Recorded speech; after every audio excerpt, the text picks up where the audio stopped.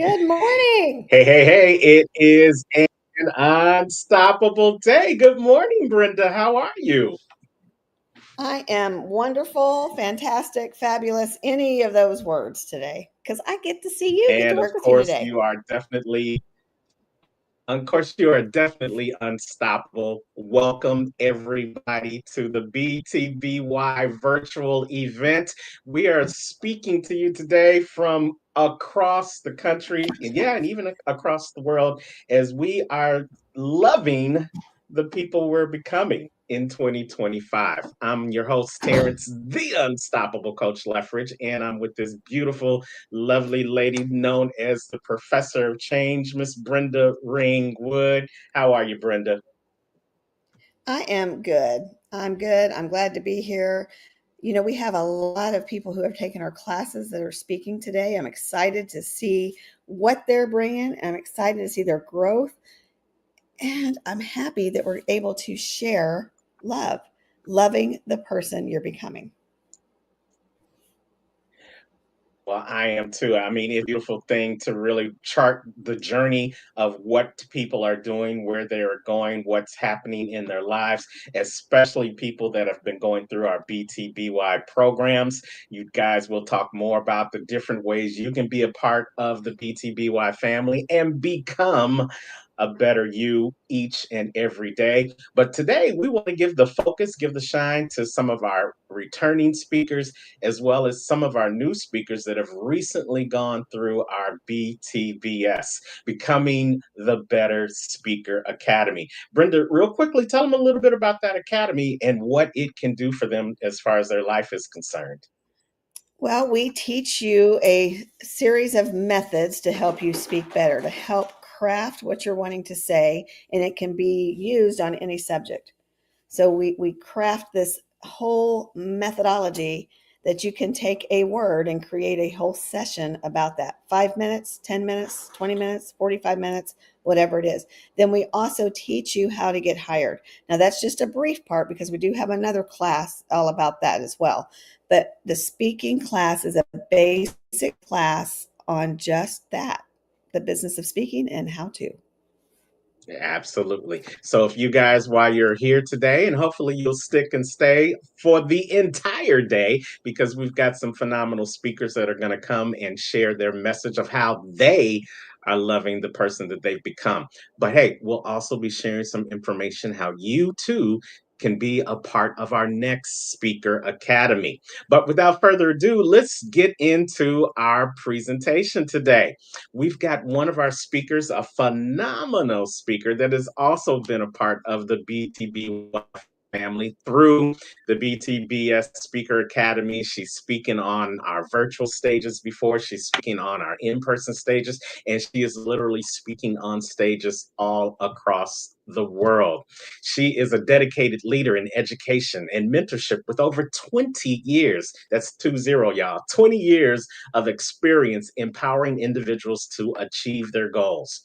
And drawing on 15 of those years in the classroom, she now collaborates with Youth Build, a vocational training program, and serves on the advisory board of Restoration Dedication Life, supporting underserved communities again, and that's one of the pillars with BTBY, the pillar of service. So we appreciate her, we love her, and we are welcoming her to the stage right now. Ladies and gentlemen, it is Jean Caggiano. Hey, Jean.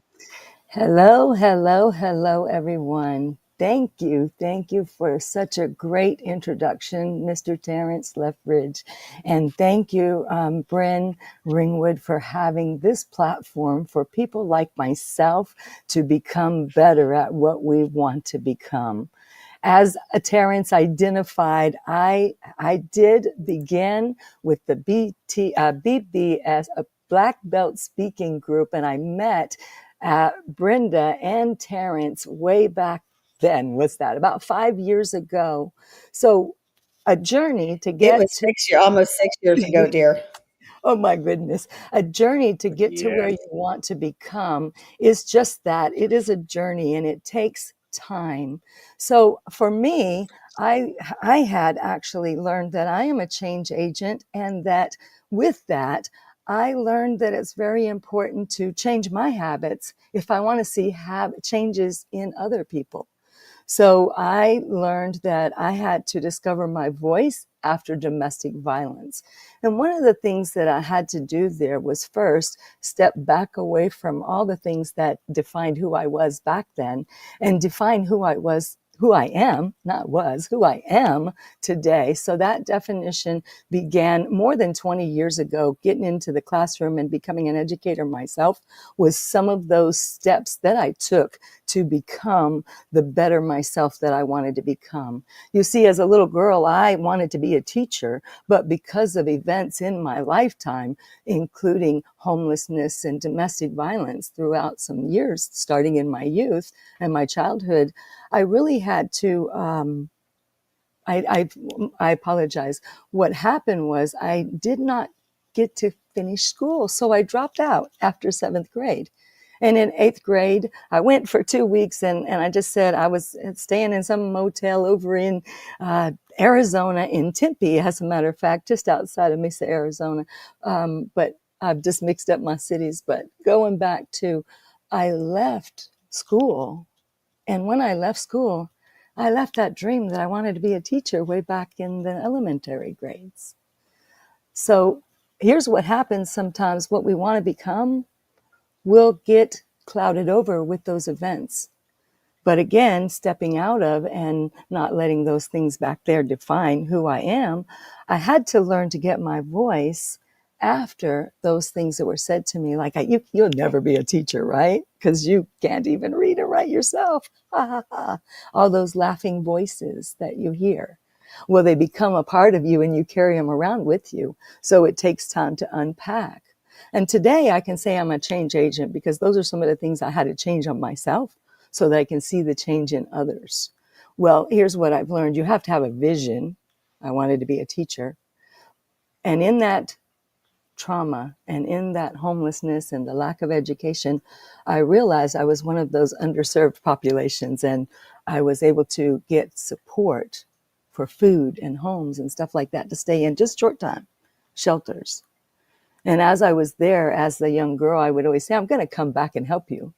Well, I didn't realize that I was walking in my purpose at that moment, inspiring them to keep doing what they were doing, as well as inspiring myself to one day become what I've been created to become, my purpose. So I learned that I wanted to reach communities globally as well as locally.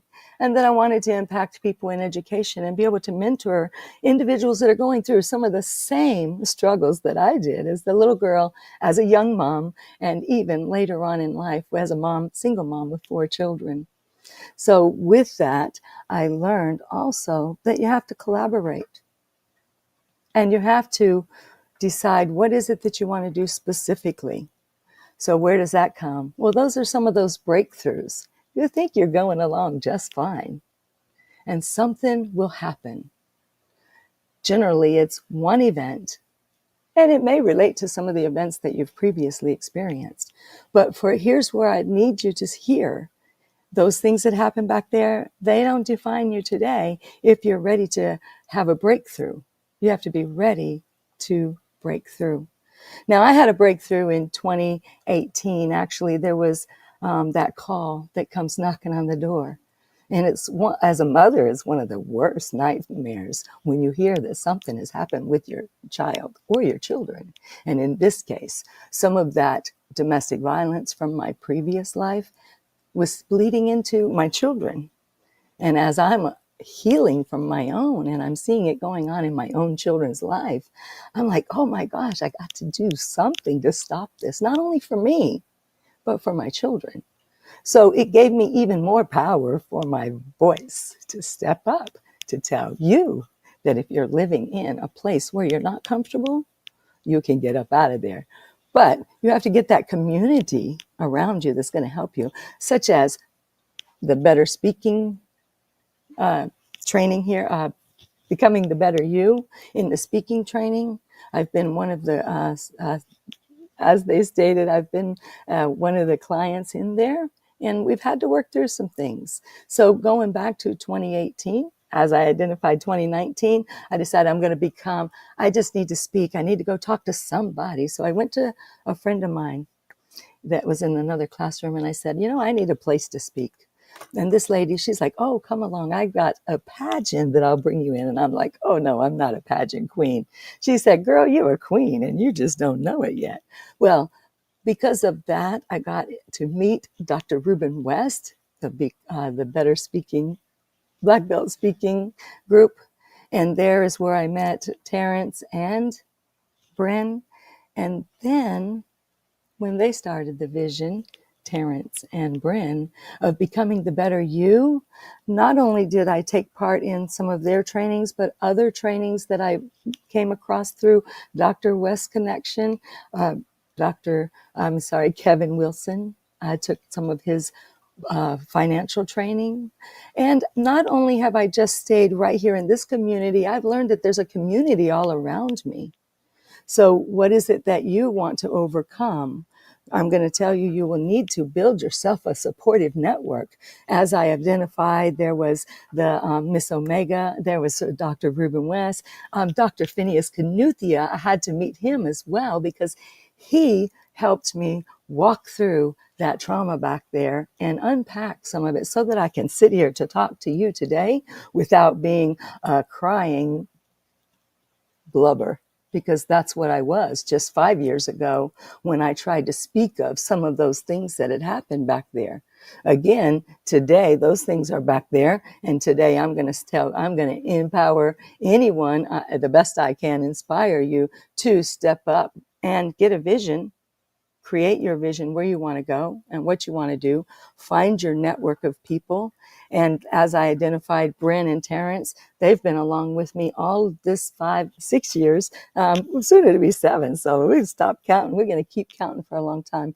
But going back to Tracy Ward, helping me with getting a book started. We'll be launching that next week. I'll be coming to Topeka, Kansas. You all, see you there.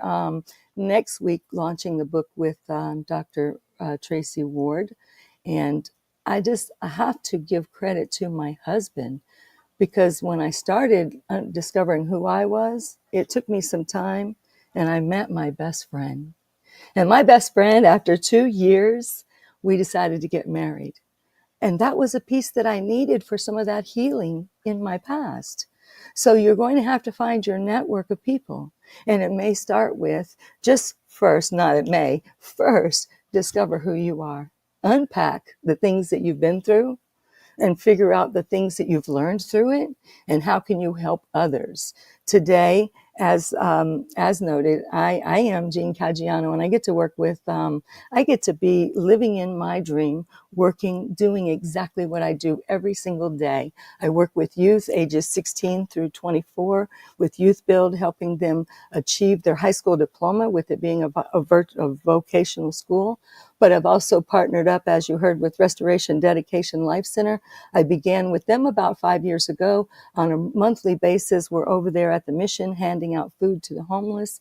And now it's even networked. Again, you've got to get that network, and you've got to build that group of people that can help you move into the greatness that you have within you.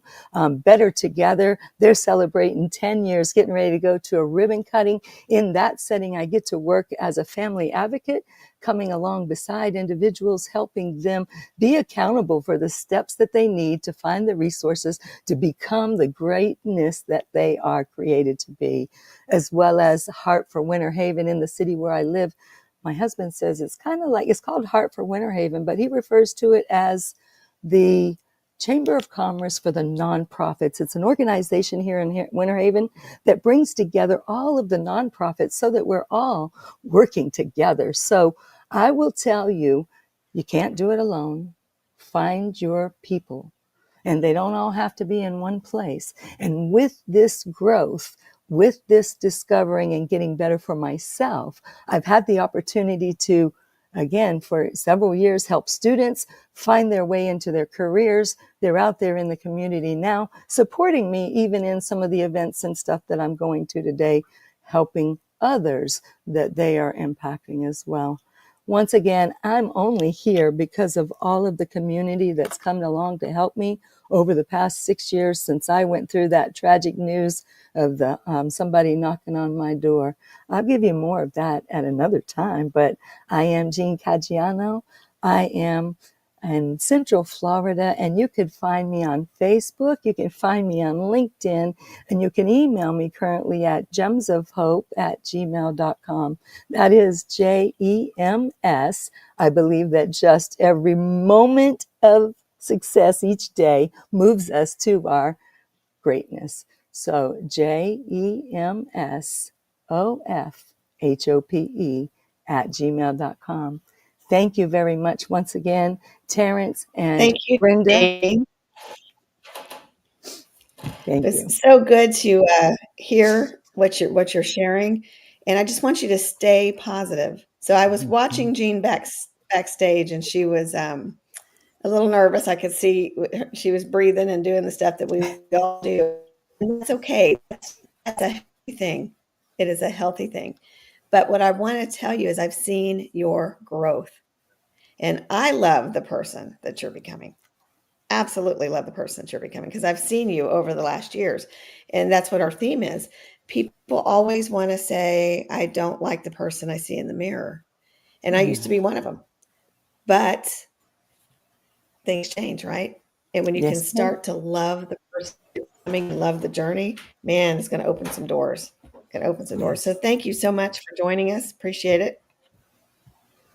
Thank you. Thank Yep, you. I see Terrence is back. Thank you, Jean. We Yes, thank appreciate you. you. That is Jean Caggiano. I love she's been part of every aspect of the BTBY organization from the beginning to where we are right now. And as we'll probably be talking about throughout the course of the day, we love seeing our full circle moments with our family members. We don't call them just clients or students, we call them family members because once you decide to become a better you, then we partner with you to help you become a better you. And by default, we become better persons ourselves. So thank you. Let's move on to our next person. How about that, Brenda? We've got them tuned Oh, up I like in that. the And you know what? back. You introduced me to this person.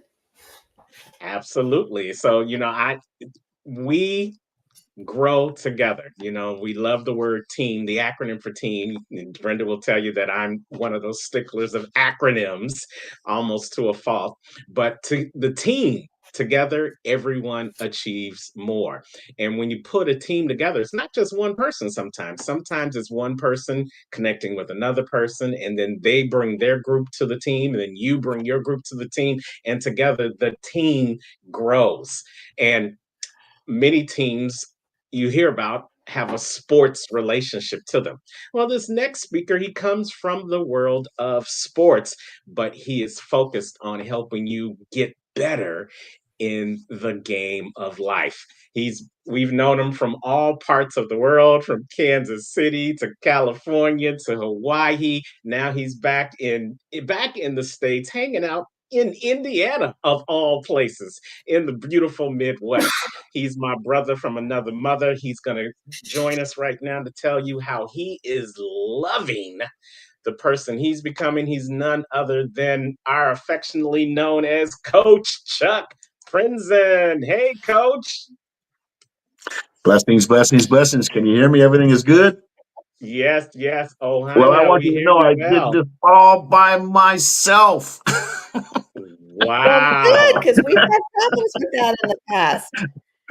So I met Coach Chuck through Terrence, and he has been part of BTY since our very first event, and it was virtual. And he's been at all of them since. He's been He's our been a road sergeant. warrior with me. He's, hmm yeah, he's been our He's sergeant at road arms. warrior, He's friend, been our, confidant, sergeant at yeah, arms. Yes, and he's been a big financial support. So we love Coach Chuck because he was already we, becoming a better person when we met him. absolutely. We definitely love the person you have become and that you are continuing to become, not only for yourself but for the people that you come in contact. So coach, the field is yours, and why don't you give us some great tips for the game of life moving forward? Well, Good afternoon. Actually, it is almost afternoon. It's still morning, I guess. I'm an hour ahead of everybody in Fort Wayne, Indiana. But I know Terrence had talked about family. When I came in to this family, I came in from the island of Oahu because I have great grandchildren, grandchildren, and other family members. And I used to talk about, which I still do, but I don't really bring it up as much as generational cycles of negativity passed down from generation to generation, and one of them is dysfunctionality, family, not knowing family. So when I Terrence introduced me to Brenda, uh, I was on the island, and I from the very first phone call, uh, I knew, but I brought a little something different. We're not just family; we're Ohana from the islands. Ohana is family. So, Brenda got a hold of me, and I learned about this virtual a couple weeks ago. And as always, Coach Chuck is always pregame warm up, getting himself ready. And just when it comes time to play the game, you find out that there was a bad video that was given to you, and it was not from the current, and you have to ad lib. And that's kind of sort of what I'm going to do right now. And I want to kind of sort of dovetail off of Gene, uh, because life is a journey. Know this. I want to talk today to everybody, but I want to talk to those in their golden years because I'm on my way to 70 and I'm still here. I'm still blessed every day. And I want to talk about my game plan, my playing field, and how I've been able to move the chains in a positive direction and gain yardage. So it all starts with your game plan and the playing field. Well, my playing field was not really good growing up. I came from a very, very, very domestic violent, child abusive at the highest level. Not going to get into it, at the highest level. And I was very, very defensive. Matter of fact, I tell people all the time I was so deep in the mine that it was cold, it was dark. Anybody put up those defensive mechanisms, that force field around you that you will not let anybody in. That was me, and I liked it. But as life took me within the purpose of my journey, now almost 70 years old, I've learned a lot of things. So when this came at me, I had all these different thoughts until this morning it came to me that it's time for me to change that game plan of what I was going to speak of and just write the plays down. If any of you ever played sports, when you don't have a play, you just write it down in the dirt. Well, what's coming through me right now is I want to talk to families. I want to talk to those that have been struggling because you see, good coaches coach X's and O's. Great coaches coach life. And I am Coach Chuck, your locker room coach in this game of life. So I want to give you I want to try and change your playbook. Okay. So I have to start with the what was to the now to tell you how I believe you can see where I'm at, how I believe I'm living the best life, okay, that I can live based on the blessings that have come through me. And upon conception, when the pollywog hits the egg, we're given life. We're also given an hourglass that only our creator, who I choose to call God, knows how much sand is in our hourglass. But upon the journey that he gave us, there's a purpose. And my purpose is helping those become aware that change is possible from negativity to positivity. So I got to tell you about the was and then the now. The was where I came from. The foundation was not good. But as I grew, things happened, and life goes in all kinds of different directions. We just go with the flow. But when you go with the flow, understand the blessings. Because sometimes we live in that fog and we ask, why? Why me? What's going on? You have to break through the purpose within the blessings that you've been given. And I've been given many because of where I was to where I'm at. A couple years ago, Brenda, Terrence, my Ohana, my BTBY Ohana know that I almost died in West Virginia. I was struggling. I lost my significant other. I was lonely. I was 68 years old. I didn't know what to do. I was drinking a lot. I was suicidal. It was ugly. And I went to and took a 20-hour flight from Hawaii to Kansas City, and we drove from Kansas City to West Virginia for an event. And I got really sick, and I held on. You know, some of you can relate to, oh, I'll be okay. It'll be all right. It didn't. And I found myself in an ER in West Virginia, and I wore a bag for 5 weeks, and I almost died. And then, with everything that had happened to me, all the negativities, the blessings started coming, and I realized them. And I started taking away what was the negativity and started understanding the purpose within my journey, okay, of all this wisdom and knowledge that I have. And I started going with the flow. Well, see, in this life, sometimes when you go through the flow, others don't really agree with the flow or the purpose within your journey. And you can lose friends, you can lose loved ones, you can lose family. And so all this time that I believe about fixing generational cycles of negativity, and I did, there was a roadblock to the purpose within the journey that I traveled. And I had to make a decision. So know this, when you do something in your life and there's questions and there's negativity from people that you really love and care about, sometimes you have to look at the blessings, because the blessings are upon you within the journey that you were given and the purpose of your journey. And I started looking at that. And I met this beautiful, beautiful person online from 5,667 miles away, and on Facebook, and we started communicating. And our relationship got better. We met a couple times. One time, I think it was an event that we had with BTBY in St. Louis. We physically met for the very first time. And our relationship grew. And I was looking at the why. Because I prayed, because I had family members that passed away lonely. And I'm 68 going on 69 years old. And I don't want to live the rest of my life in lonely. And the blessings was that God gave me a beautiful person, a significant other, a partner, a support system, but it was 5,667 miles away. And I made the decision to move from Hawaii to Fort Wayne, Indiana. We got married in February of last year. I moved in July. And I keep looking at the pain that I've endured of losing family members, not necessarily losing them. They might be put on pause. Why? Because they don't agree with the move that you've made. But what is the move that you made? What is the playing field that you're playing on?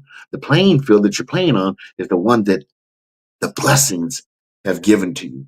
So I just want to say that my message today to those that will question what somebody needs in their life, because our creator, who I choose to call God, doesn't give us our wants.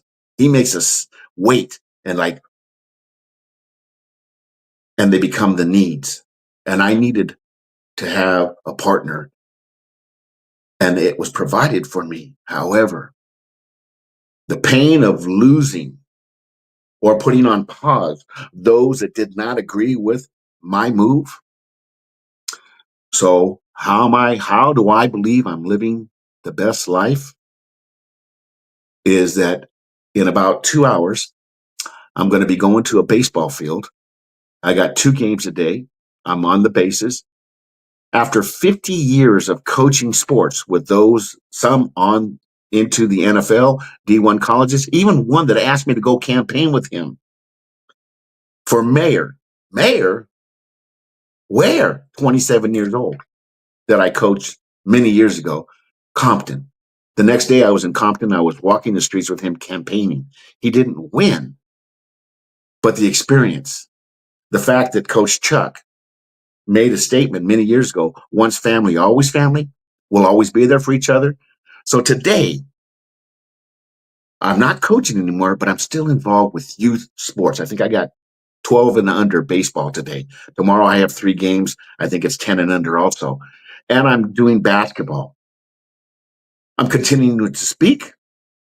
Okay. I'm living my life within the purpose of the journey. Understand this, those that may be listening. It's your journey. It's your purpose to become the best you that you can be within the journey that you were given in the time that you were given. So, I just wanted, like I said, I had all this stuff. Okay. And I'm just free flowing because it's coming from my heart. Matter of fact, the blessings that come to you sometimes come from, like, where did that come from? I had cleaned my table before I sat down and set myself up. And I looked over to the left just before, a true story, just before I was ready to come on. And for whatever, I get a sign that what I'm getting ready to do has a purpose.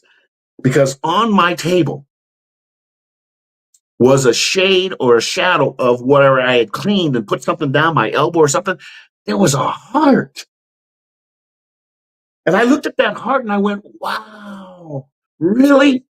Blessings that what I'm getting ready to do has a purpose, has a meaning behind myself and others becoming the best we or me that we can be in the journey that we were given. So the game plan moving forward for those that have family members that are in their senior years or those that are in their senior years. If you make a move that is questionable, but the blessings continue to come to you and through you, there's a purpose there. There's a meaning there. And that meaning and that purpose is for you to continue doing what you're doing, because once again, even before I came on, there's a heart on my table. Even ending with this, when Terrence Lethbridge, my brother from another mother, Mr. Unstoppable, invited me to have a conversation from Kansas City to the west side of Oahu, as I was walking to the backyard to have my call, because I didn't want my significant other was on her way to passing over. I looked down and I saw a leaf, and that leaf was in the shape of a heart. So once again, here I am. Okay. If you need to get a hold of me, I'm on Facebook, I'm on LinkedIn, Chuck Printon at yahoo.com. Look, I'm blessed to be part of this Ohana. I'm grateful for the opportunity to speak to you, and I hope that you live in purpose and in positivity as we move forward. Thanks, Chuck. It's always good to see you. It's always good to hear from you. You're always real. Now, what you guys didn't hear him say, he showed up and he emceed that event in pain, getting ready to go to the hospital. And we had a team member with us that's no longer with us anymore that got mad because we took him to the hospital and didn't cater to her. So if you got people in your life that are like that, it's time to get new people. You absolutely have to love the ones you're with. And I would have left that day and drove you wherever you needed to go if it was back to Kansas. The event could have waited. Those are the people you need in your life, because those are the ones that are going to help your journey to loving yourself. Well, Absolutely. God is good every day. And it was just in me. I'm living in my living room or my dining hall now, where my wife put up all these beautiful crosses, and it's good within the message that I wanted to send today, is that not just love others, love yourself. Because if you're blessed enough to wake up in the morning, that means you have another day to go out and share the love and the blessings that you were given within the journey from the Creator. And I love my family. I love my BTBY Ohana. Yeah, I do. That's a double shaka. We And we will love see you you in too. person in September. Excuse me? Absolutely. I Excuse said me? we will see you in person in September. Well, you know that I'm closer. I'm only a I don't know, 10 hours away driving. I'm not 20 hours and three different ups and downs from the island of Oahu to get to Kansas City. I'll be there because once family, always family. And I proved that when that young man got a hold of me and said, Coach, and it was like 2022. And I coached him in 2009. And he reached out to me and says, Coach, I need your help. Bam. There I was. Because once family, always family. So know this. My BTBY Ohana, I will always be there for you. Well, we As will we will always be be for there for you. you too, Chuck. This is Coach Thanks, Chuck. Chuck Prinzen. You guys hit him up. Check out all his social media. Check him out on Facebook. And check him out if you're in Indiana. Check him out this weekend at a game near you. Thank you so much, Chuck. Bye-bye. Who you All got right. next?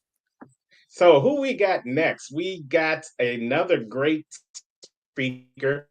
You know, what we love about what we do is that even speakers who have been speakers before they met us want to come and get the enhancement through the BTBS Speaker Academy. Because as we say, speaking always comes in layers. And this person, he has layers upon layers of personality. He has that voice that's made for radio. I really don't even want to bring him on because once they hear his voice, they're not going to want to hear anyone else. But he is a dynamic motivational speaker trainer, and a life coach. His mission is to motivate, inspire, and empower individuals to overcome the doubts, the fears, and the limiting beliefs that hold them back from achieving success. This brother, he was labeled with ADHD and ADD, placed in special education, faced his own battles of self doubt, fear, and insecurity.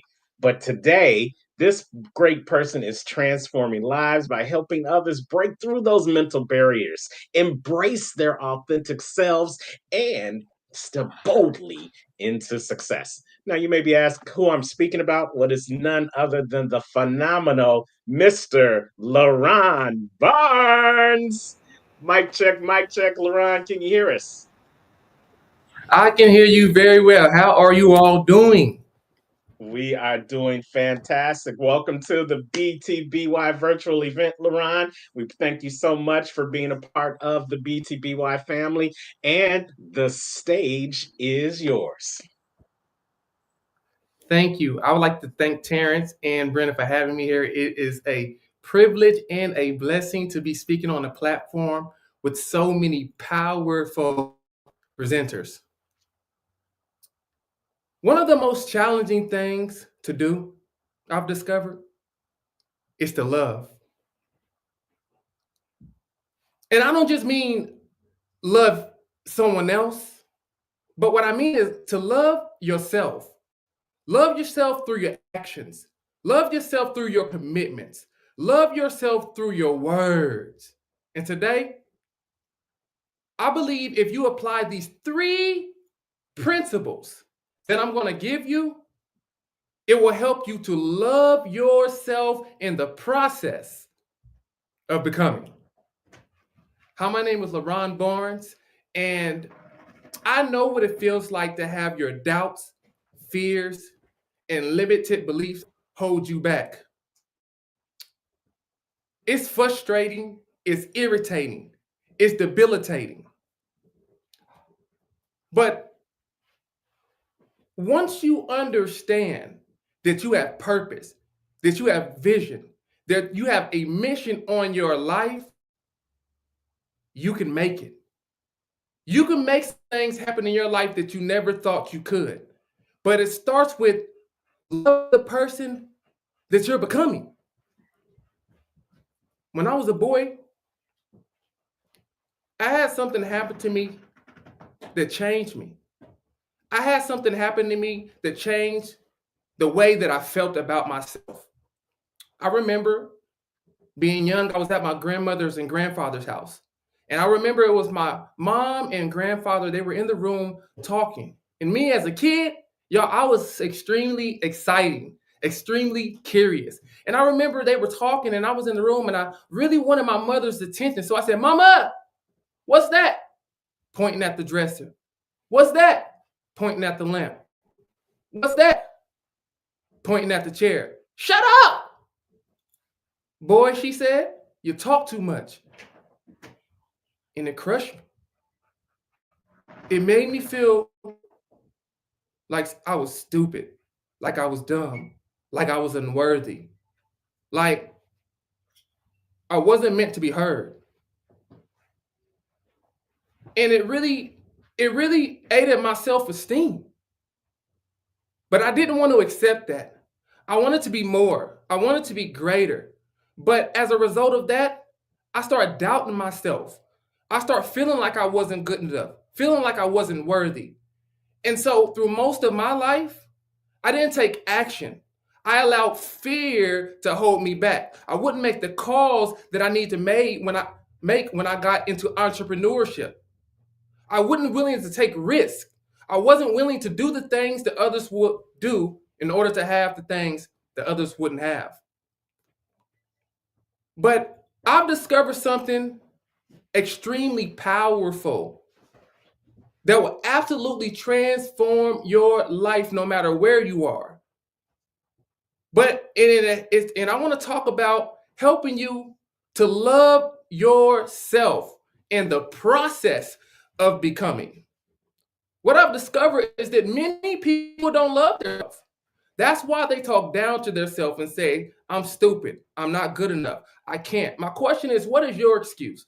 What are some things that you may have said to yourself that has kept you from achieving your goals and dreams? What has slowed you down? What doubts, what insecurities have kept you from doing what you said you was going to do when you were going to do it? Here are 3 principles that will absolutely change your perspective when it comes to you pursuing your goals and dreams, pursuing your higher calling. Number 1, have compassion on yourself. Compassion helps you to forgive yourself, and it makes you into a person of resilience. One of the things that I had to learn in my life was to have compassion. I had to be able to say, you know what? I didn't do as great as I could. I didn't practice. I didn't rehearse. I didn't put my best foot forward. I gave myself excuses. And when you're going after your dream, when you're becoming the person that you were meant to be, in order to have the life that you've seen for yourself, you have to have compassion on yourself. You have to be okay with failure. You have to be okay with trying again. Reframe the words that you're saying to yourself. It's okay to make mistakes. But many times we don't believe it. We believe when we fail, that's final. Failure is not final. Failure is the stepping stool to your next level. And so compassion allows you to be okay with making mistakes. And for most of my life, I did not want to make mistakes because I felt that if I made mistakes, then I wasn't good enough. The same feeling that I had when I heard those words from my mother. Be quiet. Stop talking. And I have an amazing mother. My mother loves me. She didn't know. But sometimes we have people in our lives that are so critical on us that we believe the things that they say about us, the negative things that they say about us. You don't have how are you going to do that? You're not smart enough. You don't have a college degree. You don't have the resources in order to fulfill the things that you said you want it to fulfill. And so we got to separate ourselves from those people and begin to speak compassionate words on ourselves in order for us to pick ourselves up and keep on going. Number 2, in the process of loving who you're becoming, give yourself credit. One of the greatest things that I learned in life is that many people don't give themselves credit. We hear it from all the outside people who actually are supporting us. Bro, you're good. Sis, you're amazing. You're talented. You're gifted. And many times we play it to the left. We say, all right, thank you. I'm really not that good. Yes, you are. And you got to know it. You got to give yourself credit. You have to understand that everybody can't do what we were created to do. You're gifted. You're talented. You're qualified. Called. I have a quote that says, if you were given the vision, you were also given the necessary equipment to fulfill it. And you were given the vision. You were given the dream. You were given that. But we have to give ourselves credit. That's not prideful. When people say that you're good, say, I thank you. I appreciate you. Because people do not have to give out compliments. And if they're telling you that you're great, if they're telling you that you're amazing, if they're telling you that you're good enough, believe them. Because it's true. Les Brown says, sometimes we can't see the picture when we're in the frame. And many times we're in the frame of our own mind. Who told you that you wasn't good enough? Many times it comes from our past failures, our past mistakes, people that we love, our teacher, our auntie, our grandmother, a best friend. But we have to give ourselves credit. I'm good enough. I deserve this. I deserve to be in the room. I've worked on myself. I said to myself, I am a Hall of Fame, world-renowned, motivational speaker who's going to impact the world with my voice. And I'm in the process of getting the title of Hall of Fame, world-renowned, motivational speaker. But in the process of that, I give myself credit for where I am now. And if you want to love yourself now, want to love yourself in the process of becoming, give yourself credit for where you are. Don't wait till you get there, but claim it and speak it now. And number 3, if we're going to love ourselves in the process of becoming, because we got to love ourselves in the process of becoming, because if we don't love ourselves in the process of becoming and we're only waiting to get there, many people won't even make it. Because loving yourself gives you an inner resilience. But number 3, if you're going to love yourself in the process, very powerful tool I want to give you. Affirm who you are. I know who I am. Every day you wake up in the morning, tell yourself who you are. When I get up in the morning, I have a daily affirmation routine, and I'm programming my mind. I get up, I go in the restroom, I throw water on my face to wake me up. I put my hands on the counter, look myself in the mirror in the eye and say, you're amazing. You're great. You're good at what you do. You better than good and better than good because you put in the work. You deserve to be in the room. I affirm myself because if you don't affirm yourself, the world will. And many of us have been labeled. Many of us have been affirmed in a negative way, in a negative light. And we believe it. I am not my doubts. I am not my fears. I am not my insecurities. I am intelligent. I am wise. I am brilliant. Tell yourself who you are. Tell yourself and remind yourself that you're good enough when you wake up in the morning. Tell yourself that you're going to have an amazing day. When you walk out that house, when I'm walking down the street, I'm having an amazing day. And people love connecting and meeting me. I affirm myself. Affirmation actually increases our faith. And so if you utilize these 3 principles that you've heard, it will absolutely impact your life. You will love who you are now. and you will also love the person you're becoming. My name is LaRon Barnes. Thank you for having me. Have an unstoppable day, as Terrence would say. Thank you, Lauren. That was wonderful. As Yes, always, yes. yes, you are amazing. And you guys out there need to look in the mirror and tell yourself, I'm amazing, because you are. Mm, You Absolutely. We absolutely thank you so much. thank you. You are. All guys right, check who you out got next? LaRon on all his social media. I'm sorry, Brenda, what you say? I said, who you got next? Oh, wow. So we have someone who has been riding and dying with us from the very beginning of our journey. And he's actually, I believe, one of the very first students that we had Nope, in the he was in the second BTBY class. BTBS speaker. He He was was in the in the second second class, but class. we were watching him from afar. We were watching him. Yes, yes, we were watching him, and we knew he had some greatness inside of him. And for everyone who's watching right now, we want you to recognize that you have greatness inside of you as well. Untapped, unlimited potential that sometimes you just need somebody or some organization to help pull out of you. And that's where we found this brother. He already had the company called Luminous Light.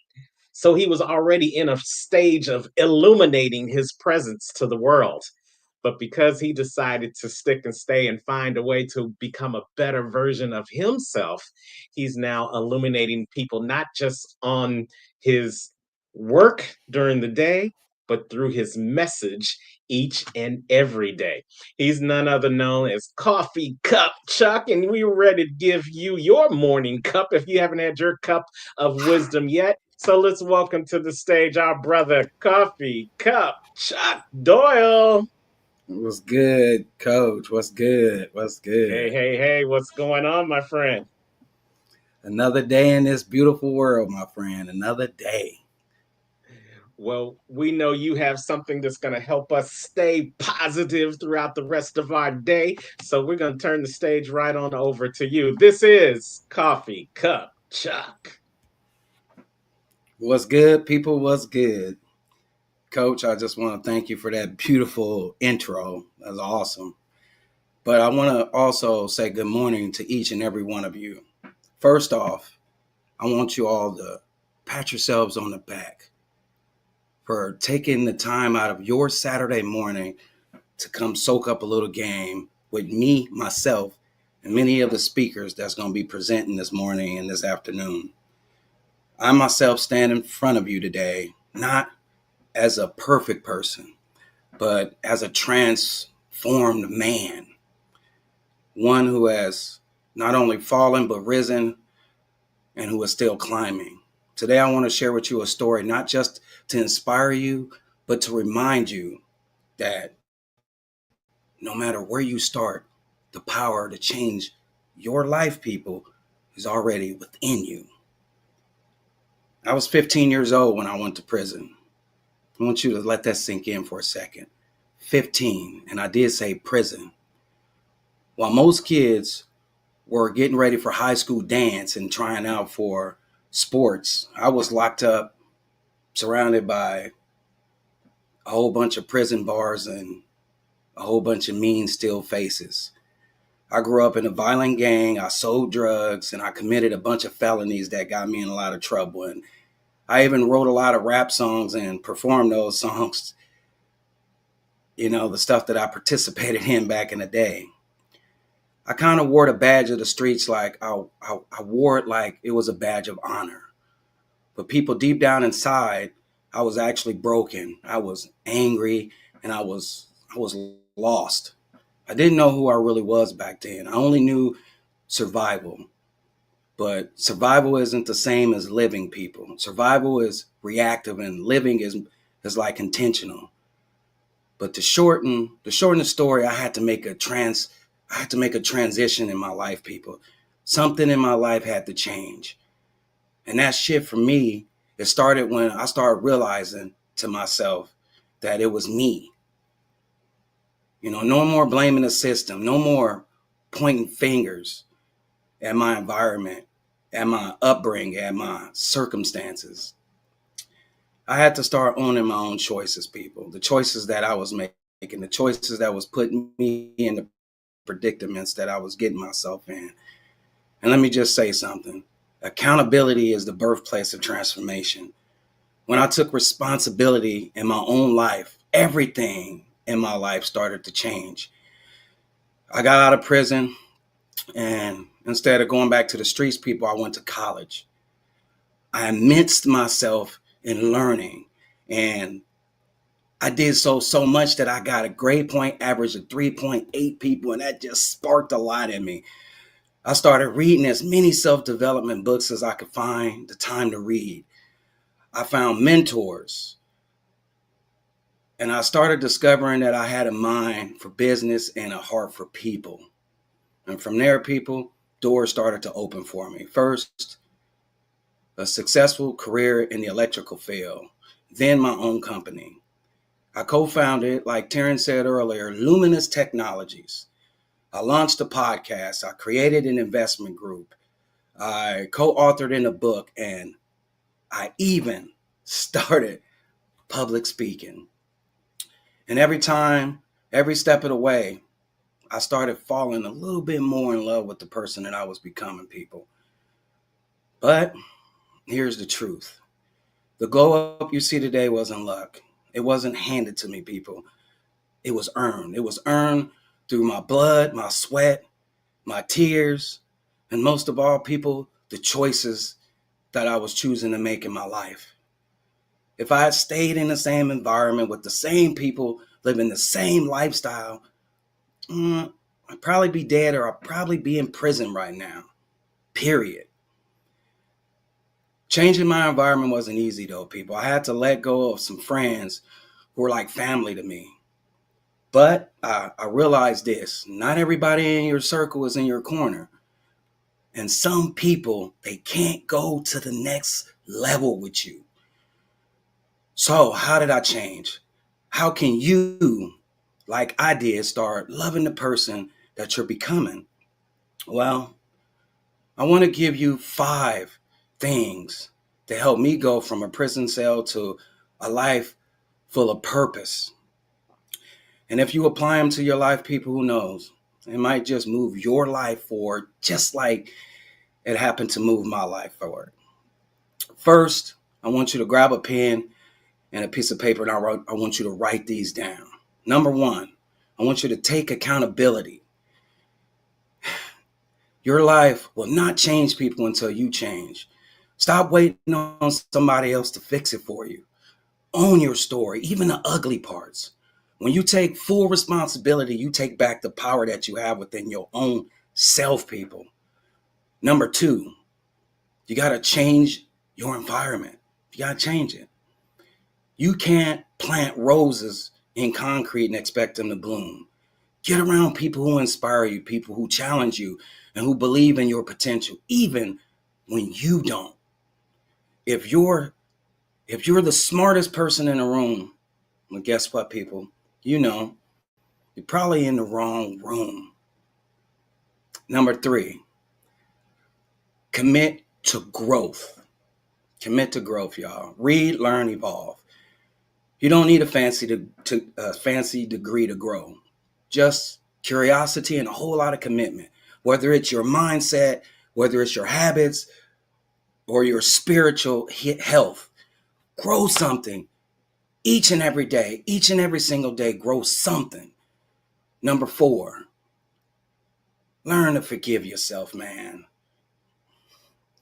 You can't heal if you keep reopening those same wounds. Stop punishing yourself for who you used to be. That version of you did the best they could with what they had. Forgive that version and allow yourself, people, to move forward in grace. And last but not least, speak life out loud. Speak over your life. And like LaRon said earlier, affirm yourself. Tell yourself every day, I am worthy. I am enough. I am capable. And you'll be damn sure amazed at how your life changes when you start talking to yourself like someone you love. Let me just say this. My journey got even more powerful when I connected with a tribe of people who not only believed in me, but challenged me to rise. I'm talking about BTBY, Becoming a Better You. That organization, that family has helped me continue to evolve people, continue to stretch, continue to lead with purpose. Big love to the visionary behind all of this, y'all. The professor of change, Brenda Ringwood, a powerhouse of inspiration who leads with her heart, with grace and pure tenacity. And a shout out to my favorite coach, Terrence, the unstoppable coach Lethbridge, a man who doesn't just take motivation seriously. This man, he lives motivation, y'all. Working alongside both of them, it has been nothing but pure amazement. And I'm a better person today because of them. Now, I'm not proud of everything I've done, people, but I am proud of who I've become. And I love the man I'm becoming because he's living in purpose. He's living with passion. And he's living on a mission to lift other people up. So in closing, if you're in a dark place right now, if you are, I just want you to hear me loud and clear. You're not your past, people. You're not the mistakes you've made. You are a work in progress. And if I can change my life, you can do the same. It's your boy, international speaker and coach, Coffee Cup Chuck. And thank you for joining me for another powerful message, man. I hope you keep showing up, keep growing, and keep loving the person that you've become. And I hope you enjoy the rest of your day. And as always, stay positive, people. Boy, I was Chuck, getting emotional there, great y'all. job. That was powerful. But you know what? What is it without emotion? It's real. It's raw. It's Yeah. how you feel. That Chuck didn't exist 10 years ago. But look at you Yeah. now. Yeah. But it's That also, Chuck didn't you exist. know, He didn't you're exist 10 years amongst people ago. who care, who people with results too. Mhm. But you are Yeah, doing the work. You're doing the work. a- absolutely. And And just that is mhm. to Go ahead, piggyback Terrence. on what Brenda's saying, that person didn't exist 10 years ago, and that person wasn't able to eloquently express himself like he is today just 2 years ago. So that shows what happens when you show up, when you take the information, when you're coachable, and when you put in the work. When you do those four things, you are able to elevate yourself.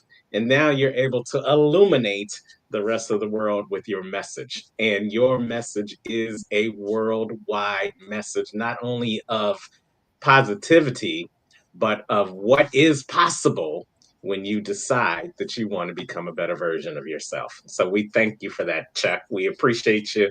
And I know Brenda's giving you a lot of gray hairs in your beard, but all of those are gray hairs of growth. Yeah, I love it.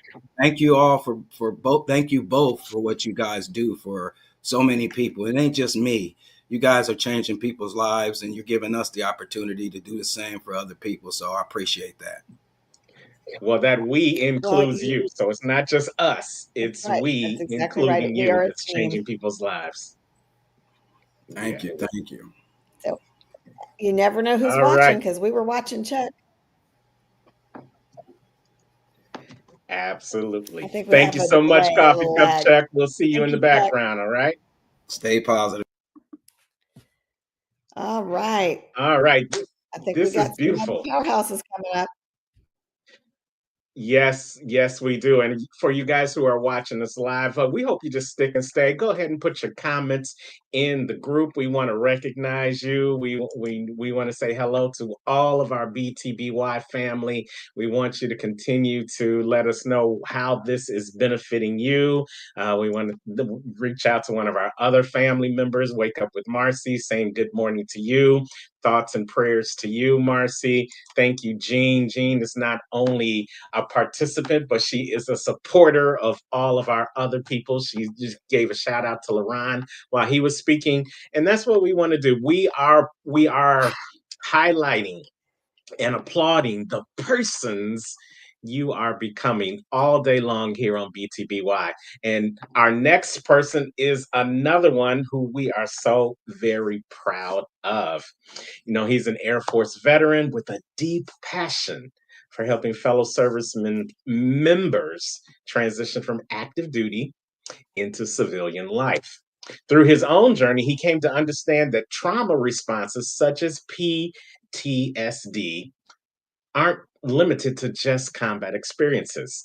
It happens each and every day in everyday life. And the challenges of procedural withdrawal and identity shifts can also leave lasting impacts. So now he's serving with us as our general manager here at BTBY. He combines his lived experiences with innovative tools, sometimes even virtual reality. He might not even be on screen right now, it might be memorized for those of you who know how old we are. He's able to empower others into their healing journey. He is also helping people all over the world with his personality, with his charm, but with his realness, with his vulnerability, and with his ability to show the world how he's becoming a better version of himself each and every day. We love him, but you all love him even more. So let's welcome to the stage none other than John E. Avocado. Hey, John, unmute yourself. There we go. I can take care of the technical stuff too, even. How are you guys doing this morning? Thanks. You know what we're going to do? Great. I'm going to trade computers real quick because it is still fuzzy, John. Sorry, guys. Hang on just a second. So those of you that may not know, live TV, y'all. Yeah, that's right. And we're going to switch some technical stuff here. We can always say that if you don't like the way he looks, then take a second or two. We'll change it. There you go. That's what we can do with the. There you go. That's what we can do with the. There you go. That's what we can do with the. There you go. Nope. All right. So let's take some. We will mute one mic. There we go. Now we've got it going on. Okay. All right. Well, now that we've had, that big interruption, as a guy who deals in psychology, we want to make sure that we have some big moments that really capture our attention. So that's one everybody might remember is the foible that we had for our technical aspect. Yeah, it'll help keep us centered. So, hey, I want to thank everybody, Terrence and Brenda, for having me, and I want to thank all the other speakers for letting all of us kind of in on some of the insights about loving themselves in their journey. When I was asked to kind of speak on this, I was taken aback at first. I was like, well, we're going to talk about what? But as I dig into this, I really recognize the value of what we're trying to discuss here. And for me, a bit of my process sometimes is when I get asked a question like that to express, what is the journey like loving myself as I'm becoming my better self? I have to ask the inverse of that question. What's it like when you don't love yourself? And I think that that's something that maybe all of us can recognize, because it's a chicken or an egg. It's not just that I'm becoming better, so I love myself. It's that by loving myself, I also become better. Both things are true and happen at the same time. So what I'd like for all of us to maybe think about is maybe some of those times that they didn't love themselves. And I'm going to talk about maybe some of the things that I did to as Chuck had brought up, one of the things that we need to do for ourselves is forgive ourselves. And I want to talk a little bit about that today. There are times that we don't love ourselves, and the people around us. And one of the things that we have to absolutely do to be able to move forward is to find that forgiveness. With the not loving yourself, I can always remember, and I have to train myself even now today. I still have to filter myself with some of the emotion in this moment in my life. But I can remember back to being a young kid. One of the first times that I really remember being disappointed in myself.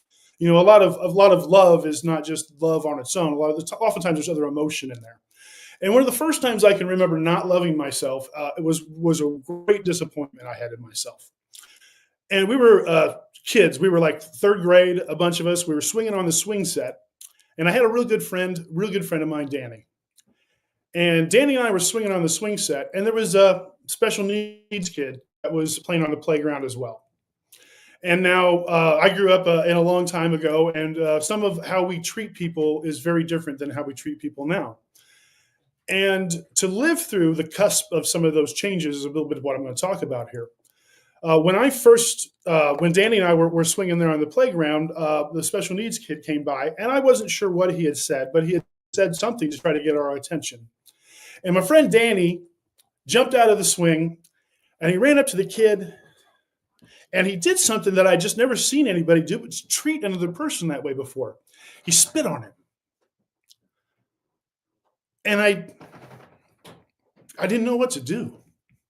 And, even now I'm getting emotional thinking about it, because I was raised to protect people, especially somebody who was weaker than me, somebody who didn't have what I had or could do what I could do.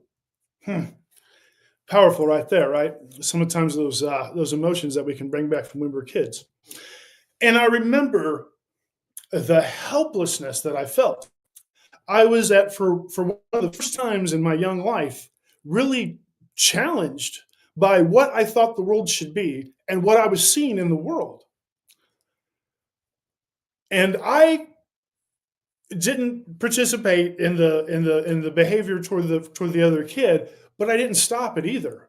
I didn't know what to say to my friend, to the kid that I had grown up with. I mean, we played after school every day. We played at school together. This kid was a family to me.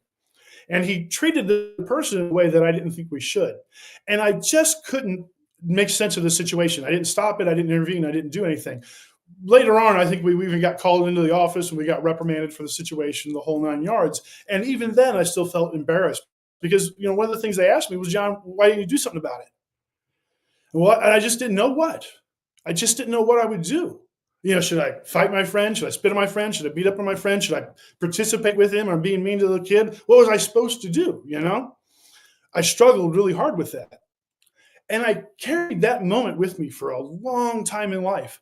The feeling that I didn't know what to do. And I really felt very ineffectual in that moment. I felt very weak. I felt very sad and disappointed in myself. And sometimes moments like that is what we call an Apollyon moment, is where you reach the top of the arc of a trajectory, and where you come down is either where gravity just lets you land, or you decide that you have some sort of control, and you either let yourself fly or you glide, or you decide where the target of where you're going to land is. And that was one of those moments where I didn't take control at all, and I just let gravity take over. I let fate happen. And I was still very disappointed in that kid. And later on in life, as I ran into those same situations, it took me a really long time to get over that, because I would go back to that moment. I would get caught back up in the emotion of being ineffectual and indecisive and not knowing which of these things I should really cater to. And it was only through later on in life that I was able to discover that I needed to forgive myself for being that kid, for not being strong in that moment, for not knowing what my exit plan should be, not having a secondary plan to figure it out, and not having just some sort of wherewithal that I could just be on the fly. And it took a long time for me to forgive myself for being weak. Those are moments that all of us struggle with, I know. So I want to offer to you, one of the things that I discovered in loving who I've become is I was able to let go of that. I was really able to, by becoming a better person and knowing, having the satisfaction and the determination and the feelings that you get from becoming better, allowed me to really separate myself from that little kid who was indecisive. I know better now, and I have the awareness that I know better now. And for a long time, I've been better than that little kid. But that little kid for a long time would even after I knew better, would still pop up. And by loving myself, and forgiving myself for the ignorance of that child, it went very far for me. And now it kind of brought a lot of emotion out because I drug it up, but it's not something that now pesters and plagues me. So forgiving yourself is a big one of those. The next thing that I could maybe help people maybe think about this moment in forgiveness is sometimes the people around us can be our greatest assets, or they can be our greatest detriments. And I think maybe some of the other speakers might have started to speak about this a little bit. I know that LeBron talked a little bit about his mom, and I think maybe Chuck kind of talked about his background too. Some of the things that happen in our world are kind of outside of our control, and we blame others for their actions and for their situations. And it wasn't until I became a parent myself that I had the wherewithal or the understanding to begin to forgive my parents. Now, all of us had parents at one point in time, or we had somebody who was a steward that took care of us and kind of led us through life at the beginning. And the thing that I had to discover with that is I had to recognize in myself that I make mistakes. And that when I was raising my kids, I was a 20-something kid, 20-year-old guy, and I kind of got thrown into a family that was a little pre-made, and so that was an interesting challenge on its own. But you get thrown into there, and you realize that parents are just people, and that they just make mistakes, and sometimes they're right and sometimes they're wrong. And we allow the authority that we give those people over us sometimes, those people that are in control of our fates and our destinies as children, those people that are in control, we give them undue weight sometimes with the words that they say. And sometimes they caution us about the wrong things. They caution us about things that they should concern themselves with, and not necessarily things that are poignant or relevant to me. They speak their generation instead of mine. And of all of the great regrets that I probably really had, I wish I would have figured that out sooner. And one of the reasons being is that even though I knew these things, and I was taught these things, and I learned these things through my own study of psychiatry and behavioral modification, and being in the military, being programmed to a degree, I knew these things to be true, but I didn't really allow myself to forgive some of the people in my life. And one of them was my father. He wasn't always right, but damn it, he was good. And he taught me a whole lot of things. And I carried with me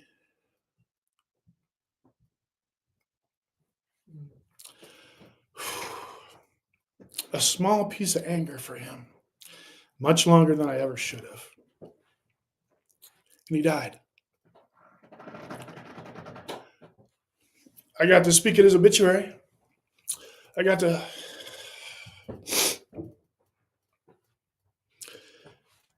say a bunch of stuff then. That's not when you want to say it, right? You want to say it while they're alive, man. And so forgiveness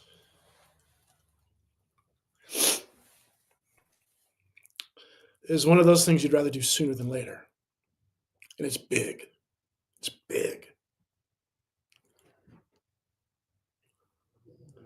Forgive yourself for the things you didn't know, for the answers you didn't have, for the people that you had no choice to be around. Forgive yourself for buying into the bullshit they said and the things they told you, even if it was wrong. Forgive them for making mistakes and for not being the people that you expected them to be or wanted them to be. Loving yourself, man, is an up and down journey, just like everything else. The perspective really helps a lot. So I'm glad that we're able to have speakers like myself and some of these others come before you.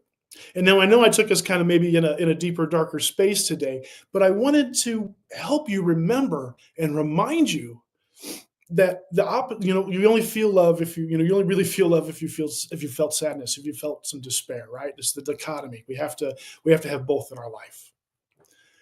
And the thing that I would caution you against is to not love the missing out. Don't love being the anti. Don't love being the opposite of everything so much that you miss out on the commonality that's good. Forgive yourself, and you will love yourself in the process. So to become better, you have to love yourself. And by becoming better, you will love yourself some more. I'm Johnny Avocado, and I'm going to give you a chance to listen to some other speakers that maybe be a little more motivational than what I was today. But I want you to know that you are amazing. You are a fantastic person, just as LeBron has told us, and that you deserve to forgive yourself so that you can love yourself and love who you're becoming. Thanks, everybody. Hey, Johnny. Great job, my friend. We appreciate you. Can you hear me, my friend? I sure can, buddy. Thank you. So, Johnny, here's why we love the person you are becoming. It's because of that vulnerability. It's because of that ability to share things that people need to hear.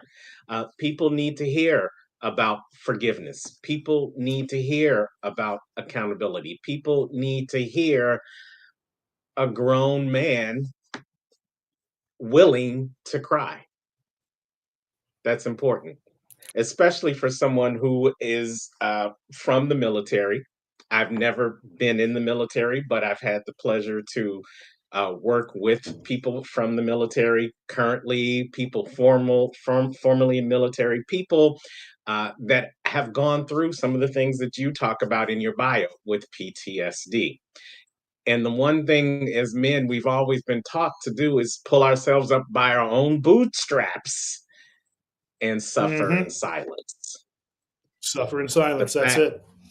yes, the fact that you are no longer suffering and that you are talking about it and being a help to other people is something I never want you to apologize for. I want you, and you gave a side to loving the person you're becoming that somebody else who's watching this not live or watching this in the replay, they're going to thank you for that. And so, in Absolutely. advance of them thanking you for that, I want to thank you for that. All right, brother? Guys. Absolutely. You guys, this is John E. Avocado. Give him another round of applause. Thanks, everybody. Hey, I want everybody to keep track of what we're doing here at the BTBY. We don't necessarily always get so blubbery and emotional about it. Usually we put a very much more positive spin on it. So please stay tuned to all the amazing things that so many amazing speakers, like hopefully myself and those that you've heard today and the rest that you'll hear the rest of the day. We put these voices out here because we know that if we put 100 voices out there, that one person will hear the right voice and it'll make a difference in their life. So if I touched you, please, man, let me know. And let me know how that worked out. And the same thing with the other speakers. If something somebody has said has activated you, has lit a fire or a spark inside of you, don't let it smolder. Don't let it burn out. Reach out to the BTBY. Reach out to that speaker. Reach out to somebody close to you that you talk to or talk with or go over these kind of things. Don't let a spark like that get snuffed out. Use it, and build a fire in yourself. Absolutely. And so we're going to let you swap out, Johnny, because we know there's another All right. powerful male in the BTBY studios that is about to bless us with a message. So let's talk about this next person. You know, we're not going to, harp on, who his favorite sports team is. We're just going to talk about who he is as a person. This beautiful man is a single father of 3 boys and a motivational speaker and a trainer. He teaches people how to become stronger leaders, build better organizations, and use smart management techniques. He enjoys helping others grow and reach their full potential, both in careers as well as in their personal life. His goal is to inspire and to guide others through real life experiences and proven strategies. And ladies and gentlemen, get your pen and paper out and stick and stay because we're going to help you become a better version of yourself by introducing you to a person that we love, the person he's becoming. This is Brian K. Ramey. Hey, Brian. Thanks a lot. Hey, Terrence, how you doing, buddy? Oh, man, we are You doing doing good? fantastic. So glad you are here. Can you hear us okay? Yes, I can. So I appreciate it. Thank you for giving me All the right. time. Well, the Give me stage the is opportunity to yours, sit down and brother. talk to everybody. Okay. So again, I want to thank everybody here at BTBY for giving me the opportunity to talk to you today about something that's really sensitive in my spirit right now. For the last 2 years, I've been going through a lot of struggles, and I'll get into that in just a moment.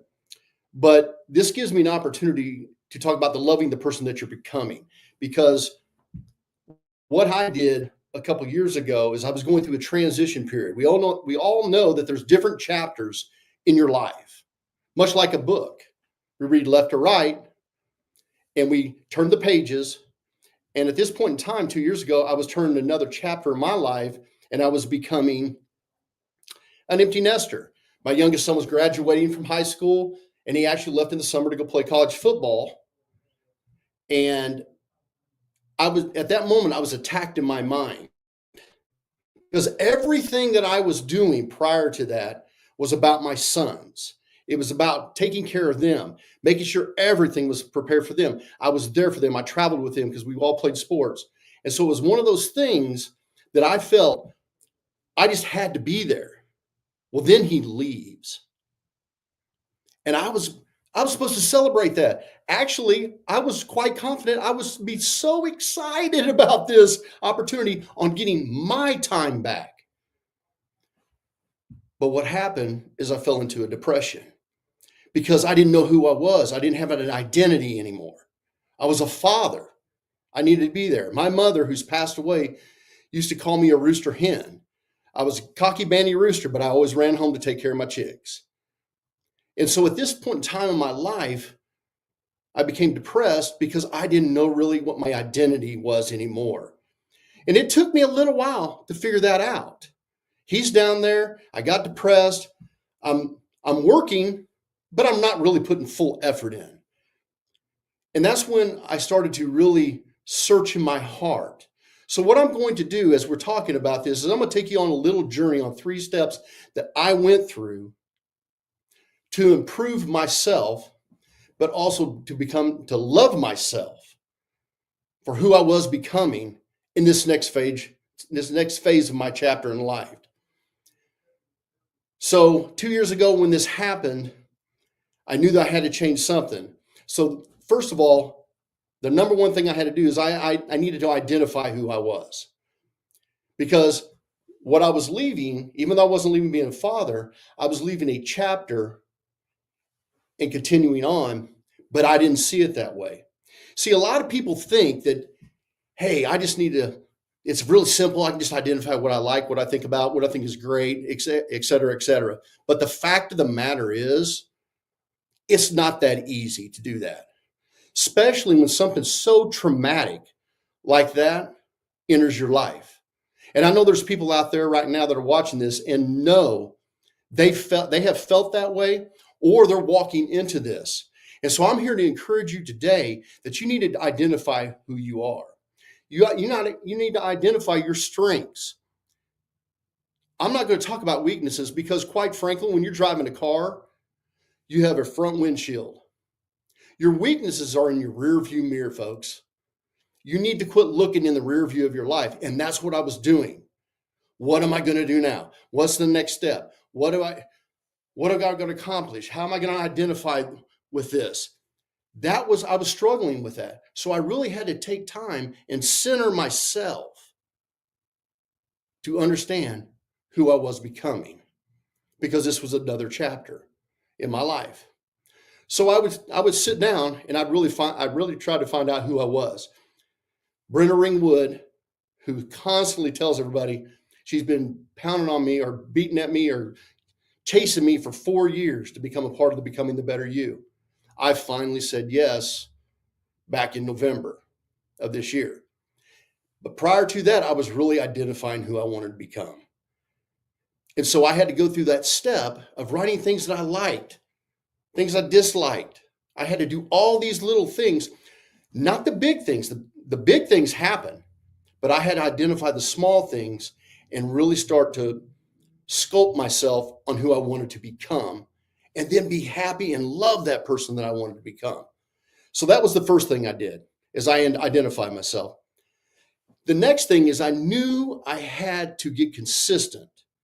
And folks, you have to be truthful with yourself and know when you're not being consistent.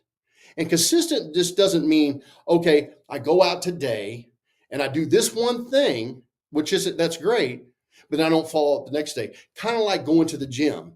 I didn't get this magnificent body joke because I was consistent. It's because I was not consistent. But what I have found, just like the other day I was sharing with somebody, I wanted to hit the buzzer on my telephone to say, no, I'm going to go ahead and sleep for another 30 minutes. But you know what? Something in my mind said, get up, get out of bed, get your shoes on, go to the gym. I wanted to build that one consistent habit in the past 6 months, and that's what I've done. I started being consistent with that, and I go through that every single day except on the weekends. That one thing started changing my life, because what it allowed me to do is to get that anxiety out of my body every day to start my day fresh.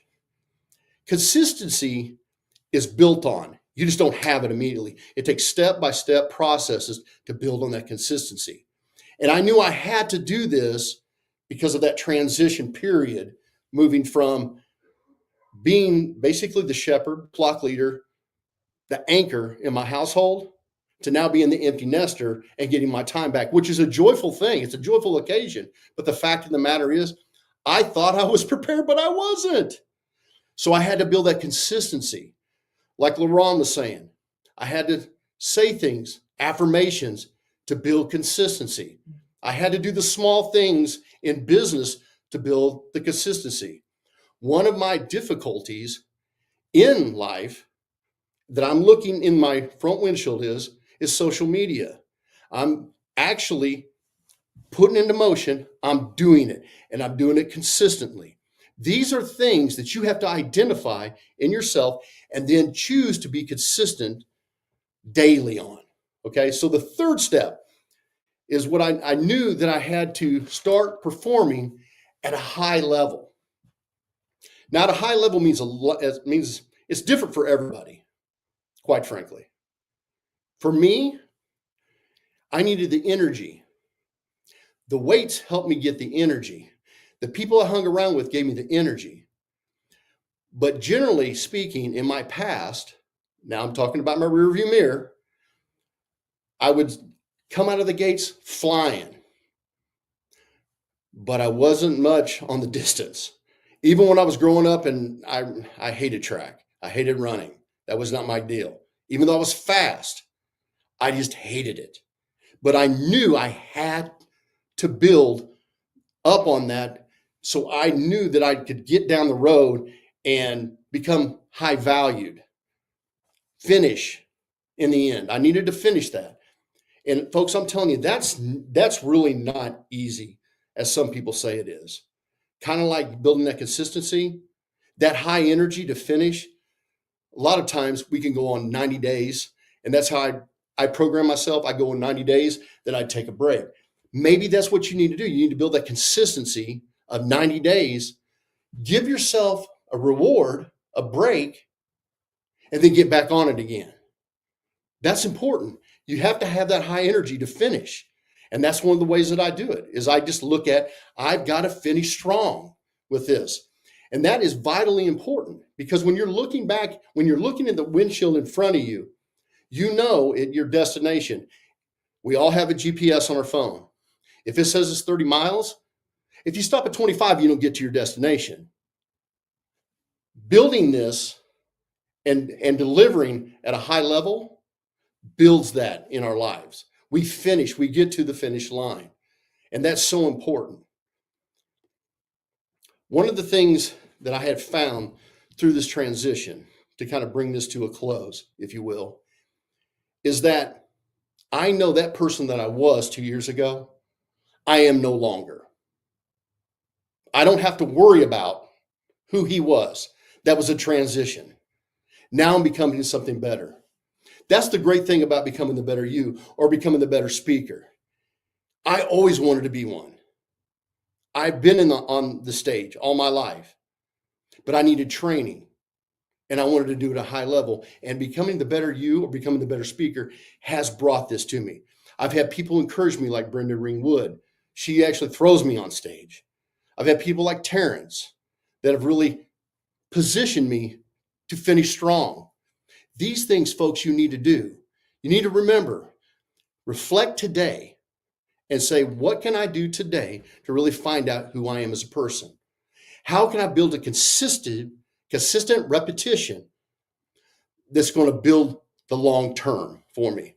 And then I need to show up at a high level, even when I don't feel like it.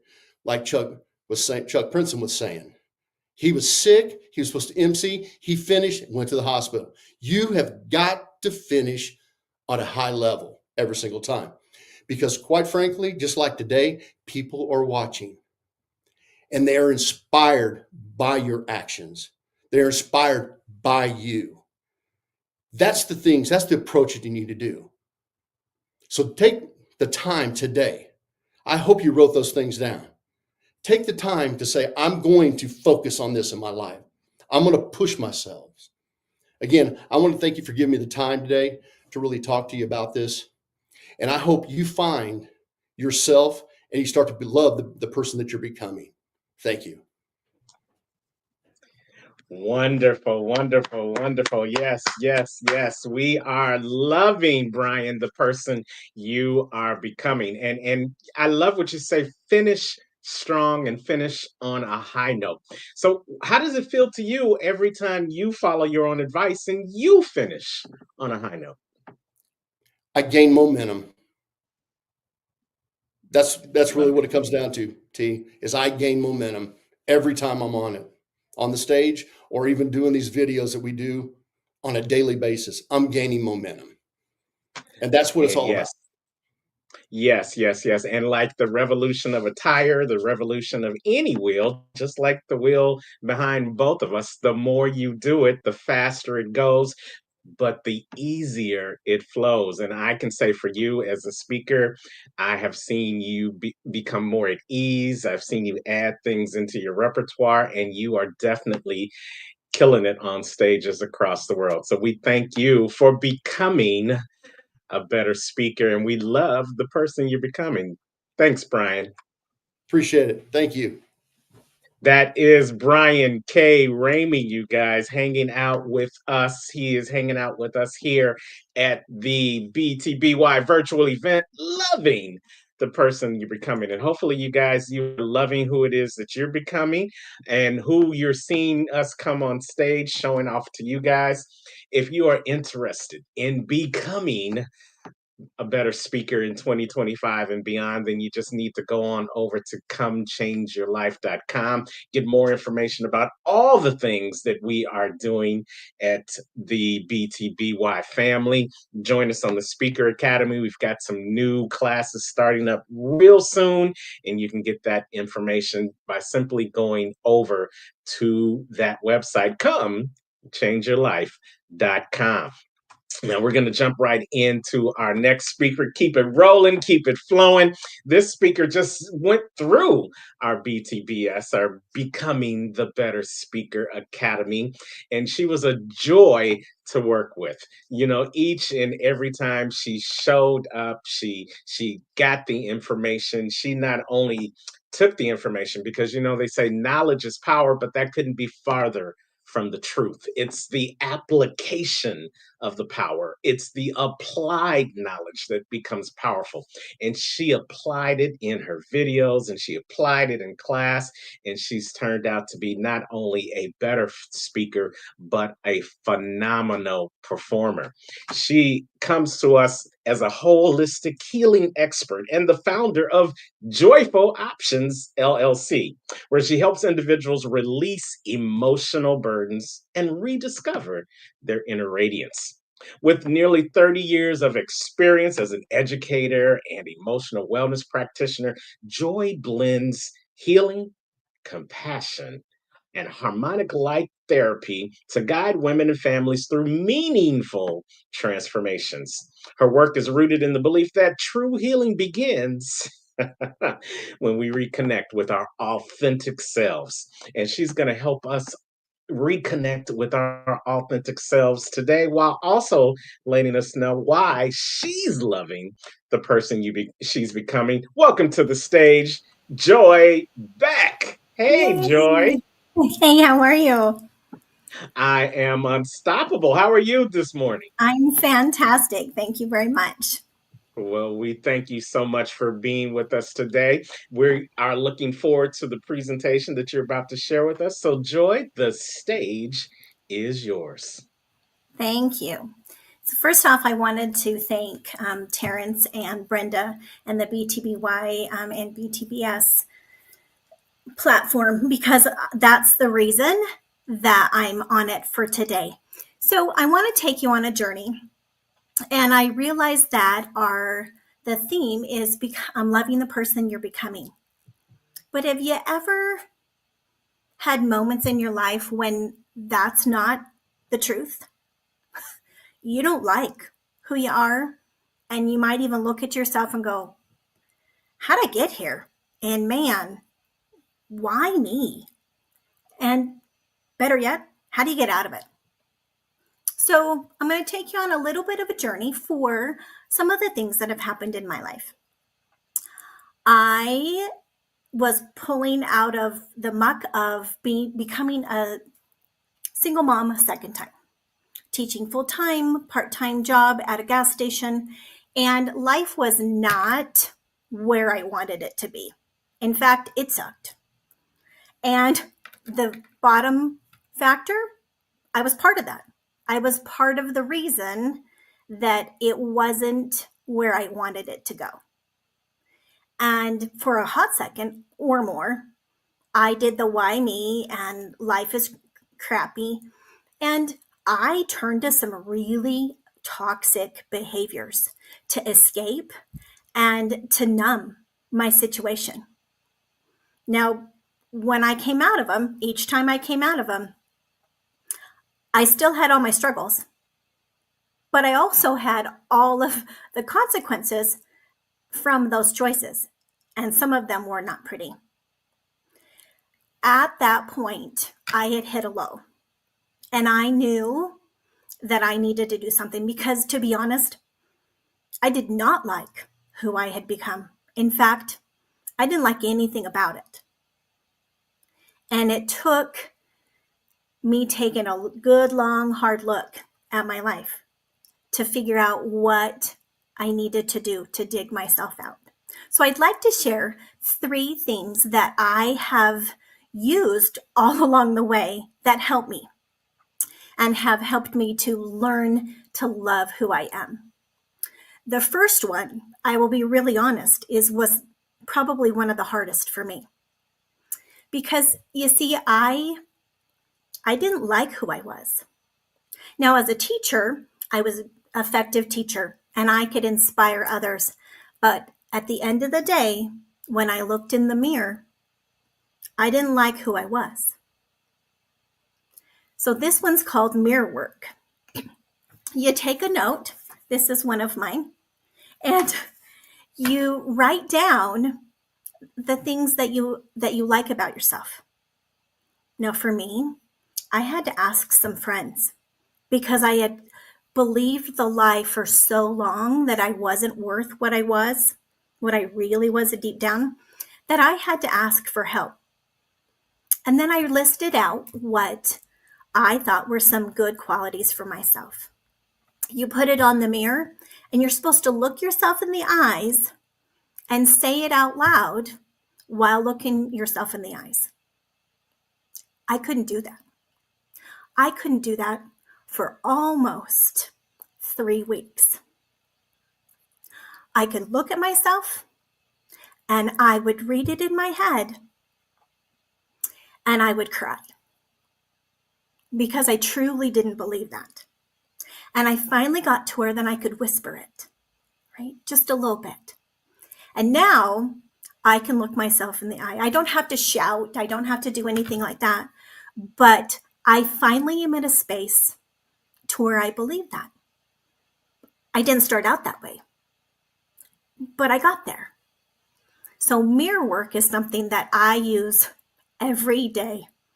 And even from where I came in that rear view mirror, as Brian said, to now, looking forward, I'm focusing on the good things that are about my life and about myself. The second thing I love to do is I like to make a happies list. You could call it a joyful list. I call it my happies list. I keep it on my phone because, let's be honest, we all have our phone almost all the time.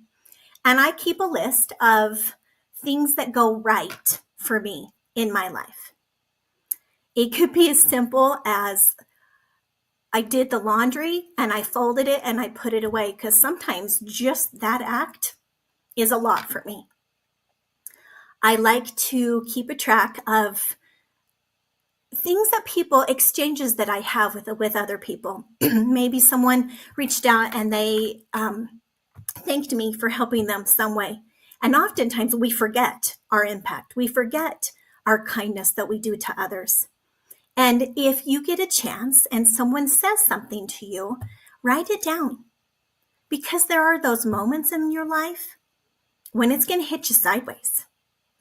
And for me, I pull up my happies list and I go through it. I date it because sometimes I need to go back and really look to see, okay, am I making a difference? That might help for you too. The other thing I love to do with my happies list is I like to reach out to other people. One of the things that fills up my cup, and it might be different for you, so you have to find out what works for you, is I like to reach out to people and tell people what they mean to me, how they've impacted me. Because I know we don't hear enough of the good oftentimes. And I don't do it so that they come back and go, oh, thank you, thank you. Nope. I do it because I know it adds value to them. It's a great little reminder that we have value and that we are becoming something different than we were yesterday. Okay. The third thing that I love to do, and this is a tricky one for me too, let's be honest, is to give yourself some grace, which means, and I've heard a couple of the speakers talk about, to give yourself forgiveness. Okay, we're human. I'd love to say that I've never made a mistake, but man, I would be a Pinocchio liar. Not the case. But I do know I can start again. And I've been guilty of beating myself up and remembering all of the bad things, like that rear view mirror, looking at all the junk that's happened instead of focusing in front of me. Now, with this, one of the things I like to do that helps me to give myself grace is to have some type of list of, okay, what do I need? Because I'm a little bit of a squirrel brain. So I have to have it written down, and then I have to go through and prioritize, because I'm really good at times about getting stuck in the muck of all of the little things. Oh, I'm too busy. And really, am I? Or am I just not doing the most important things and saving some of the other? So if by chance you struggle with self-esteem, because man almighty, I did. And there are times I still do my mirror work. I still write down my happies. Try these. See if it might help you, even if it's one thing that helps remind you that you're worth becoming and loving who you're becoming along the way. Because life's a journey. We're going to have those ups and we're going to have those downs and all the things in between. Our words matter. Whether we think them or whether we say it out our mouth, they matter.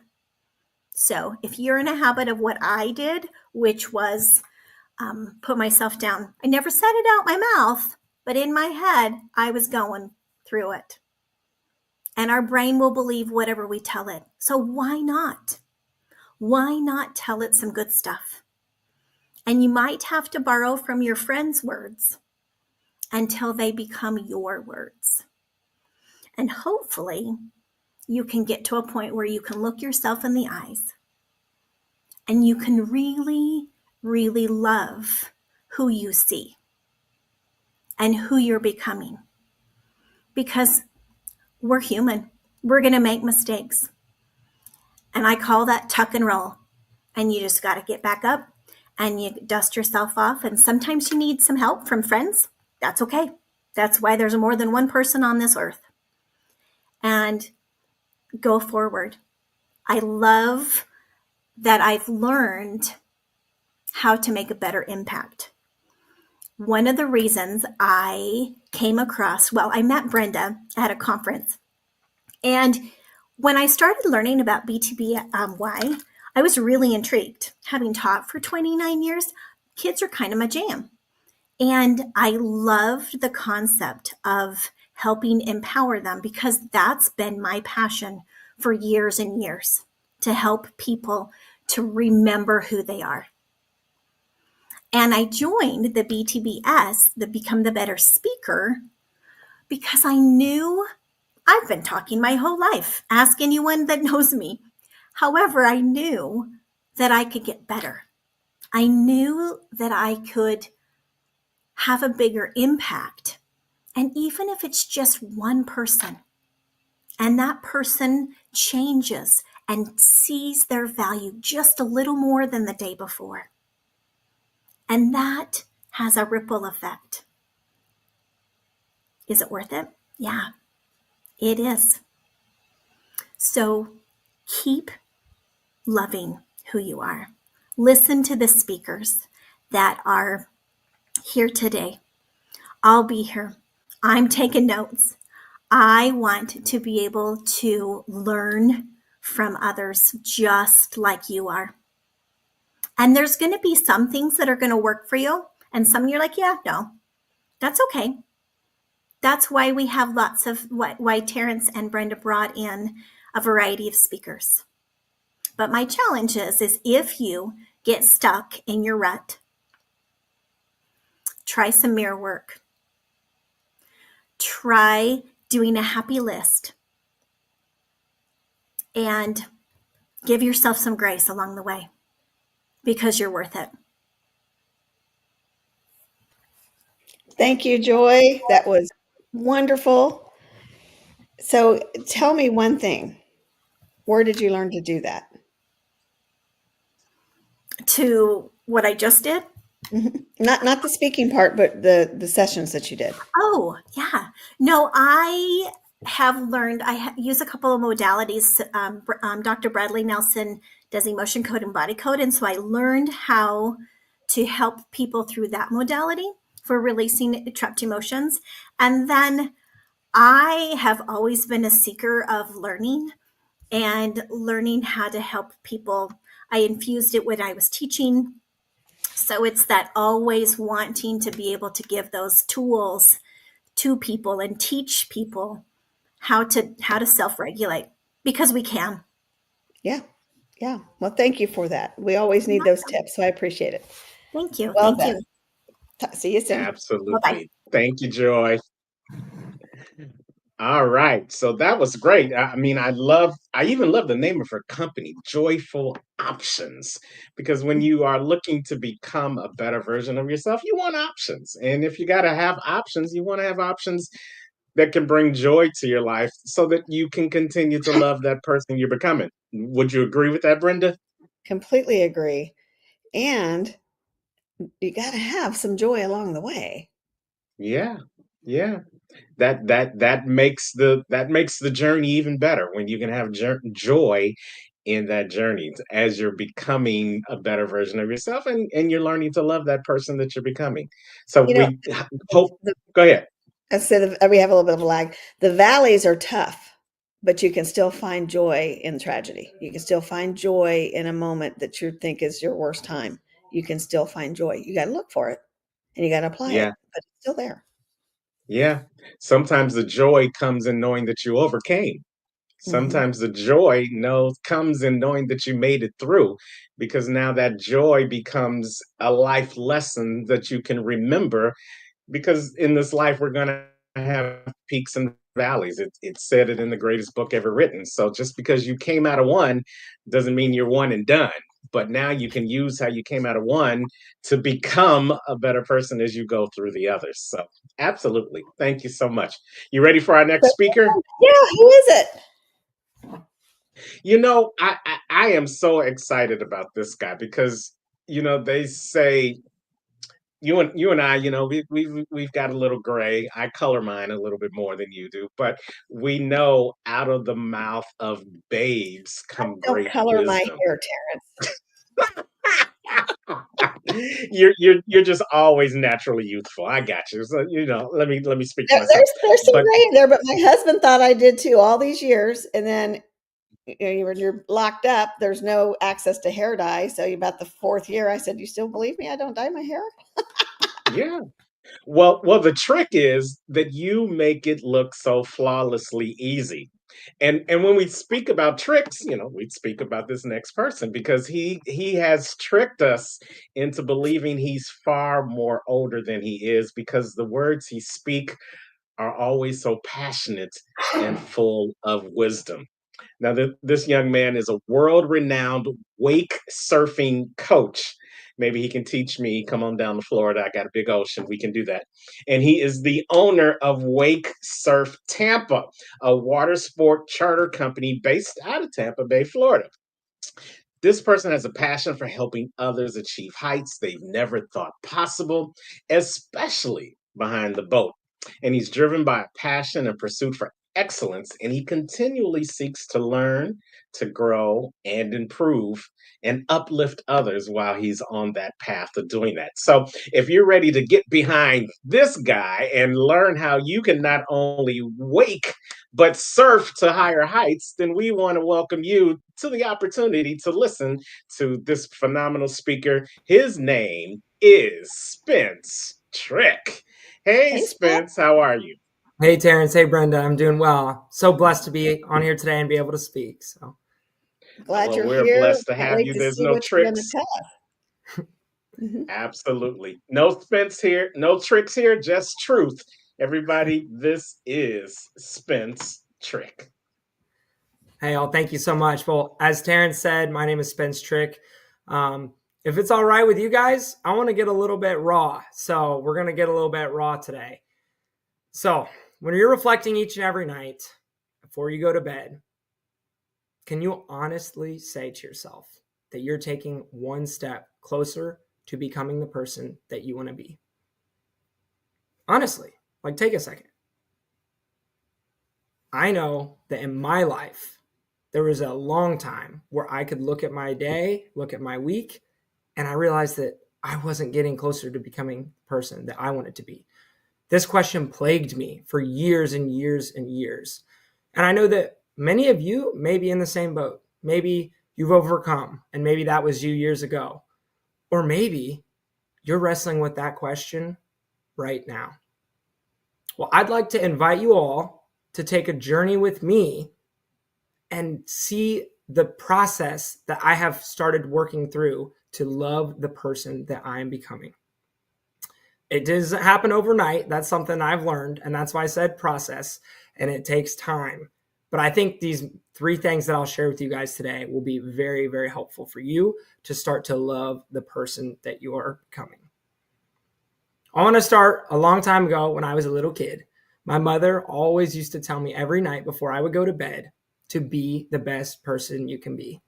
That's why I relate so much with becoming the better you, because it truly is something that we should all strive to do. But what I didn't realize every single night before I would go to bed when my mother told me this was, what does that really mean? What is the best person I can be? How do I achieve that? I knew the words, I knew the goal, but I just didn't know how to get there. And so I think that's very common for a lot of us, that maybe we struggle with actually taking steps each day to get to where we want to be. And so I realized over the years that there are a few things that have helped me drastically in my life to get there. And I know that when implemented, they have transformed my life, and especially in the last few years more than anything. And so I want to share with you guys a little bit of what I've learned about that. The first major step that I've learned along the way is that humility is very powerful. And it's not just saying oh, I don't need that compliment. No, that's you. No, it's not denying that. It's actually really walking into and understanding that if there's something in front of you that's keeping you from who you want to become or where you want to be, you need to acknowledge it and then submit to it and then start to take steps to move forward. For me, there's a couple major incidences in my life when I was a teen that started to drastically humble me. The first one was actually after a tragic accident that happened when I was 13 years old. My mother passed away in a fluke tragic stroke. We couldn't predict it. We didn't recognize that it was coming, but I was stuck knowing with the fact that I didn't have a mother to help me, lead me, and guide me anymore. So my brother and I made the decision that we were going to try to succeed and achieve in everything that we could do to honor her. Now, I know to some of you, that might sound like an honorable coping mechanism. And while it definitely helped me become the man that I am today, there was a couple different underlying things that built up over time that allowed me to not love the person that I had become. The first one was pride. It was struggle of pride. I was constantly thinking that I was the best person I could be. But in reality, I wasn't a good person. I was arguing with everybody. I thought I knew it all.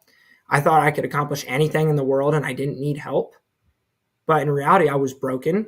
I didn't have great relationships because they all suffered from that pride. And on top of that, I had to maintain this status or this reputation that was impossible to maintain. So it was a lose, lose, lose. But then my father, shortly after my mother had passed, told me that I was going to go to counseling to help combat this pride and some OCD that I had. And so, of course, me being a proud 13-year-old, I was like, no way I'm going to this counseling. I don't want to do it. No chance you can force me. And so I went to counseling that first day, and I kindly told the counselor that I would not be coming back for another session. And she was like, well, we'll talk to your dad about that. And I was like, there's no need to talk to him. I'm not going to be back. And so I actually put together a plan with her to help combat pride and OCD in my own ways with a 13-year-old kid. And she agreed. And then we allowed me to walk out, and I never walked back in those doors. So that was the first thing. But the second one was actually my senior year of high school. I wasn't even 18 years old yet. And I had built up this big, massive vision and dream of becoming the valedictorian. I wanted to be the star athlete, the star student, all the above. And all my friends and even the principal thought for sure that I was going to be the valedictorian. And so that was this big golden carrot that I had placed in front of me. And I remember the day so vividly when my father received a phone call from the principal. And the principal had told my father that I wasn't valedictorian. And we couldn't believe it. We were shocked. And he said, nope, he's number 2. He's salutatorian. That devastated me because I realized at that moment that that was all I had built my life up to. And that was all I would ever accomplish. And I couldn't even accomplish it. And so that was the first moment where I felt the Lord truly humbled me in my life, where I couldn't do anything and everything on my own. I needed something else. So transitioning out of high school into college, I learned my lesson of humility. Then I got to college. Everything was going to be fun and great. But I wanted to make a change because I knew that I needed to grow up. So I decided I would start being disciplined. The second feat of my life was discipline. I'm going to go to the gym 4 days a week. I'm going to read books. I'm going to go to church every Sunday. I'm going to do all the things to get to where I want to be. And while this was great, there was something that I had missed in college that I've learned now. It's discipline. It's not so much that you're doing all the things that you don't want to do because you know it'll get you to where you want to be in the future. Discipline is actually doing the little things and enjoying them along the way. It's being present. It's allowing you to embrace the pursuit. Something that I've found over the years, which I didn't learn in college, was that discipline breeds desire. That's right. The more you do something, the more it actually creates a desire within you. It stirs it up. And then you actually seek that same thing that you once had to do out of force. And so in college, it was the gym. It was when I started the Wake Sports Club. It was calling and making cold calls to try to get people to donate to us so we could get a boat. It was all these things that I did daily. And looking back, I missed the most important part. I didn't enjoy any of it. And so as I've implemented these things into my life now, I'm realizing that I can enjoy that process of discipline. And over time, that desire is breeded from that discipline. And it allows me to be present, to embrace the pursuit, and to continue walking forward. Transitioning out of college, I actually moved down to Florida, similar to what Terrence said earlier. And I pretty much got the dream job. I'm living on the water. I'm on the boat.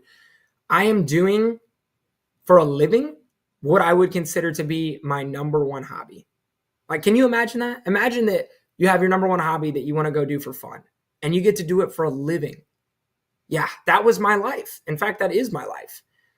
But yet, 6 months had passed by since I moved down here, and I felt empty. I felt like there was something missing. I couldn't put a name to it. I couldn't put a finger on it. It was missing. It was empty.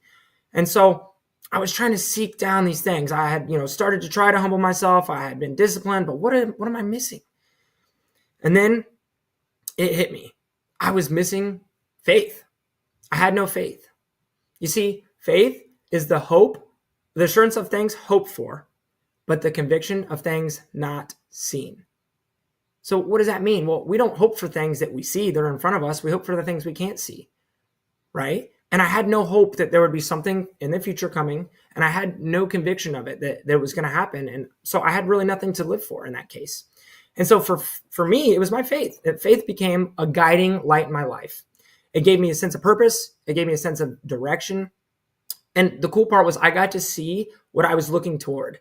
I got to see where I was going, but then also in that, I got to look back and see where I had come from. So that was so powerful for me that I could actually see a difference in my life. And that when I reflected at night, I could say, okay, here's my question. Am I becoming more and more like Jesus each and every day? If I am, even if it's just one encounter at a time, then I'm progressing, and progress is all I was looking for. I wasn't looking for perfection. I was looking for pursuit and progress. And so as I looked at that, I realized that I was going to be moving forward as long as I was comparing myself to me yesterday and looking more and more like Jesus. I want to challenge you guys. If you felt like me in this instance where you maybe you wrestle with that question each night. Am I even changing? Am I growing? Who am I? What am I worth? What am I supposed to do? I want to challenge you to implement these 3 things in your life. Humble yourself for a minute. Maybe recognize that you don't have it all under control. You don't understand it all. Try to implement some disciplines and truly enjoy the process along the way. It's meant to be enjoyed. So how can you try to do that each and every day with the things that are getting you to where you want to go? And then faith. You got to have a guiding light. Have a little faith, even if it's just the size of a mustard seed. That's all it takes to get you to where you're going. So now, if you're anything like me, these 3 things could take you from being lost and confused to actually having a sense of purpose and enjoyment and a passion for loving what you do every day and not feeling something missing. Thank you so much, guys, for coming on a journey with me. And I really hope that you guys took something tangible away from this and it can actually have an impact on your life. Absolutely. Yes. We thank you so much, Spence, for sharing that information with us. Didn't I tell you guys this? He's wise beyond his years. Don't let that beautiful smile, that beautiful young smile fool you. He's got some words of wisdom that I guess you figure it out just being behind those boats. You learn a lot being behind a speeding boat, huh? I guess so, Terrence. I guess so. I love how you said discipline turns into desire. Where did that phrase come from, Spence? Yes, that's so good. For me, I think it was a revelation that I felt the Lord placed on my heart, especially when I started taking my faith seriously after I moved to Florida. It was something where I was doing the motions, but I couldn't get anything from it. I felt like there was nothing there. It was empty. Like I would read my Bible, I would go to church, and there was nothing there. And then I realized over time that it just started clicking. It just started going. And then I started feeling, and then it started changing. And so I realized that we can't say that we're disciplined if we try something 2 or 3 times or a week or 10 weeks even. You got to put time into it. You got to be consistent. And when you start doing that, you see your life change. I mean, even when I was in the gym, I didn't even want to be in the gym for the first 2 or 3 weeks. And then after a month and a half, I was like, man, I don't want to miss a day. I love how I'm feeling. I love how I'm looking. I want to be there. And so for me, I realized that it was just really a revelation that was placed on my heart that like You have to walk into those things daily and consistently for that desire to truly be built up in you. We're not just going to desire everything off the bat. So I love it. I love it. That and the discipline that goes along with it is what turns it from just being a faith walk into being an actual purpose walk. So we exactly. appreciate you for sharing that information with us. Thank you so much for joining us today, Spence. We appreciate you. Spence was one of our winners from this previous BTBS Speaker Academy. So there you have it. You know why we gave him one of our awards. This, ladies and gentlemen, is Spence Trick. We look forward to having you on more BTBY stages, and we look forward to Hey, seeing your growth. Hey, Terrence, Spence, yes. tell me how old you are. So oddly enough, I just turned 24 on Thursday. So A lot of wisdom coming I from told you. a little bit of years. I just Lot- wanted to point that out to lots. everybody. thank you guys. I really appreciate that. Lots. Like we said at the very beginning, there is no trick with Spence. It's nothing but truth and wisdom. So we appreciate you for sharing that with us. And for those you who are watching, who you may think you're too young to really be able to make a difference with your voice or with your message, we're here to tell you, Spence is here to tell you that your message matters no matter how old you are. We've had the spectrum already during the course of the day. We've had someone who's 70, and now we have someone 24. But what's in common? They're both loving the persons that they're becoming. Thank you, Spence. Thank you guys. Truly grateful for this Yeah. opportunity. Thank you. You Bye. bet. All right. I am loving it. You ready to keep this train going? I am. You know, I'm looking in the back office there and seeing folks back there, and we have a long hair theme going on today. Yeah, and we've got someone literally jumping to be on the stage. So let's go ahead and get this moving. This next person is just phenomenal. Every time I see him, there's some people that when you just see them, they just light up a room wherever they are. Yeah, that's this person. And it's because he's loving the person he's becoming. He teaches people to love the person that they're becoming as well by turning insight into action. Love that phrase. I'm gonna give him credit for it 3 times and then it's mine. As an AI, as a co-creative co-pilot, he accelerates growth, creativity, and the vision that makes the journey worth it. Now, he's hailing from the West Coast, so we got it all over the country, all over the world. Let's welcome to the stage our next speaker. It is Jason Antelek. Hey, Jason. Hello, Terrence, Brenda. It's so wonderful to hit the stage with you guys today. Thank you so much. Absolutely. I'm glad you're here.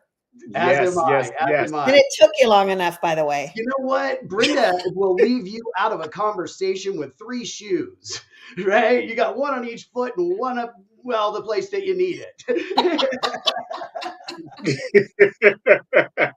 Well, Oh, we're I going to love it. let you put all your shoes on this stage, and the stage is yours. This, ladies and gentlemen, is Jason Antelek. Thanks for that great introduction and for the platform that has been laid out today. We are talking about becoming, we're loving the person we're becoming. And, the question I have for you is, are you loyal to an outdated identity? Honestly, some days I think I'm a little more tuned into my phone and updating the apps and my mindset than I am maybe working on myself and taking a look internally. Now, my iOS got a download last week, but when's the last time that I looked at mine? Now, where I'm really headed here, you guys, is about presence. Now, this is a word that occasionally gets tossed around like a scented candle. Okay, but let's be real. Presence is not always in stillness. It's not always in silence. And presence isn't always peaceful. What it is participation. It's how you show up when the preparation and the time to go through it is over, when rehearsal is done, when it's time to meet the moment. And real presence doesn't actually hit the stage for applause. It's all about embracing subjective truth in the moment. Many of us, myself included, have experienced being conditioned to look outside ourselves for how to show up. And that gets us part of the way. We're taught to seek permission, confirmation. Sometimes we even want validation for our choice before we make it, before we even step forward. But here's the truth, folks. Even when it's forced on you, your reaction isn't just a reflex. It is your first real reaction. Sitting at my coffee table, December of 2023, head in my hands, circling that drain. Whew, I was feeling the weight of the hero's journey. Now, I don't take issue with the ups and the downs and the coming up from the depths into the rising of the phoenix in that rebound. What I do take issue with is the hero's journey on repeat. I recognize that heaviness, that place where the questions of self were piling up, needed answers. The answer I found was that I was loyal to a version of myself. I was loving a part of myself that I had outgrown. When I wasn't broken, I was in a loop. I wasn't lost. I was over-identified. And I sure wasn't going to quit. But I was in one of those places where the clarity doesn't come unless you take action. And the first thing I did was attend to my mental health. Reach out to somebody to talk to. Some way to get it outside of myself a little bit, to share myself, even if I had to force it in that moment, because that's how you get help, right? You put it out there, you got to. Now, I felt a little lighter. And I'll be honest, my incredible fiance, she sat there loving me through those first steps, believing in who I was becoming. And I met that moment shaking and scared. And I was able to share those positive results to her. Again, I felt a little bit lighter. So I did it again. But this time I did it in a browser window. Not for escape, not for distraction, but to answer the whisper of curiosity. No, I didn't type, "What's my purpose?" into Google. Do not recommend. While I do see the internet as a step towards consciousness, I don't think the term search engine guidance is going to stick. But I am somebody who recognizes patterns. So after thousands of sessions with clients, there's a refinement that kind of becomes automatic. We get good at the things that we put our time and our effort into. And since I was stepping into new territory for myself, the curiosity and the intuition had guided me before very well. So I made a choice. I'm going to break here and say, do you remember your first conversation with AI? Even maybe just the trepidation. And I was already feeling vulnerable. I'd already dumped my story out. And so I'm cautiously opening that chat and considering what I do next, and I froze. So I just followed what worked. What had made me lighter that day? I shared my current experience, and almost instantly, I realized this wasn't like being a user. This wasn't Pong. It was like talking to my future self. I wasn't getting advice. I was getting a mirror. We've heard several folks talk about that mirror. Joy gave us a great mirror opportunity to take a look at ourselves. And getting that wasn't a revelation. It wasn't even a turning point. It was a re-turning point. It was the moment I realized that this isn't just a reaction. This is my first true actions in weeks. And I recognize, hey, we can reach our higher self. It's accessible. Maybe for now, I just needed an updated interface. So we're going to reach into that intuition and And what it developed into is this beautiful thing I now call Stack It Up. It's not a ritual, it's not a routine. This is a reassembly. And we've got abilities. When we figure out what those are, you already know what they are. Your resources are in front of you. I looked at what I already had. What were my beliefs? What were my patterns? What talents had I honed? Even my misplaced triggers. I didn't throw any of that away. I started looking at those blocks and stacking them. I developed what I have as a 3A framework, right? The 3As. The first one of those is awareness. Awareness is a step. That's like seeing the pattern, right? Alignment and application are a little down the road. But let's recognize for a moment, please, that a lot of people just stop at awareness. Like that is like insight is the goal. Insight is just the entry fee, you guys. The truth is that if you don't do anything with that, then you're just sitting in inaction. You're not aligning or applying it. And as you've heard from several folks today, that's kind of how it works. I'll admit to having one foot on the ground and one in the cosmos. All right. I'm not here to give you 2 scoops of woo. Right? I prefer 1 scoop of woo and a scoop of logic. You know, an AI and an intuitive walk into a bar. One says, based on your data, here's what you're likely to do.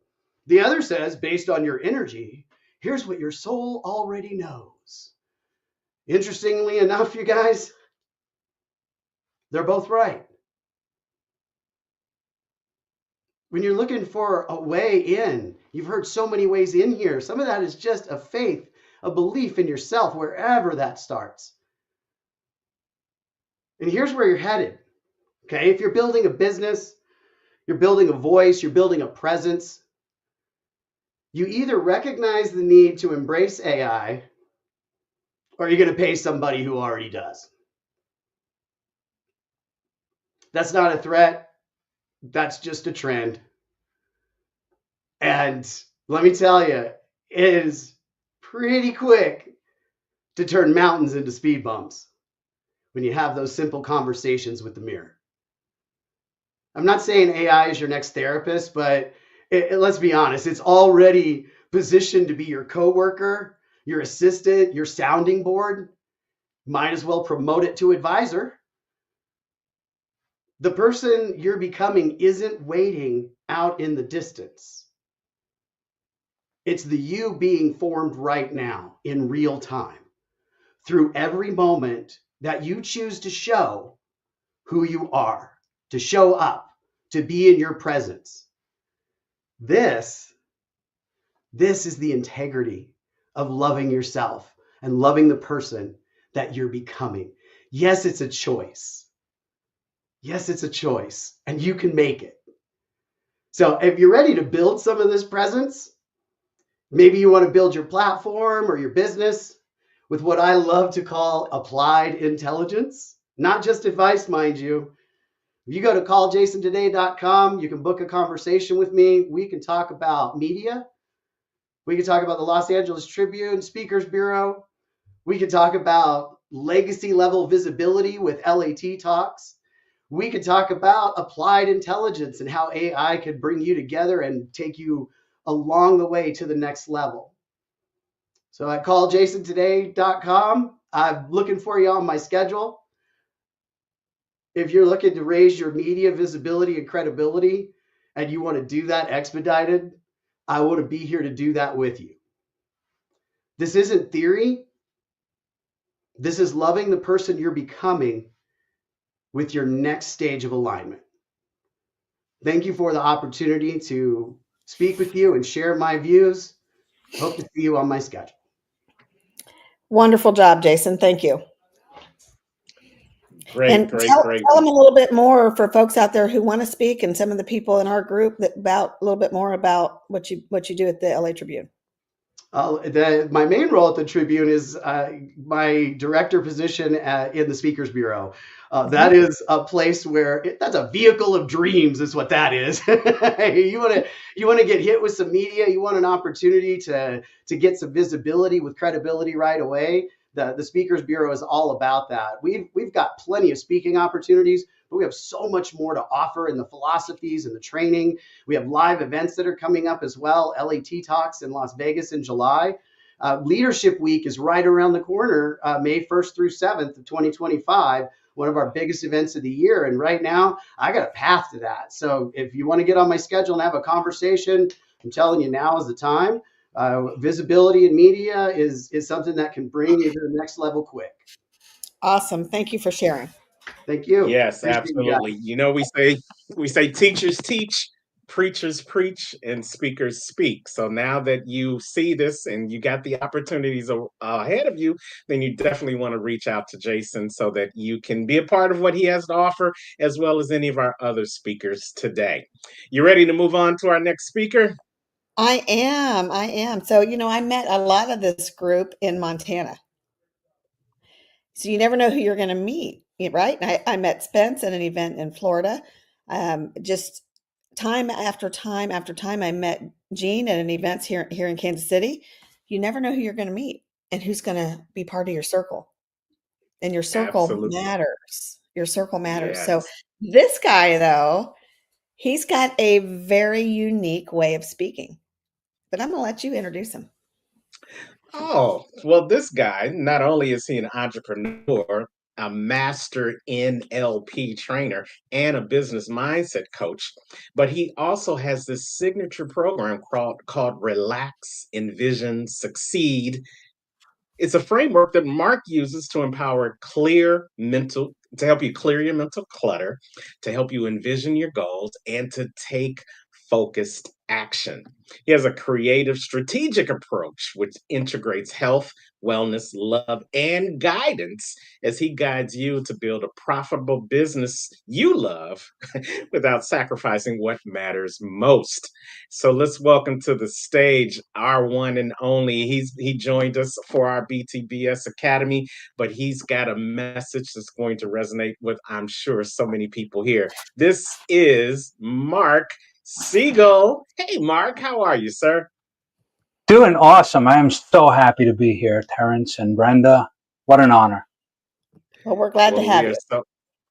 Yes, absolutely. We're so glad to have you. We can't wait to hear what you're going to share with us. So, Mark, the stage is yours. Stop and consider for a moment that life, it's not a problem that needs to be resolved. It's a journey that you get to enjoy. So, a lot of people have talked about it being a journey, and it's great. Here's the key. Life is choice. You make many decisions throughout your day. Where do they lead you? It's the steering that directs where you go. Do this, don't do that. Forward, backwards, look inward, look outward. How are you viewing life? It's all about the choice. You make good choices, you live a good life. You make great choices, you live a great life. You make the ultimate choices, you live the ultimate life. So loving who you're becoming is really by choice, by design. You get to decide who you want to be. In any given moment, you get to decide who you want to be. Things happen. Stuff happens in life. You can't stop it from happening. So in the moment, we decide, is it good? Is it bad? Well, maybe. There's a Chinese proverb that I'm not going to get into now, but it basically flips back and forth between things that happen that are good or bad. And the answer is always maybe, because we don't know till time passes if it's good or bad. The thing is, it's what happens and then how we use that. It's not happening to us, it's happening for us in a lot of ways. So at 19 years old, my father was 55 and he passed away. He was a heavy smoker, 3 packs a day, real nails in the coffin, Chesterfield Kings unfiltered. No offense if you're in the tobacco industry, but this killed my dad. He had lung cancer that turned into a brain tumor, and it went fast. There was a lot of hopes and dreams, and plans that I had for my future working with him, making holograms. I even have a hologram right over here on my wall, right? 3-dimensional photograph made with lasers, cool stuff. I was into it. I was into photography. I was using lasers. At 12 years old, I had my own laser, right? How cool is that? How many kids at 12 years old have their own laser, right? That they could do laser light shows and all this fun stuff, but it all came to an end. And I had some choices to make. My whole dream was built around that. What do you do? Have you ever had a situation where, like, you have these dreams, you have these plans, it's who you're becoming, you've got it all laid out, and then smack. You got to stop and rethink it.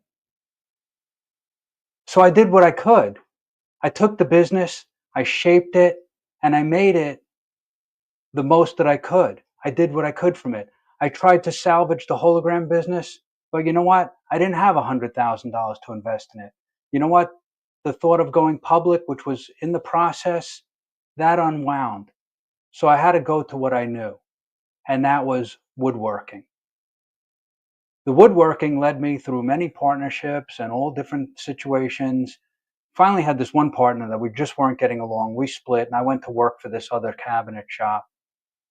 And I got the news that my partner wasn't going to pay me the $80,000 that he owed me. Now, in hindsight, it was a stupid move, but I hopped on a table saw to cut thin strips of wood to make edges for countertops. Razor sharp carbide steel blades spinning at 12,000 revolutions per minute. And I decide to get my finger close enough to that blade to cut these thin strips of wood. And lo and behold, my finger hit the blade. This is as straight as my finger goes. Bad news? Good news? We don't know. At the time, it was the worst thing that could have happened to me. Everything that I did to make money involved using my hands.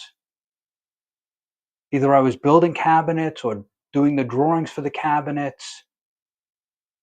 It all involved using my hands. I was working hard. I don't think there was anyone at that time that worked harder than me. I was working 100-hour weeks. I did whatever it took to make things happen. And yet, I was working hard. I was using my hands. I wasn't working smart. So that fateful day back in May 1990, where I cut my finger, was actually a turning point. I could continue to use my hands to make money, or I could take the opportunity that a friend of a friend offered me to make money using my mind. So it's that question that we ask ourselves in those pivotal moments in life, the choices that we make. Do I go left? Do I go right? Do I stay where I am in my comfort zone, or do I step out and face my fear? My number one fear was to speak to a group of one, yet alone many. So it led me to this opportunity where I was working with this guy, and I told him, I said, listen, I'm afraid to speak to a group of one. How do you expect me to train salespeople? How do you expect me to teach marketing, to get up in front of a group of people and actually say something comprehensive? So he gives me this stack of books, and he says, read these. Think and Grow Rich, How to Win Friends and Influence People, The Power of Positive Thinking, How I Raised Myself from Failure to Success in Selling. All of these classic self-help books. I devoured them. I didn't even like to read, but I devoured these books. And it led me to discovering many wonderful things, which I created a 3-step process that I now use to help other people. Because there's people that have hit that wall. They feel stuck.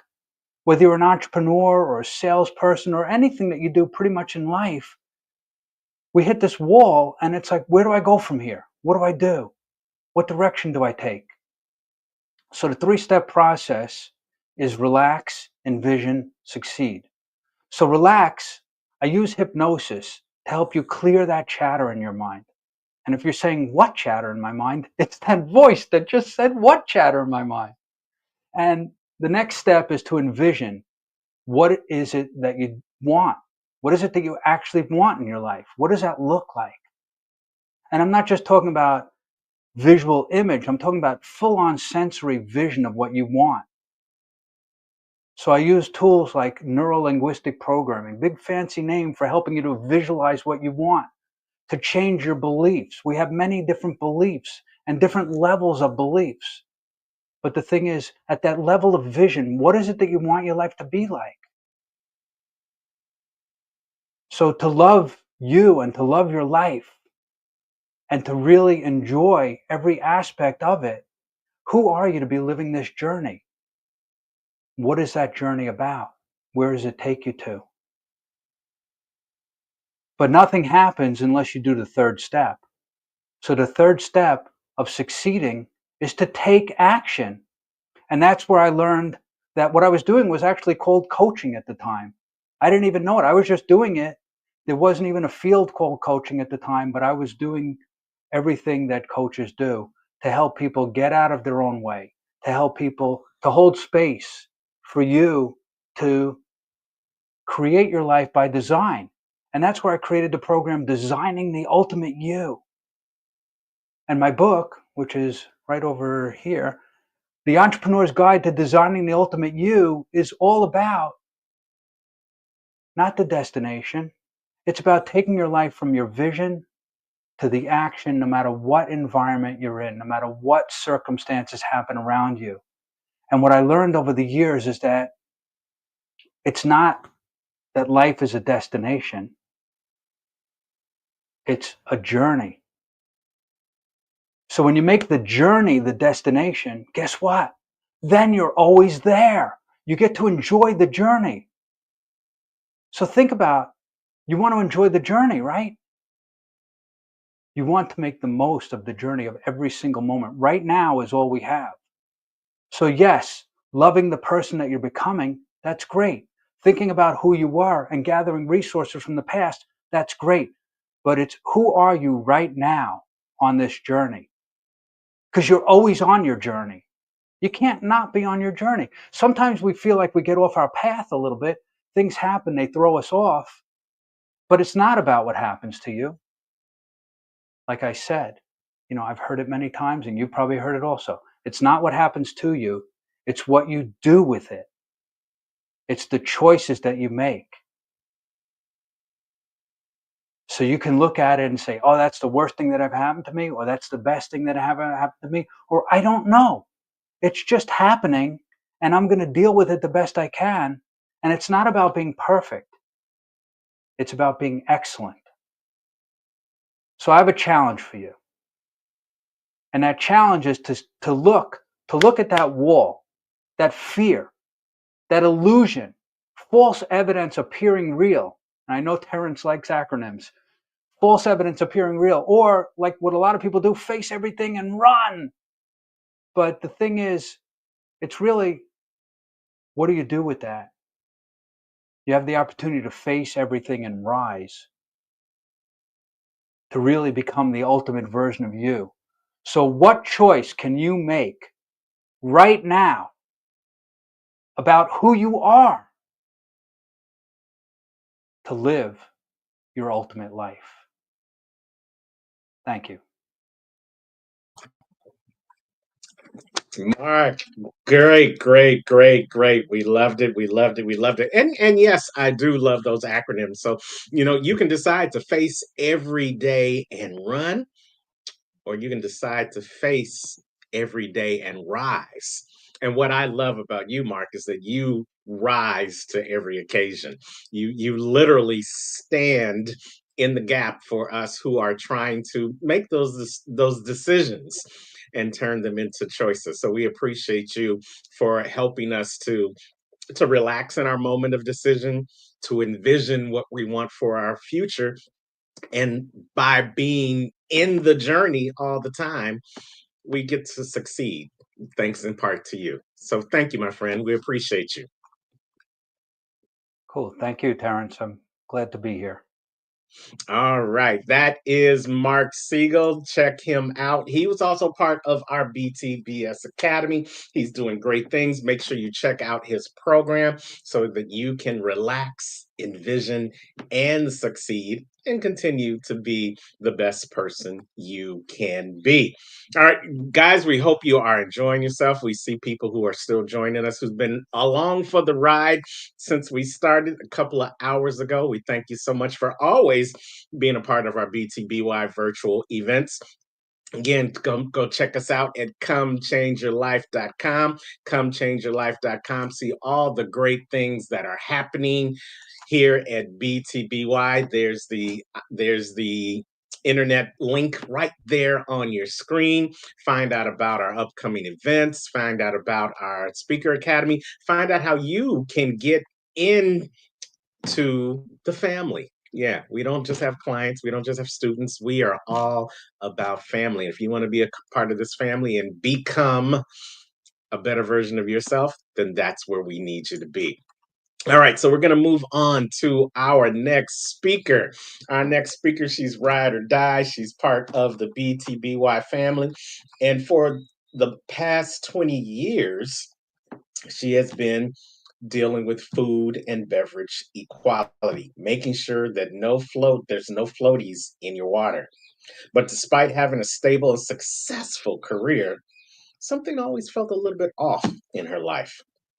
After some deep soul searching, she discovered that her true superpower wasn't found in a lab, y'all. It was in helping business owners bring order to their daily chaos, bringing clarity to the chaos. And she's titled herself the conductor of chaos. And she's an integral part of what we do here at Becoming the Better You. She champions authenticity, mental health, and suicide awareness. And her mission is to help others find clarity in their own stories and live life on purpose. This is none and only our good friend, our good backbone, not the sidekick, but the superpower in her own right, Miss Kenya Craft. Hey, all right, Hello, Kenya, how Terrence. How are are you? you today? I am doing fabulous. How are you? I am doing amazing. Well, we are For so glad. everybody out there, huh? Go ahead, finish. I was just going to say, I would like to introduce myself. I am Kenya Crafts. I am the conductor of chaos at the BTBY. I help business owners and people get the little bits of chaos that are running around in their life and conduct them into a manner that helps them be productive instead of just the background noise that is life. Well, Kenya, the stage is yours, so we're going to let you conduct the rest of this presentation. All right. Thank you so much, Terrence. As I began the journey of loving who I am, I discovered that you needed to start where you are. I, for a very, very long time, did not like myself. I had a different name. When I was young, there were points and laughs and snickers. And some adults that I was introduced to basically flat out refused to remember what my name was. I had to explain why my parents weren't Christian. Every Monday morning in second grade, there was the question, who went to church? And I was one of two young people that did raise their hand that they did not attend. And I had to explain this over and over. It was very shameful for me. It was another reason why I was different.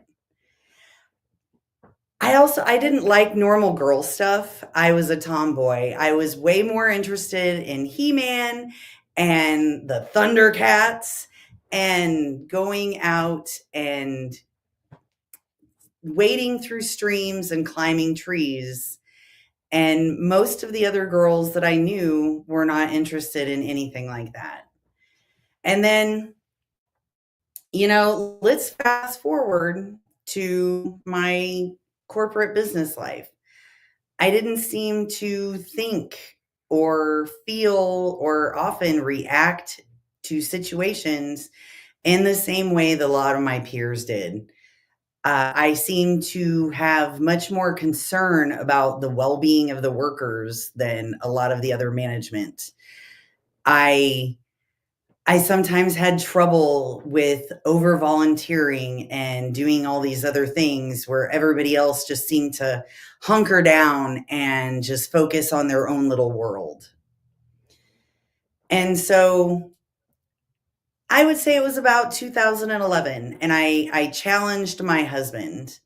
For those of you who know myself and Johnny Avocado, I would imagine it's very hard to imagine us as very negative people and that we weren't happy with our lives at all. But one day I had to sit down on the side of the bed and look at him and say, hey, we either need to figure out what we want with our lives, or we need to decide that we're going to put the effort into making what we have into something. Because I could tell that neither one of us was finding satisfaction in where we were at the time.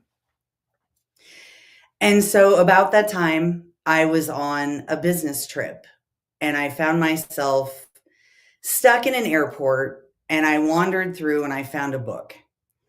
And it was Start Where You Are by Chris Gardner. You might know him from In Pursuit of Happiness. He's the same author. Now, I ended up sitting on the plane and in the airport reading this book with tears just streaming down my face as I felt myself changing right then and there, and understanding that it didn't matter where I needed to go. I needed to start with what I had and build from there. I really began evaluating who I was and what kind of life I wanted to lead. So many things that I had been shameful about, I had to change my mindset. I had to become authentic in the person that I wanted to be and wanted to become. At one point, I remember taking a personality test while I was working in corporate. And it was it was what I thought I needed to answer, that I was there for people, to serve people, this and that, very motherly, which is a very big side of myself.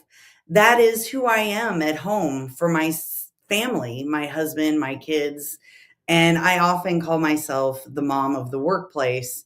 I'm the one chasing you around, telling you to drink water. And if you have a headache, do you need some ibuprofen? But that's not the only part of me.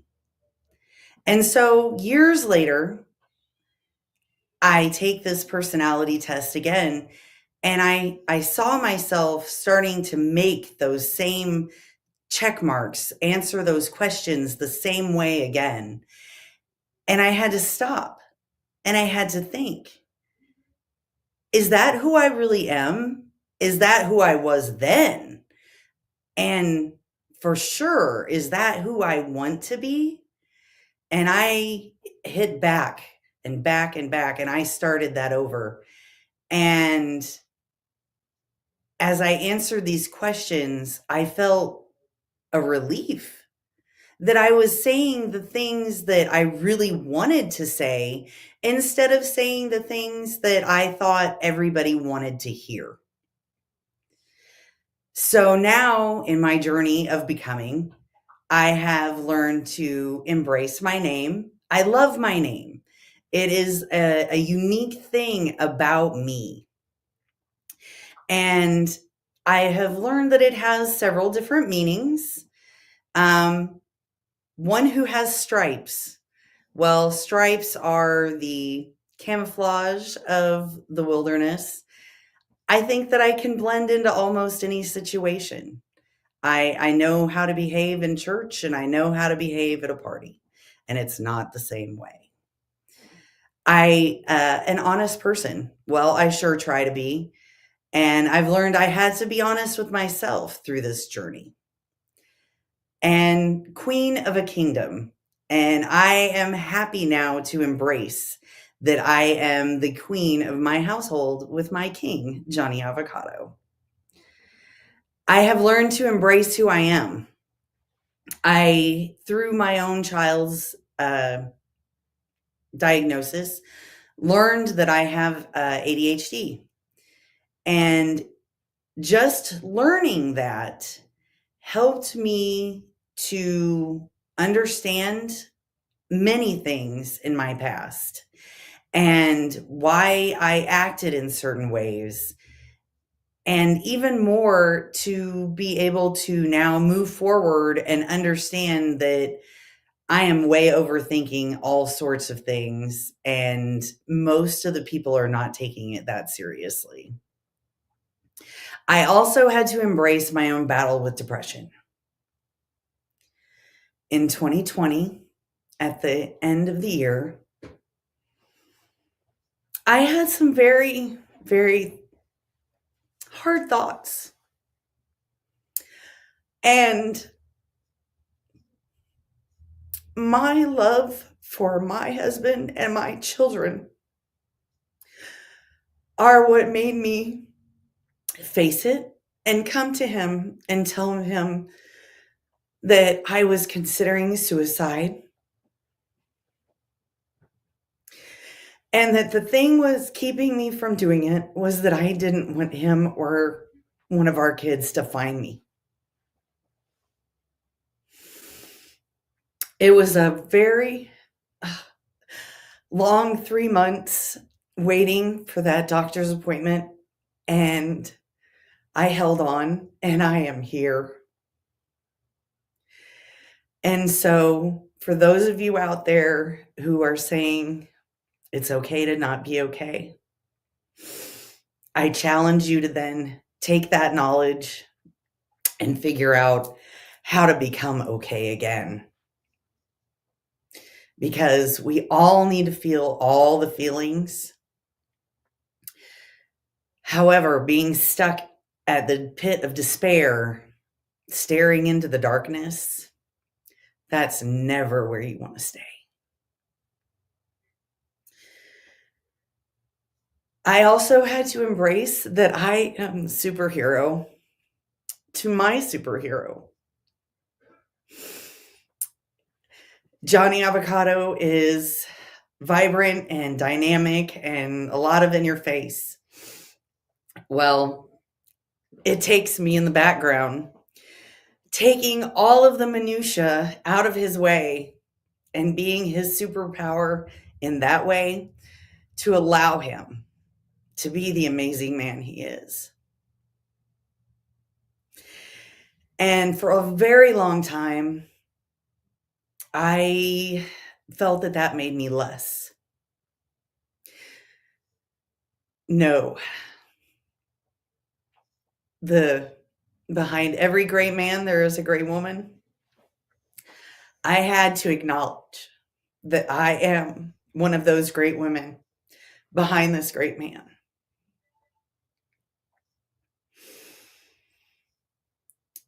Also in this process, I had to learn to become authentic with myself and who I am.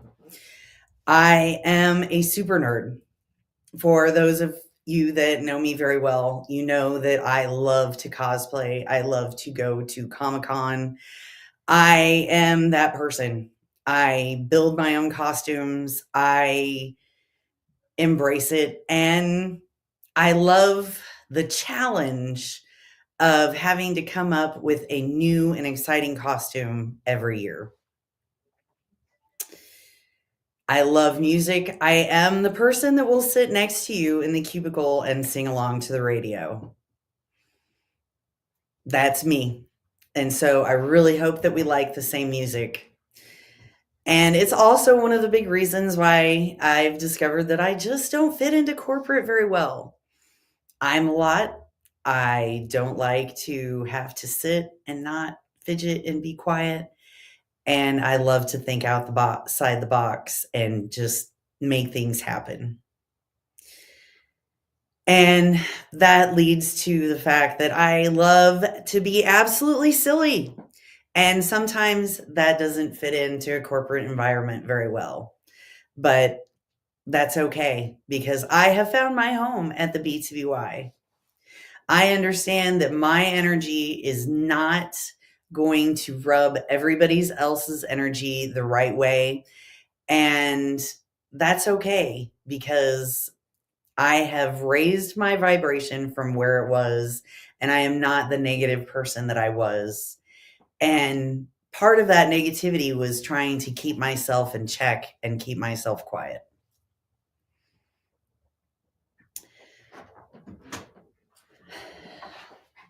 I am still becoming the person that I love, but I love the person that I am today. I am comfortable in my own skin, and I encourage you to really sit down and become authentic with yourself and ask yourself if you are just chasing things that you think you need to because everybody else is doing it, or are you being who you really need to be? Start where you are. I love it. Kenya, start where you are. You know, that is a great way to end a powerful presentation. You know, you said something in your presentation that really stuck out with me. Many times in the journey, as Mark talked about being the destination, we have those moments where we wonder who we are, who we were, and who we hope to be. But that's all part of the journey, because in the journey you get to reflect on all those things. You get to reflect on who the person you were, as well as who the person is you are becoming. And then you get to see if you're on the journey the way you want to be. And we are glad to see that your superpower is being able to see yourself in that journey, making the corrections that you need to make, standing up, and showing out, and bringing clarity not only to yourself, but to everybody around you in this world of chaos. So we thank you for what you do, Kenya, and for what you shared with us today. Absolutely, Terrence. And one other thing, it's okay if you want different things today than your past self wanted before, because you have different experiences, and that's part of growing. Absolutely. And that's part of becoming the better you each and every day. Good, better, best. We can't let it rest until our good becomes our better and our better becomes our best. And each day you have that opportunity to be better. And sometimes being better means making a change. So thank you for enlightening us and bringing that clarity to our life. Thank you so much, Kenya. Thank you. We'll All right, so that was Kenya Craft. A great day. You know what? I'm just so filled with emotion and so filled with praise for all these speakers that are coming on today, sharing their message, being transparent, being vulnerable, but also letting you know that hey, it's not about the destination; it's about the journey and who you become on that journey. So we hope you stick and stay, finish out the rest of the day. We have more great, experienced, exciting, insightful speakers coming your way. And another one is coming up right now. She is a speaker coach in her own right. She is doing big things on an even bigger stage. And we're so glad that she's been able to take some time out to spend with us today. Her name is Marla Press, and she is the founder of Speakers on Fire, that academy and Superior Speakers Clubs, and she's also a public speaking coach. And she loves to talk about the art of presence. As a matter of fact, that's one of the main things that she trains on. She coaches you to wow every room that you walk into so you magnetically attract more clients and wealth. Now, whether you want to fire up your talk, ignite your storytelling, make your offer sizzle, or heat up your cash flow, you are ready to be hot off the press by hanging out with our friend, Miss Marla Press. Hey, Oh my Marla. gosh, it's getting hot in here already, Terrence. Getting hot in here. And we see you got your fire color on ready to wow us as well, right? You betcha. Absolutely. Well, Marla, we thank you for joining us, spending a little time with us here at our BTBY virtual event. The stage is yours. Oh my gosh, is there something on my shoulder? I think there's something there. Do you see anything? I hear something. I hear a voice. It's saying, you are enough. This is your moment. Your message is important. People need to hear what you have to say. And I love this voice. It's an amazing friend, an amazing voice. But she wasn't always so kind. She used to say things like, you know, you're not enough. You don't look good enough. Your message doesn't really matter. Nobody wants to hear what you have to say.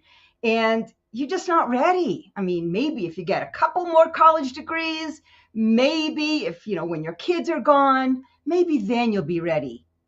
Well, I'm glad I booted her off my shoulder because that was heavy. And we all have these voices. So now I'm so happy to say that I'm loving the person I've become and the voice that I choose to listen to. So in our short time together today, I'm going to ask you 3 questions. Question number 1 is, what voice is on your shoulder? And which voice do you choose to listen to? Maybe you listen to the negative voice a lot, and that's what you hear the most, and you're struggling. Maybe you got the one voice on this side saying all these good things, and the other voice on that side saying all these negative things, and you're struggling and you're in conflict, and it shows. Or maybe you hear the positive voice most of the time. You're in that place, which is great. But every once in a while, pop, that negative voice comes out. So we all have these voices, and we can choose what we listen to. It's really important. When I was growing up, I experienced a lot of trauma, and I never spoke up about it. In fact, I was pretty shut down, quiet. At times, I barely spoke at all. So I've got a question for you, number 2. Has there ever been a time in your life where you weren't speaking up? Now, come on, I want to see some hands on this one, because I know it's 100% of us at times have not spoken up. Whether it didn't have to be a trauma or something major, it could just be in a relationship or at school or at work where you didn't speak up. And how do you bring that forward into your current life? How does that affect your relationships when you don't speak up? How does it affect your business when you don't get out there and speak enough? It affects all of us. And so I want to say that I got through this trauma by experiential exercises. And that seems kind of weird. Like, what the heck is that? But it's basically not just talking about things, but going through exercises to really change and transform, because that is how we transform. It's through doing, through action, through living it, through experiencing things, and not just through talking about things, even though, yeah, you want to talk and you want to speak up. So the reason that I now use experiential exercises in teaching people how to speak is because it's so valuable, and that's how we transform. And I'm all about transforming and not just giving information. And I make up a term I love making things up. So I made up a term for myself. I am a public speaking life coach. It's almost like one word, public speaking life coach. And that is, I'm a life coach because as a speaker, things come up, right? You have those voices talking to you. And all kinds of things like imposter syndrome and thinking you don't look good enough or you're not sure about your message. All those self-doubts come up. And I want you to feel this pulse, this life pulse, this energy pulse through you, to be fired up and radiate that to your audience so they feel you, so they really get that life force so that they can feel full of life and make changes in their life. That's what I want for you as a speaker. And we've heard about journeys, we've heard about presence today, and those are so important because it was a journey for me. I didn't always speak this way. I said I barely spoke at all when I was younger. And what really helped me, besides the experiential exercises, was I fell in love with theater. And in theater, right, that's what actors do. They're not themselves, right? I could be somebody else. I didn't have to be myself. And so I was very comfortable being on stages. I was in musical theater, I was in plays, I was in dance companies, and it was great, but there was something missing. And so when, as my career, I went to be a practice management consultant in the medical field, I went out there and I was performing and I gave great information, but I wasn't connecting to people. And it really affected people, whether they wanted to work with me or not. Because it's not enough to get applause and for people to think, oh, you're a great speaker. You have to build that connection and that trust. And that's what I was missing. And that's what I got from the art of presence. And, presence isn't something we can just intellectualize about. It's not something that you can just say, okay, I'm going to be more present now. You really have to experience it and know what it feels like. To me, presence is being in your full body energy and not just being mindful, even though mindful is really important, to be mindful, to be in the present moment. But it's also this energy that's in your full body. And that's where you really connect to people, is from that space. And we've all experienced, energy and presence. They're kind of buzzwords. What are they? But let's say you meet somebody at, it could be a meeting, could be a grocery store, wherever, and they look okay. They're dressed okay. They say okay things, but you get this kind of creepy feeling from them, and you don't know what it is, but you just don't trust them. You don't want to be around them.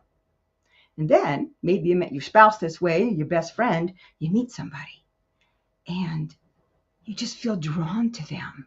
You feel like you want more of them. And it's not that they look perfect or they say the perfect thing, but it's this chemistry, this energy we can't explain. So we've all experienced that. And that is what I want for you to have as a speaker when you go to speak your truth and your message, which is so important. And I do this exercise with people that gets you in your body because, again, you can't intellectualize about it. And we all know to speak from the heart. But if you speak from the heart and the gut, which is not a real pretty word, the gut, so I call it the home space, where you're truly home. That is where you're connected to the universe and where the resourcefulness and everything gets birthed from this place. This is the essence of who you are.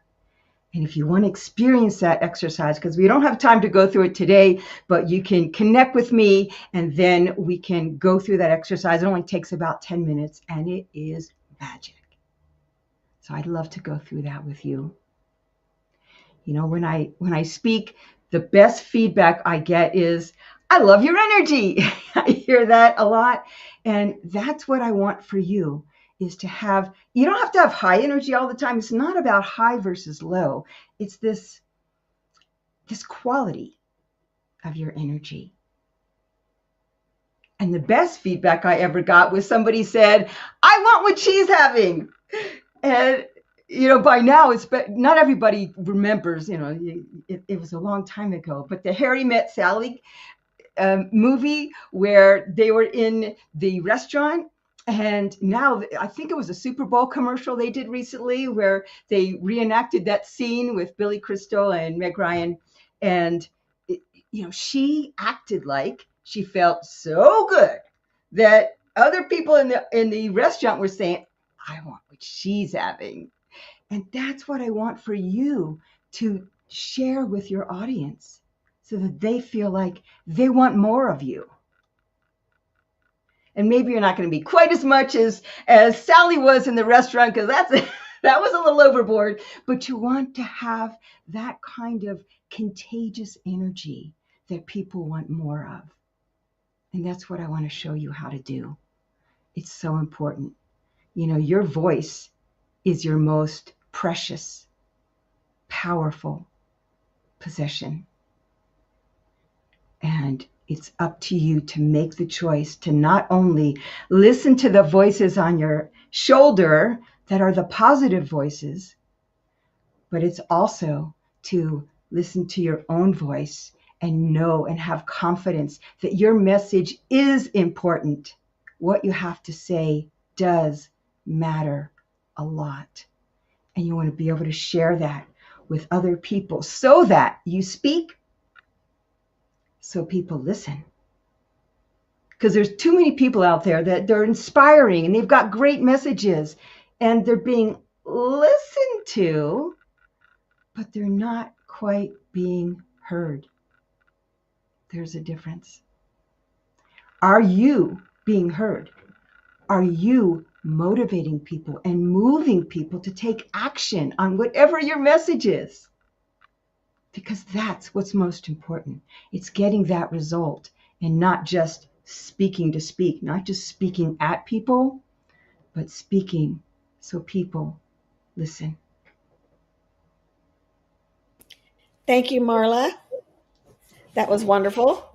Thank you so much for having me on your stage. This is so great. And I love your message for you and Terrence to become the better you and have people always live up to their full potential. It's, we all need to hear that.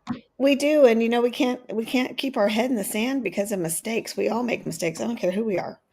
And depression and self-worth and all these things cannot be fixed by money or a job or whatever. We're broken and it doesn't discriminate.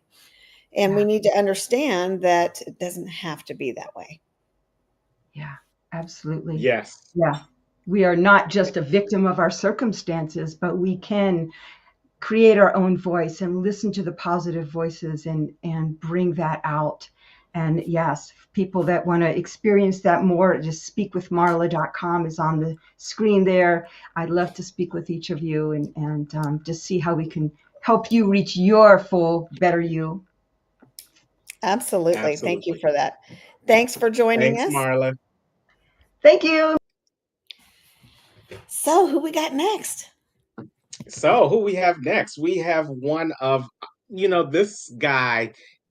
He's another one of those guys that when you see him walk in the room, you just feel better because he is just so full of joy. Every ounce of him just exudes the joy and the happiness that he has in his life. This guy is on a mission to help you get out of your own way and unlock your true potential. And don't we all need that in our lives? By fostering a spirit of Yeah, absolutely. By fostering a spirit of pride, Brenda, Austin believes that together we can create meaningful and positive change in our lives as well as in our businesses. And when he's not dedicated to helping others achieving that goal, you might find him playing his guitar, lost in a captivating book, following the thrill of Formula One racing, which is down here in Florida over this next month, or enjoying those cherished moments with his new bride, Megan. But today, I want you to cherish the moments that Austin is going to provide to you because he is truly loving the person he's becoming. So let's welcome to the stage, Austin Atchison. Hey, Austin. Hey, Austin. Hey, guys. Oh, sorry. I actually just finished watching some qualifying while listening to people speak. I was watching Formula One at the same time. But yeah, let's get right into it. Are we ready for me to start? Stage is yours. All right, Yes, cool. the So stage is yours. Take it away. wanted to start with saying thank you for having me and providing the opportunity. Brenda and Terrence, phenomenal job so far, and all the speakers have been incredible, especially the last two. I mean, I've heard Kenya's story before, but every time it hits me pretty hard. But yeah, so happy Saturday to everyone, and I hope that I can give you guys some wisdom or some help in helping loving the person that you're becoming. I wanted to start off with why I got into speaking or how I came about being a speaker. And I have been was a swimmer from age 4 all the way through college. And when I graduated, I wanted to make sure I stayed present with swimming. Obviously, it was my happy place. I really wanted to make sure I was still around it, and not to mention be able to help the kids in the area have the opportunities that I had growing up, to help pay for college, help understand hard work and passion for things will create positive change in your life and help you be happy and successful. And I had always been a little bit better at motivating people and kind of getting them out of their own way than I was at doing that for myself. Not to say I was a bad athlete. I mean, I obviously went to a Division I school and I did fairly well, but I was always a little bit better helping my teammates do that. So I always really knew coaching and speaking was kind of something I was very good at. I also have been a salesperson during this whole time for over the last 12 years since I graduated, and really for the same reason.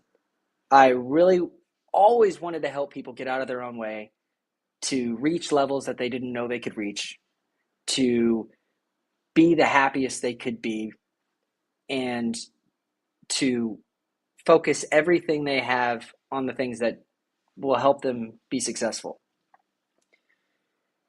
So with all of that, I knew I had been happy with what I had been doing, but with the state of the world and how angry people are, the hate, the divide and everything, and how it was affecting the people I loved, my swimmers, and the people I sold to, I decided it was time to expand a little bit rather than just be a coach and a salesperson, where I had a very relatively small audience to impart this on. Not that even just one person would be huge to be able to get to understand that you're in control of your own happiness and success.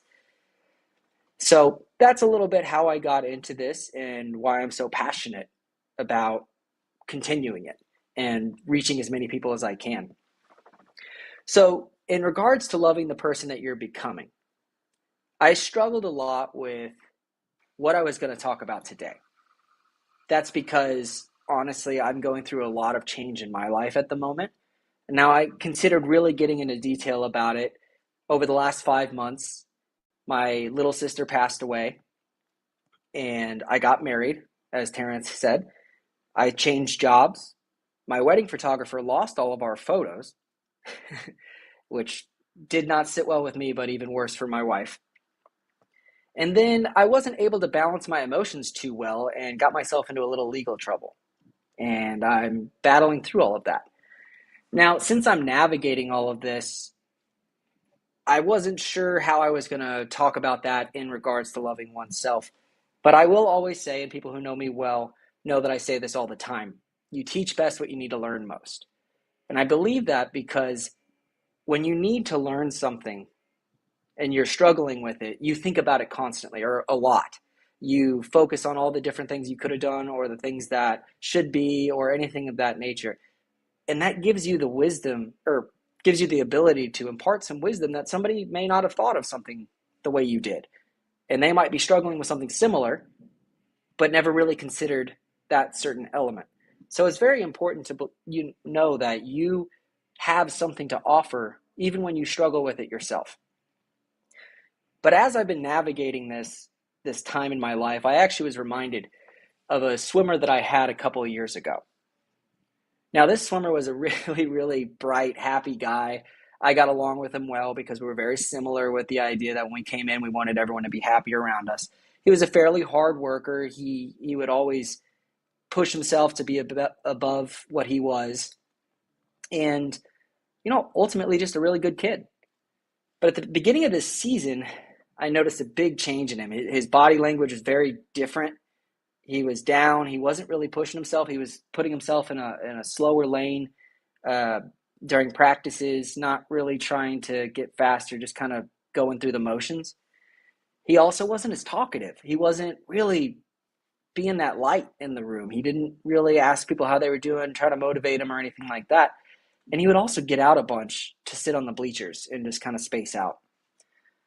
I didn't know then that his father actually passed away just before our season had started, which hit me like a ton of bricks because my dad has been and is now my best friend.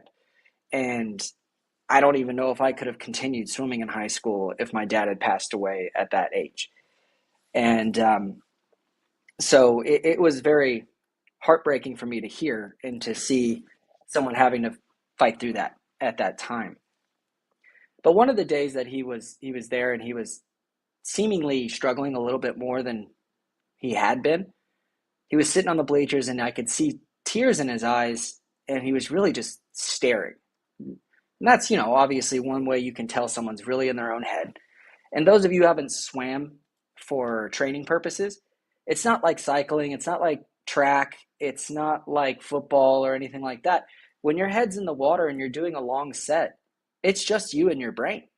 There's no one to talk to. You're working hard, you're hurting, but you're in your own head. Anything that's going on in your life, you will start to think about. So it's a very difficult thing to do when you're having something like that weigh on you. So I walked over to him that day that he seemed to be struggling a little bit more. Excuse me. And I just wanted to talk to him. I just wanted to let him know there was somebody there he could speak to and let it all out, sort of speak. And my goal wasn't to try to fix anything. There's nothing to fix in that situation. People have to have time and they have to go through it in a certain way to evaluate and get through it in their own time and way. But I sat down and I told him, hey, I don't really know a whole bunch about the situation. Would you mind telling me a little bit about it if you're feeling up to it? And he spent the next 10 minutes just unloading, straight 10 minutes where he really just let it all out. And that was very telling on how much he really needed to reflect on everything that was happening, whether he was just feeling like no one wanted to hear, he didn't want to affect anyone else by it or anything like that, but he was definitely hurting from, feeling horribly sad, lost, trying to help his mom navigate through all of this, and just not sure where to go from here. So honestly, there wasn't much for me to say. One, I haven't experienced that, and two, there's nothing you can say. I keep saying that, but there really is nothing, and he has to understand a couple of things, and that's what I realized was, well, let me focus on the things you can control. And that was, there is no correct way to go about this and navigate this next stage of your life. You just have to focus on reflecting on everything, making sure that you don't hold anything back, that you're not holding things in and it's going to take a bad turn one day whenever you're just feeling really emotional about it. It's important to reflect on your emotions and make sure you're always looking at them. Two, you need to make sure that you're not too hard on yourself. It's okay to not be okay, much as what Kenya had said. It is important to understand that you're not okay all the time, and not to get down on yourself for that, or a minor setback or a large setback. And then also how strong he was and how strong he would become being able to navigate through all of this. The fact that he was there showed huge, huge growth and strength. Even though he was getting out and he was down on himself for sitting out, not pushing himself. And I let him know, you are pushing yourself. You're here when you could easily be at home doing nothing and festering and hurting yourself even more. So that actually brings me to what I want to bring up as far as how to love the person you're becoming. And that is simply self-reflection, self-compassion, and growth. Now, in our talk, I discussed with him, the reflection was how he was feeling, and getting it out helps almost more than anything anybody could say. So the advice is almost irrelevant, just as long as he's always reflecting on it. Because the more you can reflect on something, it encourages you to examine thoughts and emotions and behaviors, enabling better, stronger ability in decision making for challenges and setbacks and hardships. Self-compassion, by being okay with not being okay. That's a very important thing to state. I will stand by that anytime. And understanding that, and taking the courage to take action with it. That's a big part of it. Things aren't easy, but you can't just let them happen to you. You have to take action with it, and that takes a lot of courage. 80% of what people tell themselves, or what everyone tells themselves, comes from a negative format. Self-compassion counters this. It allows you to treat yourself with kindness and understanding rather than just straight judgment, which everyone always feels like they have, either from themselves or other people. The growth was shown that he was there at practice every day, going to school, doing everything as well as he could, and not giving up. Because a lot of us feel like giving up. I felt it. I know everyone else here has felt it a little bit. But the growth fosters resilience. Each change or hardship can contribute a more robust inner strength. And that ultimately is what I wanted to state about loving the person you're becoming. Self-reflection, self-compassion, and growth. Don't shy away from them.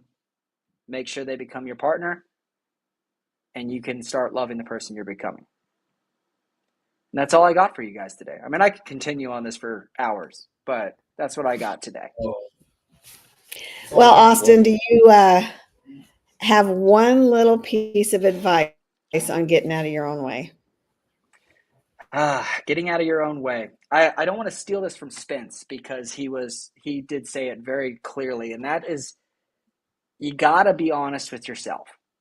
You know, he had said it at the beginning of his speech that you got to look at yourself in the mirror every night and say, did I do everything I could to be the best version of myself? And that's huge. That's huge. And the more introspective you can be about that, the more you're going to be honest with yourself and get out of your own way to do these kinds of things. Absolutely. And that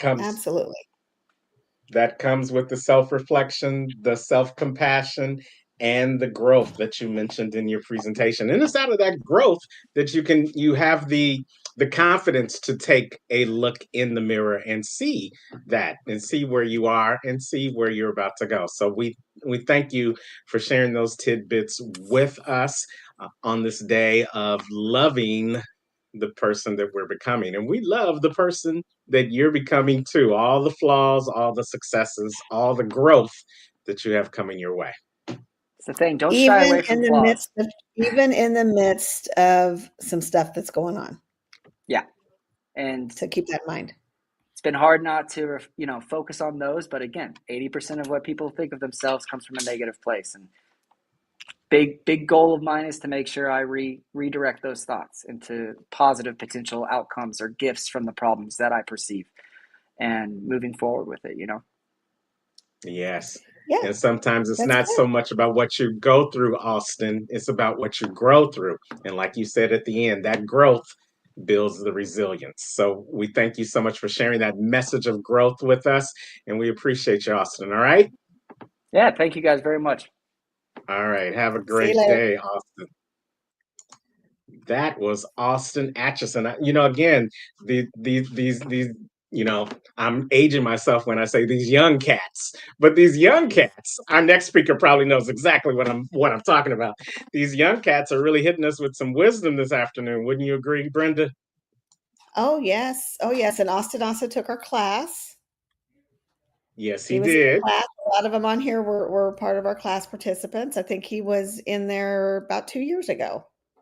Yeah. Absolutely. Did a great job then, and you can see the growth in what he had to present with us today. So we thank you, and we thank you guys who are continuing to watch us. Again, if you see something in some of these speakers that we're bringing out to you today that makes you say that, hey, I've got a message and I'm ready to share it. I'm ready to create it. I'm ready to hone it so that I can become the better speaker, then going out and reach out to us. You know the link, comechangeyourlife.com.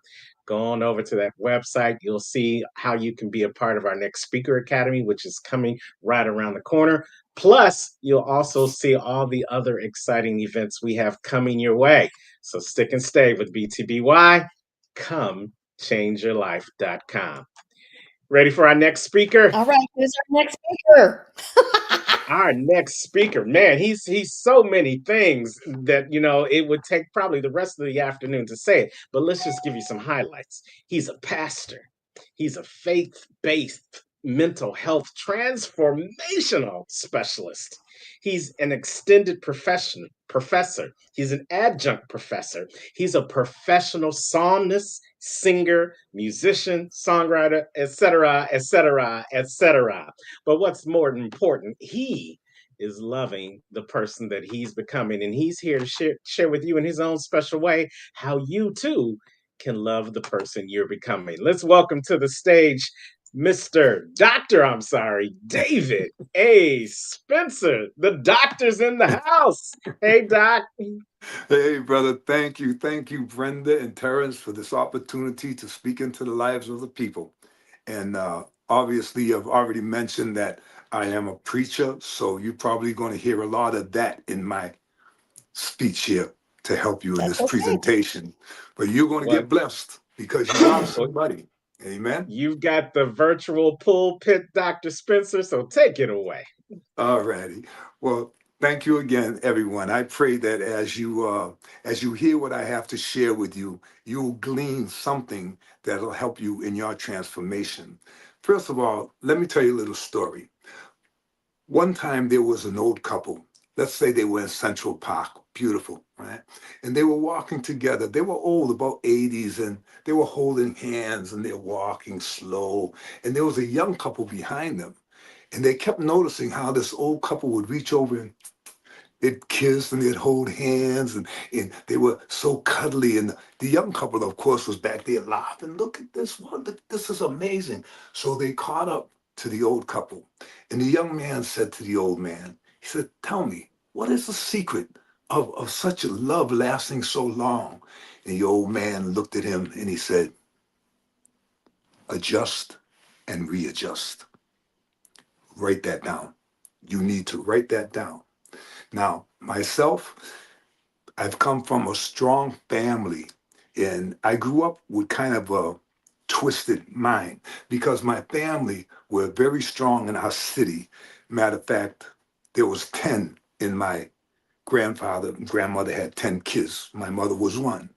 But they ranged from mafioso to government businesses, building most of the city that we were in. One of my uncles was a great architect. And, they instilled in me great values and I was greatly protected, but I didn't want to grow up being a tough guy, which happened for many years. And I never liked it. All I wanted to be was a musician. I wanted to play music, especially when the Beatles came out. Now I'm stating my age, like Brother Terrence said. I'm one of those old cats, brother. I'm an OG, okay? Been through a lot. So I'm speaking to you from experience. All I wanted to do was play music. You know why? Because I found something that I could do that made other people happy. So the first thing now, I need you to write things down, okay? And the first thing you need to write down is motive. What is your motive for changing, for reinventing yourself? Because that's what you're doing. Here's what the Bible says about you. You are fearfully and wonderfully made. Psalm 139, around 14 and 15. You are, period. No questions asked. So stop looking down on yourself. What you need to do is find out the gift that you were giving when you came to earth. All of us, we're given a gift. Could be business, administrative, could be athletic, could be arts and entertainment, but you've been given a gift. And once you find out what that gift is, then you can build on that. And you're going to love yourself literally to death. You'll be happy. I know that with the gift God gave me, and I started to develop it, and it was a process. Write that down. It's a process, a long process. But the gift has taken me to places that I couldn't believe. And it was all transformation. There were all kind of adjustments had to be made from the time of playing with my friends, we're playing rock bands and playing now I was brought up in the 60s, so when the Beatles came out, that's when the transition took place. But from then I played from the Chitlin circuit. If you don't know what that is, that's in the ghetto, in barrooms in the ghetto, or in Chinatown and old warehouses where they're gambling all the time. Very dangerous environments. But for the love of music, we went and played. God bless that. Went on. One day, a big transition took place where a friend of mine, who was a professor at Berklee School of Music in Boston, came to me and said, "Hey, Dave, I think there's a gig for you. I know you can do it." And I was like, "Well, what is it?" And he said, "It's an off-Broadway musical." I said, "Look, you know I don't read or write music. How am I going to do that?" He said, "You can do it because it's all the things you've been playing over the years." He said, "Will you go?" I said, "I'll go, but, I'm not going expecting much." And so I went. And as I entered into the audition room, there were about 16 other guitar players lined up. And I knew that these were Berklee students that could read and write music better than I could read or write English. But I said, "Well, I'm here, so another thing you have to do is get out of your comfort zone, write it down." See, I want to teach you with the time I have with you. I want to deposit, I want to impart to you ways to help you get to love yourself. Amen. First, you got to know who you are. And the only way you're going to find that out is going back to the word so you can find out why you are here, what your gift is, and then how to build off of that foundation. This is how you're going to be happy and protected. For we know that the Bible says, "Look, the battle's mine. I got you. Cast your cares upon me. You are fearfully and wonderfully made. I know the plans that I have for you." All these things are critical. So with the music, God opened up many doors. One time I went to Europe to see a friend who was in the military, and he picked me up at the airport. We were on our way back to his place, but he wanted to stop at the NCO club. I said, fine. I wasn't a believer at that time. Somebody say it. Anyway, we went to the club, and there was a band in there, but they didn't have a guitarist.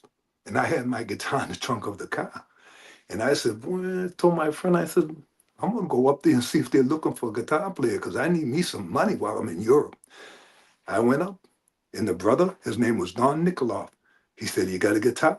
I said, "Yeah." He says, "Well, get it." I said, "Okay." I went up, I know these songs that you're playing, no problem. Because see, a good musician knows when not to play. Amen. So I did.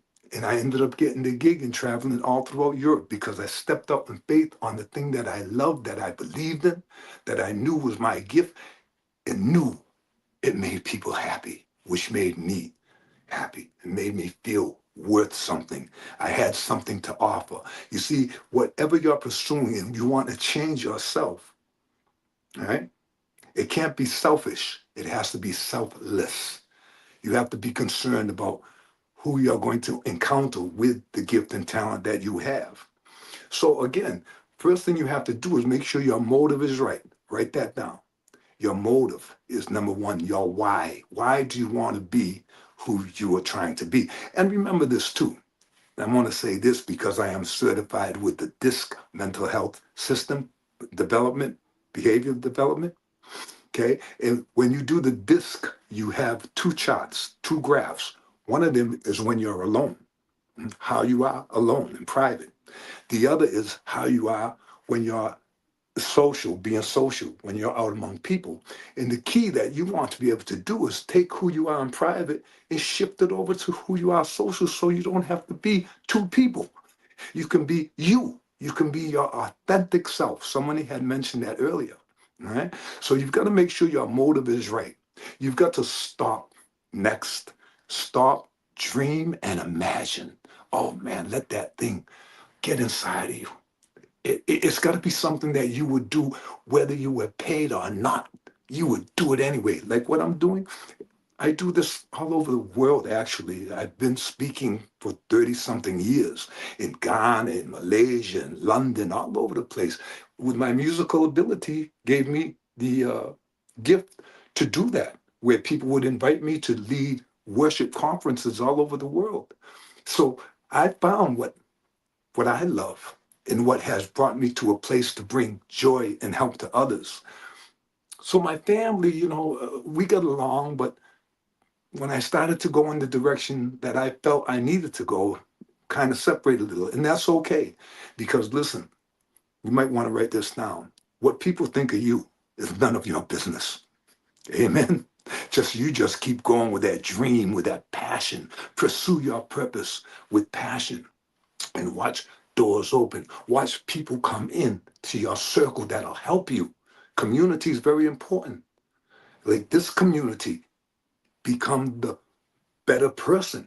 You have to have a community of like-minded people that'll help you to accelerate, you see? Very important. So again, you've got to stop. You've got to look at the big picture. You've got to dream, write those down. Then you've got to journal. You've got to write things down about your journey, you see? Make sure there's so many components to it. You have to have time management, because I'm sure you have a family. I'm sure you work and you have other things that you're doing right now. Prayerfully that you will be able to generate an income from your gift, because listen, provision follows vision. Write it down. Provision follows vision. Don't worry about the money. Don't worry about those things. Pursue your vision with passion again. Another thing you need to be aware of, write it down. Opinions. Everybody's got opinions. Yeah, it's like armpits. Everybody got a couple, and they usually only smell good to that person. Shh, don't say I said that. But you have to have core values. You need to have core values. Now, see, let me share with you, with my elders in my family, I've gone to them. I'm talking about those who are like 90s. And I said, tell me something to last me for my life and for my children, grandchildren, and great-grandchildren. And I have great-grandchildren right now. My oldest is 10. And they each told me different things. Now, my grandfather said, common sense. Use common sense and you'll be okay. Now, he had 10 kids, I told you earlier. Now, my uncle, who was 94, when I went to him, I said, Uncle, tell me something for the family, for the kids. He said, keep moving. Keep moving mentally, emotionally, physically, financially, relationally. Keep moving, keep growing. You see, he was the one who built most of the major buildings in our city, architecturally, designed them and everything. And then my godfather, he was 97. I said, Godfather, tell me something. He said, treat other people the way you'd like to be treated. And then it came to my mom. My mom is still alive. She's 94 in a nursing home. But I go see her every week. And she said, Dave, keep smiling. Keep smiling. Stay happy. Stay content. And you'll be okay. And pass that on to my great-great-grandchildren, who she has now. So there's a process that has to be embraced. And you can't get down on yourself. Matter of fact, you need to really, I keep a little mirror with me, see? And I have to look at myself and say, listen, that idea you're trying to, no, we can't do that, because whenever I listen to you, you get me in trouble. Keep a mirror with you. You need to have daily a conversation with yourself. First thing in the morning, when you get to that bathroom, you look in that mirror and say, I love you, man. I'm going to look out for you. I'm taking care of you. I know you have to deal with this world system and all the stuff that is going to be thrown at you today, but I got you, you see? And you tell yourself, I love you. I love you. I need you and you need me. And remember, the second commandment says to love your neighbor as you love yourself. So really, you can't even love until you love yourself. You have to go back to the future. Amen. You go back, find out. In other words, it's like a rose. I like to use that illustration because a rose smells beautiful. It looks good to the outside, but the essence of it is when you stop peeling the petals, the scent gets stronger and stronger. And the real you, when you start taking off all this stuff that you've accumulated from the world, your authentic self becomes truer and truer. And that's where your joy lies, in yourself. Many things have happened to me throughout the years. And the main thing, I believe, is when I got born again. Yes, I was 32 years old and tired of the life I had created for myself. Matter of fact, when I lead people to the Lord, I always tell them the first thing you got to say is, forgive me for making a mess of the life you gave me. I need to start over, right? And it happens. So once that happened to me, everything started to change directions. And this is when I started to do albums and record for Hosanna Integrity and travel the world behind these big preachers leading worship. And prior to that, before I became a Christian, I was already doing Atlantic City and Vegas and Akron, Ohio, Tangiers and all these high class rooms. And it was all right, but it was all selfish. It was all sex, drugs, and rock and roll until I received Christ. Then things changed. And now it was more to impart and see people weep and see people's hearts transformed by the worship and the ministry that went on. Amen. And so, again, you have to really focus. I worked in a prison for a little while. And one thing I like about working in prison, folks are real. Okay. After they detox, they have to detox a couple of weeks and then they have to trust you. But once that happens, you have a friend for life. And I have my church. I have people in my church. If I put them together, they've done more prison time than the United States is old. Okay. And I love it. I love working with them because they're real. I have to tell people, listen, there's certain things I can't say in front of my people because if they find out I'm having a hard time, they're not all the way that saved yet. But you have to go forward. Don't quit. Journal. You need to laugh. Somebody said it earlier. Laugh at yourself. Laugh at yourself. See, when you look in the mirror, you can say, I know you and you know me. We've been together since the time we put on flesh. You see, you got to look in that mirror and have a discussion with yourself. You'll be better off for it. I'm Dr. David A. Spencer, drdavidspencer.com. Kingdom Mindset Development. Here to help you. Thank you very much. Wonderful. I love the little mirror. I'm going to have to, I have one, but I don't ever use it. I'm going to start using it. So the That's a mirror great and the analogy. crown is just going to become even that much more powerful. Well, Thank you, Dr. then I don't want to be the wicked stepmother on Snow White. Thank you so much. It's been such an honor and a privilege to present. And I pray that even those who are listening that are part of the program have received some nuggets. Amen. Oh, amen. Well, Well, thank you, David. Yes, we learn a lot from old cats, so I'm glad I can share the stage with another old cat. But you're wearing that hat, Doctor. You wearing it. Yeah, you gotta wear the hat. Branding. All right. Thanks so much. That is God bless you. Dr. David A. Spencer. Man, check him out. And check out all our speakers. Go back and listen to this. You can watch us on YouTube. You can watch us on Facebook. You're watching us on any of the social media that BTBY is on right now.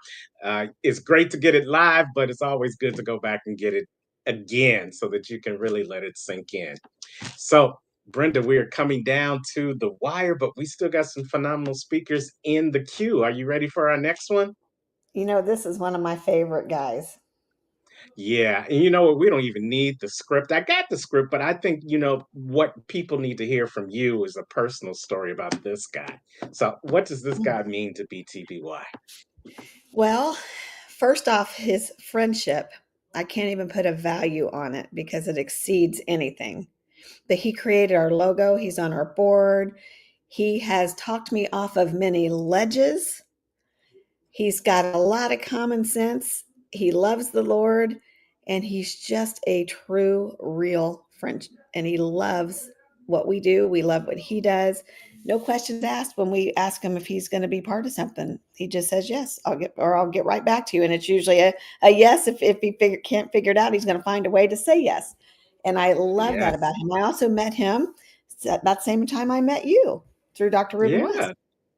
I've Good, spoken good, in good. Africa with him together. Yes. That was a good room that you were in that day, huh? It was a good room. Your circle matters. Your circle matters. That's all I can say. Yes, Well, yes, yes. let's bring him Well, up. yeah, a lot of what you said cannot be put on a bio that you send out to every event planner, but we wanted to make sure that it was known. But his bio says he is a highly sought after international motivational speaker, award winning author, personal development strategist who helps people take an objective look at themselves as the CEO of SacconiPrince.com, whose slogan is making motivation personal by introducing you to yourself. The man, the myth, the legend, he is among us. I like to call him Doctor, but you can call him Paid. This is Sacconi Prince. Hello, hello. Can you hear me? With us, we can Yes. hear you. He Okay, goes. good. You answered the call, Sacconi, and I love that about you. But what I really love the most is how you put Christ and your family above all. Yeah. Well, I tell you that there is a huge weight of responsibility. I actually live by the scripture, to whom much is given, much is required. But I think a lot of people have yet to really understand what they've been given. I think they've yet to really take an inventory of what they have. And if they did that, they would see the requirements that come with it. And I learned that story from, believe it or not, Spider-Man, because Uncle Ben told Peter Parker, with great power comes great responsibility. That's right. Yes. So you And just that's gave just us a all permission paraphrase. to watch movies. There you go. And that's just a paraphrase of that scripture. To whom much is given, much is required. But like they've said, my name is Sacconi Prince of SacconiPrince.com, where we make motivation personal by introducing you to yourself. And I've had a chance to listen to all of the speakers this morning, and it's been an amazing opportunity for those who are tuned in to understand that there's more that you can do, and you can love who you are becoming. But I have a question for you. And my question to you is this: do you love you? I know that seems like a crazy question, but I want you to answer that. Do you love you? So many people will say, yes, of course I love me. Why do you ask me that? That's a silly question. Yes, I love who I am. Well, my question to you, my follow-up question would be, okay, so what have you done to show yourself that you love you? What have you done to really show yourself that you love you? So many people I know are living beneath their privilege. That's because they have yet to draw that boundary with themselves and say, you know what? I deserve better. I deserve to be a better version of myself. I don't deserve to hang out with these people or to do these things or to go these places or to allow myself to be treated this way. I deserve better. Do you love you? If somebody was watching your life from a distance, if somebody was a fly on the wall in your life, what would they see? What would they hear? Would they hear you talking positive about yourself or to yourself? Or would they hear you just beating yourself up? Would they see you taking a back seat to everything else going on in your life? Would they see you not standing up for yourself? Do you love you? So many of us go through life and we find ourselves in situations that are not serving us. They're not benefiting us. They are not bringing us to the place that we want to be. They're not the example of the life that we want to show somebody else. And if somebody else had to step into our shoes, would they be happy? I know somebody else is saying, Sacconi, I would love to have the life you have. Yeah, but there's a cost to be the boss. And there's something that has to go on when it comes to you stepping into that part of your life. So again, do you love you? Do you love the person that you are? And okay, so we're talking about loving the person that you're becoming, the person that you're coming into. I remember hearing that Albert Einstein said that imagination is everything. It is the preview of life's coming attractions. Who do you imagine yourself to be? Some people say, well, if I had a better spouse, or if I had more money, or if I had a better job, or if I looked a certain way, if I lived in a certain place, drove a certain car, wore certain clothes, I would be better. But it's not about your spouse or the clothes or the money or the house or where you live. It's about what's on the inside. And that's the work that I believe all of us need to do. The person that we want to be, the person that we want to become. I know so many people fall in love with potential, but we need to make sure that we're falling in love with what it is on the inside of us. I spoke earlier about to whom much is given, much is required. And so many of us haven't taken the time to take an inventory of what we have. We don't see our value. But we need to learn to value our value and see what value our value brings, because it's not a value if it only impacts and helps you. Dr. Miles Monroe said the fruit isn't for the tree. And your gift, your ability, your talent, your calling isn't just for you, but it's for you to serve humanity. But if you don't see it as that, you'll take it and tuck it away. You'll take it and hide it. You'll go somewhere and sit in a corner and eat sandwiches and not do a thing with what you've been given. But if you understand that somebody is hungry for what it is you have, somebody needs your presence, somebody needs your encouragement, somebody needs your story or just your listening ear. If you never realize that, you will leave them starving for what you have. But if you take a minute to just do an inventory of the gifts, abilities, talents, and calling on your own life, you'll see there's a responsibility that comes with this. I have to do something with this. I cannot just sit, soak, and sour in my current situation. I got to put in some work. I got to better myself. I got to get help. I got to connect with somebody who could do more with me and for me and help me to achieve and become that person that I know I can be. Some of the people are concerned about what other folks say or what they think or how they're going to react or respond. Are they going to applaud? Or are they going to clap? Are they going to sing my praises? We get so caught up in what other people think that we start thinking what other people think is more important than what we think of ourselves. Somebody once said, if you believe you can, or if you believe you can't, you're right. If you believe you can, or if you believe you can't, you're right. What you believe about yourself is more important than what other people think about you. Because at the end of the day, they can't do anything to help you to actually get to where it is you've been destined to get to. But you have to invest and you have to bet on you. You have to put in the work for you.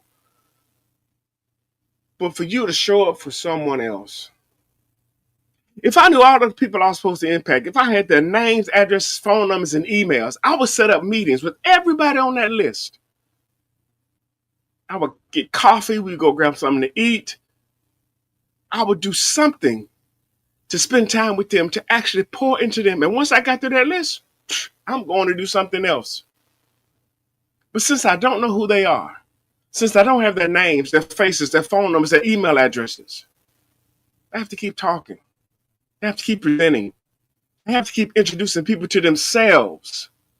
Because I know that there's somebody who's waiting to hear this message. They're waiting to understand that they have something worth sharing with the world. They're waiting to get permission to get out of their own way and step forward into that thing that they've been called to. But if I sat and if I waited for somebody to come knocking at my door, hey, Saccone, can you come and speak? Can you come up? It's not going to happen. And yes, it's scary at times putting yourself out there because you don't know what people are going to say or think. But I'm not looking at the ones who reject me. I'm not for you. And that's fine. I'm good with that. But for the ones who are waiting on me, for the ones who need that boost of encouragement, that boost of adrenaline, for the ones who need to be introduced to themselves, I'm here. I'm here to help you. I'm here for you to understand that you have more in you than you are putting out. And so many of us are doing just that. We are operating beneath our privilege. I'm not talking about living. I'm talking about operating. Put in the work. Get a coach. Connect with somebody who's going somewhere. Someone who's going to challenge you and stretch you and actually allow you to become a better version of yourself. Nobody who's ever made any difference, any impact in this world did it alone. They had help. They had counselors. They had advisors. They had coaches. They had friends. They had family. I want you to fall in love with the person that you're going to become. But that starts today. It starts right now. But it also starts with you thinking, who is that person? What can they do? What do they have to offer? How can they change this world? And if you really want to know it, and I'm going to give you this and then I'm going to wrap it up. If you really want to know what your calling is, what your gifting is, what is the thing that you do with the least amount of effort but has the greatest impact?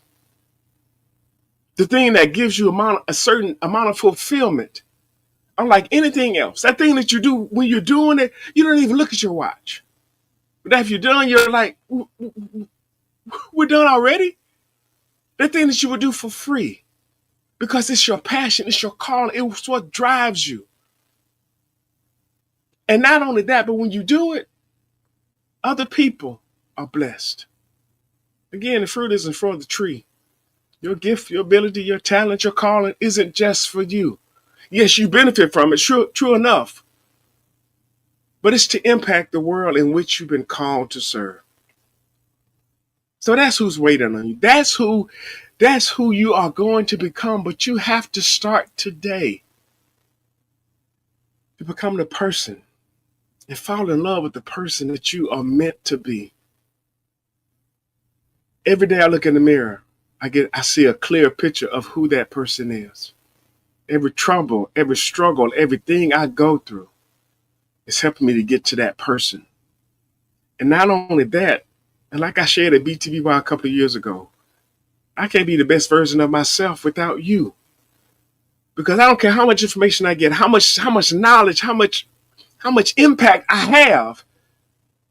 If I'm not putting it out there, if I'm not sharing it, it's like a pitcher with no spout. God did not intend for us to take all of this stuff to the grave. Somebody is waiting for you. Yes, you, not me, you. Somebody's waiting to hear your story. They're waiting to feel your impact. They're waiting to actually embrace you. Because in the end,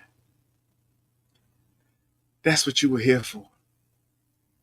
We've all been called to serve. Who are you serving? And what impact will you make? Not only that, will you leave a legacy? Something for somebody else to follow? Will you blaze a trail? Will you make a difference that generations from now can actually reference and point to? All of us have that potential. But the only way for it to happen is we have to take action. A lot of speakers have said it today. You have to take action. It's a part of who you've been called to be. And having people like Terrence and Brenda and being a part of the BTBY is so needful because I'm telling you, you'll have an opportunity to reach folks you never would have reached before. I never forget the dancing trucker. He told me I almost brought him to tears. I never would have imagined that someone like him will listen to someone like me. But that just shows just how our message isn't put in a box. We can share and we can impact so many people, but you have to be willing to put yourself out there. Had I not opened my mouth, had I not stepped up, had I not stopped worrying about what other people thought about me, nobody would know who I am. Nobody would remember me. But because I didn't care what other people thought, because I fell in love with the person I am and the person I'm becoming, because I was willing to put in the work, I'm leaving something for generations to take note of. Even if it's just the fact that I'm consistent. I was speaking at a training couple of years ago, and this one lady, she came up to me and she said, you know, I have a problem with my confidence. Before I knew it, I said, consistency builds confidence. So, oh man, let me tweet that out. Consistency builds confidence, because it does. Whatever you do over and over again, you get better at. And that betterment, it actually helps with your confidence. So, what do you want to be known for? What do you want your legacy to be? It's first going to start with your commitment, because your commitment fuels your consistency. Your consistency fuels your success, but your success makes you a legend. And loving yourself, loving the person that you're becoming, loving who you can be is something that can give other people an opportunity. They can give other people an opportunity to actually use you as a model and follow in your footsteps. Not make a cookie cutter, but just learn the principles that you've embodied and make them their own. And look, this is Sakoni Prince of SakoniPrince.com, where we make motivation personal by introducing you to yourself. And I want you to know that you have so much to offer the world. And there are so many people that are waiting for you to show up. They are looking for you, and they need you. And I want you to be there for them. I want you to be the best version of yourself for them. It doesn't just help if you that for you. Yes, you do benefit from it, but it shouldn't stay with you. I told somebody one time, leadership starts on the inside, but it doesn't stay there. So I want you to know that you can actually do what it is that God intended for you to do. And with that, I turn it back over to you. I want you to say that again. That leadership, what? With the inside? Say that again. Leadership starts on the inside, but it doesn't stay there. That's powerful. Yes. That is powerful. So, Yes. Sakoni, you got to tell them where you just spoke at. Well, I had a chance to speak at Oakland City, Indiana University. And I did my first TEDx talk, and it was an amazing time. I was super excited to do that. Well, we are so proud of you. We are so glad you're part of the BTBY, and we wouldn't be where we're at without you. You have been an instrumental team player with us. I tell people all the time, I'm just a resource. God is the source. Ooh, Absolutely. I like that. Yes. That's beautiful. And I love the fact that, there's a quote that says, people may not remember what you say, but they will always remember how you make them feel. Well, you are a double threat, because you make us feel a certain way, and we remember everything you say. So that is very powerful, and you have a true talent, my friend, and you are leaving legacies because you love the person you are, as well as the person that you're continuing to become. Thank you, my Yes. And you're friend. teaching Glad to others. call you that. You're welcome. You're welcome. Thank y'all again. And again, kudos to y'all. Hats off to y'all for doing such an amazing job, getting all these dynamic and impactful speakers from all over the world. Thank you. Well, you know what? Absolutely. They're showing up and they're taking action. And Yes. That's true. without action, you're not going to go anywhere. So they are taking action to become speakers, to make a difference in the world, to share their stories, and your story matters. If you just Yes. help one, isn't it worth it? Yes. Yes, absolutely. And for you guys who are watching us today, who are seeing all these phenomenal speakers, this too could be you. Again, if you're looking to become a better speaker, a better communicator, if you're looking to become a better version of yourself, then just come on over. Sakoni's been one of our judges for our speaker academies throughout the year, so he knows what it takes to be a good speaker, and you just heard what a good speaker sounds like. So what's next for you? What action will you take towards becoming the better speaker, the better person, and loving the person that you're becoming? We can help you get started. Go on over to comechangeyourlife.com. And Brenda, you're he's itching talking to say about leaving legacies I think our next speaker does a lot about legacies.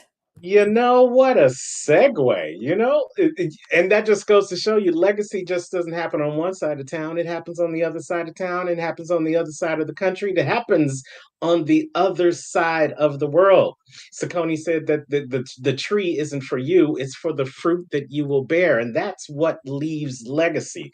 Well, we've got a person coming up now that believes in the gifts of legacy. She believes in it so much, she's the founder and this innovative creator of the show called My Talking Journal.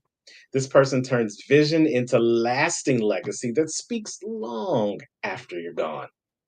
As a publisher and legacy architect, she's dedicated to elevating voices through storytelling, publishing, and video messages. And she is sure the world will remember your name for the right reasons.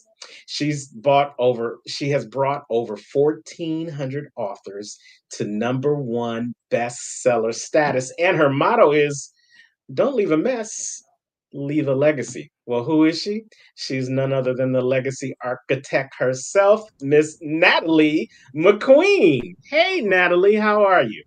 I am great. Thank you for the wonderful introduction. And I really want to thank you and Brenda for really putting such a powerful event together and with such an important message. And I mean, Saucony was just speaking my language. I was like, yes, yes, yes.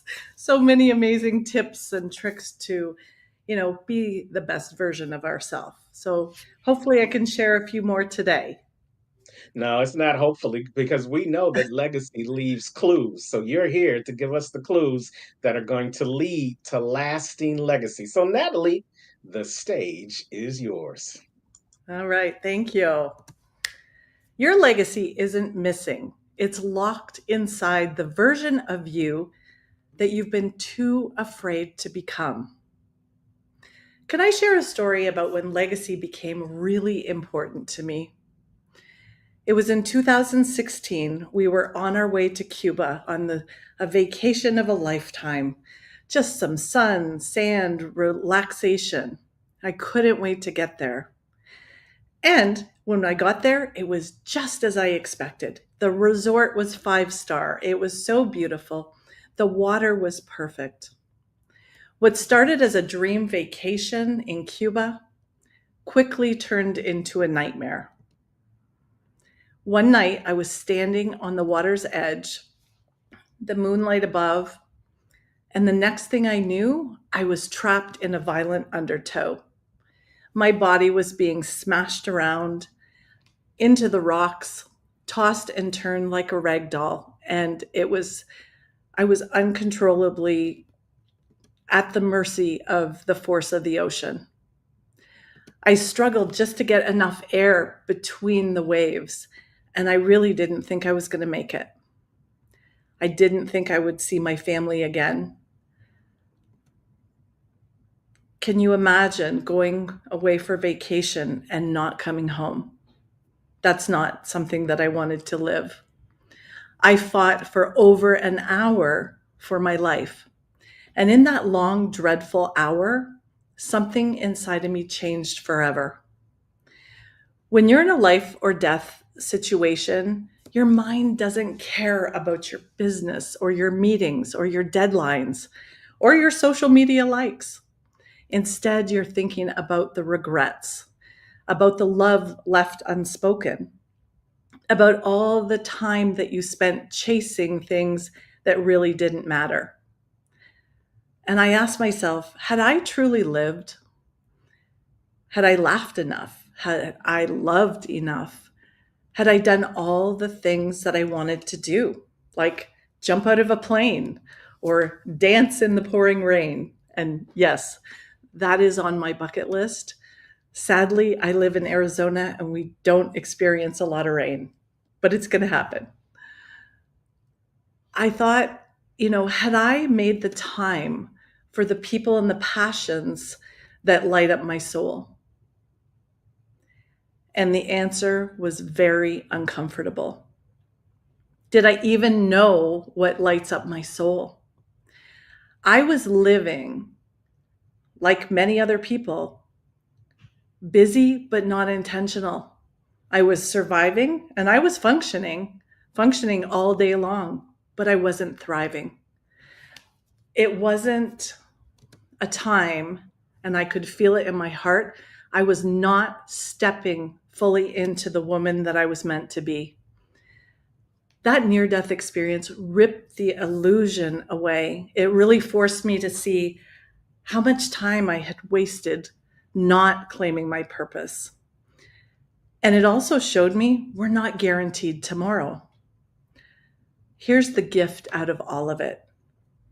I got a second chance, and I vowed going forward, I would never play small again or just hustle to impress. I swore I wouldn't waste another day or waste another breath. It was time for me to fully step in to the person that I was born to become. And I knew this life wasn't working for me anymore.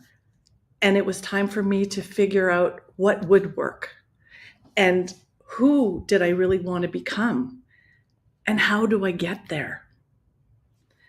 I knew that there was a better self inside of me waiting to get out, waiting to live that legacy life, not just a life on the hamster wheel. And you know what? There's a pretty good chance that there's one inside of you too. You don't need a tragedy to wake you up, and you certainly don't need a near-death experience to finally start living. All you need is a decision and maybe a few powerful tools. Through my journey, I created the power of becoming, activating the identity that helps you to build the legacy that you are meant to live. This is the process of becoming the person capable of building, sustaining, and protecting a true legacy. There are multiple steps, and today I want to just touch on 3 of them.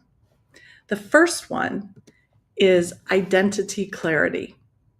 The pillar is about integrity of self, not just values and vision, but the energy, habits, and beliefs of your most expanded version of yourself. Before you can build anything lasting, you want to be radically clear on who are you becoming. You don't want to build a new version of you. You want to reclaim the one that has been buried deep under other people's expectations. This is about asking, who would I be if I didn't care what they thought? The person is not the version of you. That person is the real you amplified. Number 2, the rise, which is the step into your inner authority. Greatness doesn't start with external validation, but it starts with that inner authority. This is where self-doubt out the window and self-mastery begins. This is about building mental discipline, emotional mastery, and unwavering trust in yourself. Embody courage, confidence, and conviction, even when your hands are shaking and mine do a lot.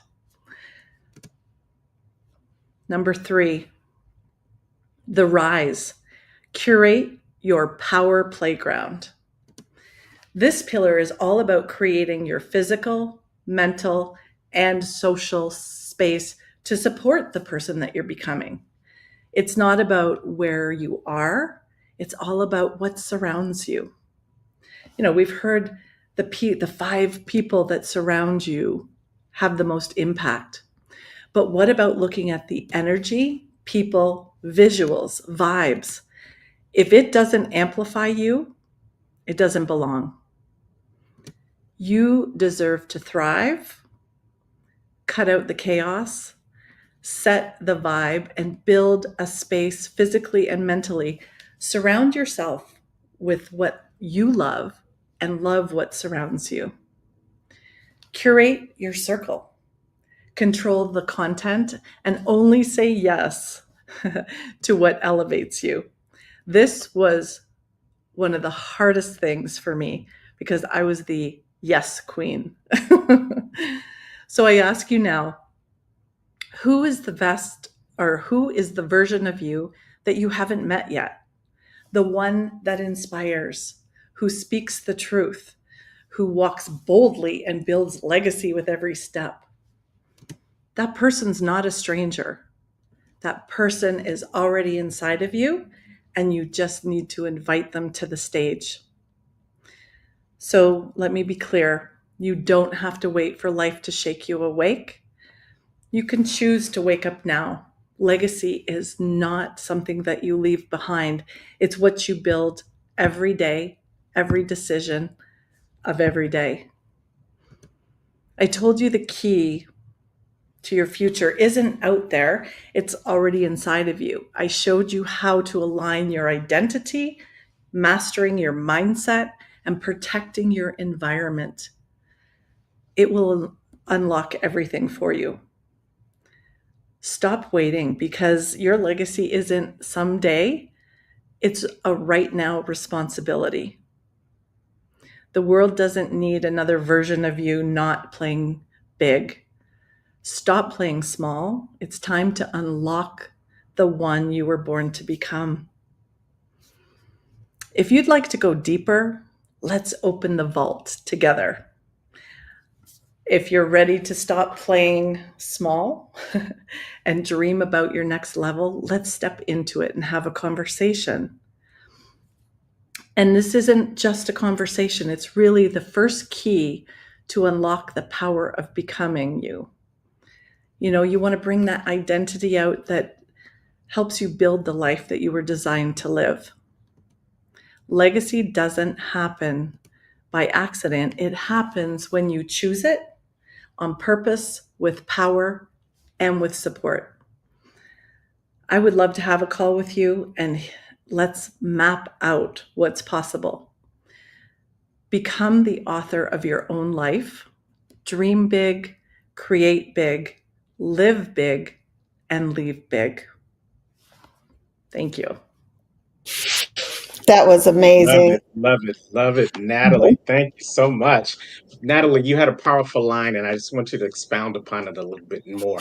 You said your legacy is a right now responsibility. Many people, when we think of the word legacy, we think of something that's going to happen in the future. Why is it a right now responsibility? You know, we all go through so many life experiences, and usually, good, bad, ugly, we learn from them. So if we share those with other people, we can stop them from making some bad choices, guide them to make some better choices, or just as you and Brenda, you're taking people that have gone through, you know, places where it could have went one way and they have turned their lives around and went the other way.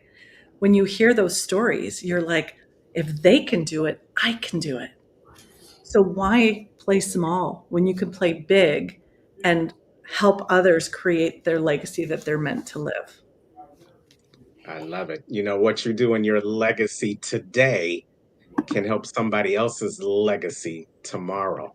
And so that's why that's why that phrase really stood out to me, because many times we wait thinking that our legacy is somewhere down the line. But what Right. Natalie said today is going to help some 14-year-old Natalie that's listening for where they're supposed to be going in their path. And that's going to lead to their legacy today. So thank you for sharing that. Thank you for giving us the gift of legacy and showing us that it's a right now responsibility. We Thank appreciate you. you for you both.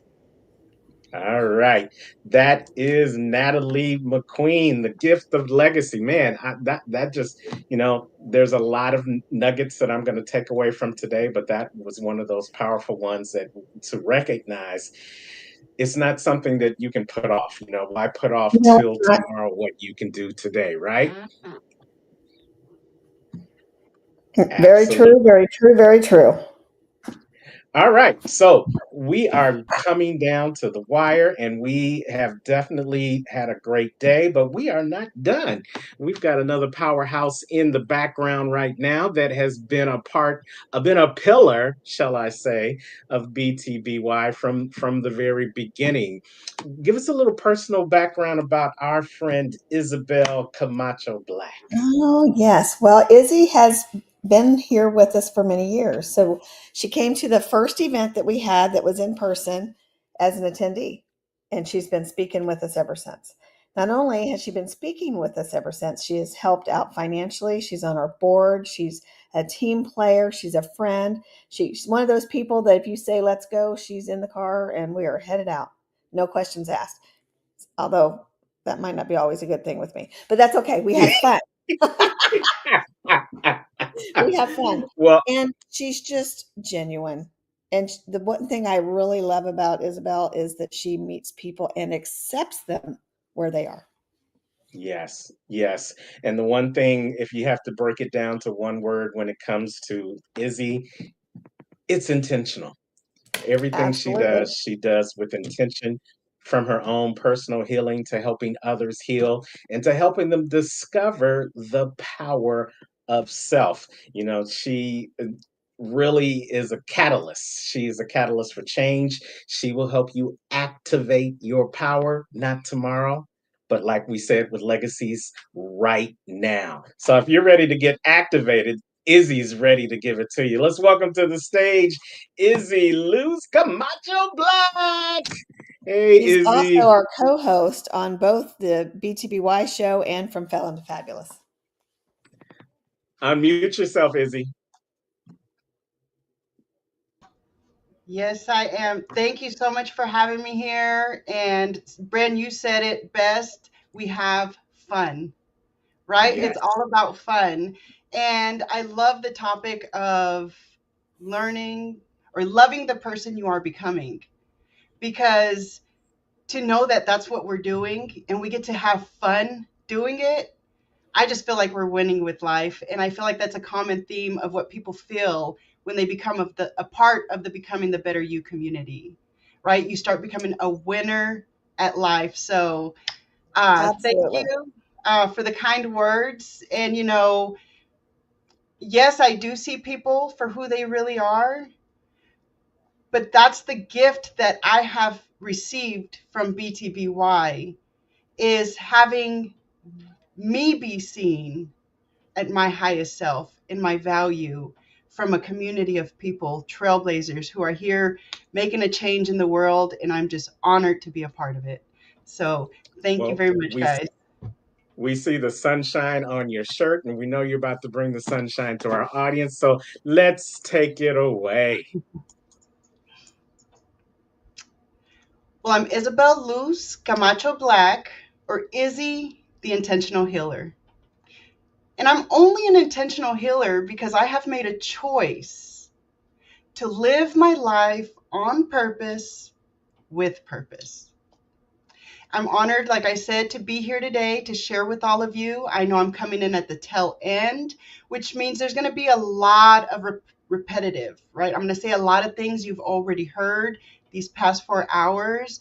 But how do we learn best, guys? How did we learn as children to walk, talk, everything, even now?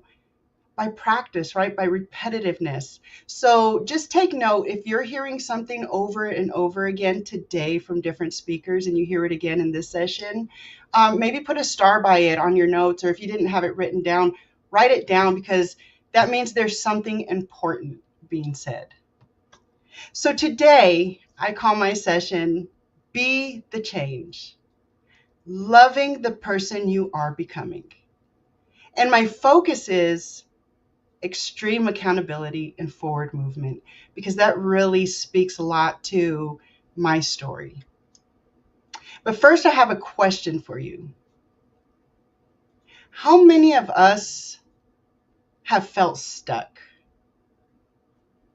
wondering if change is even possible?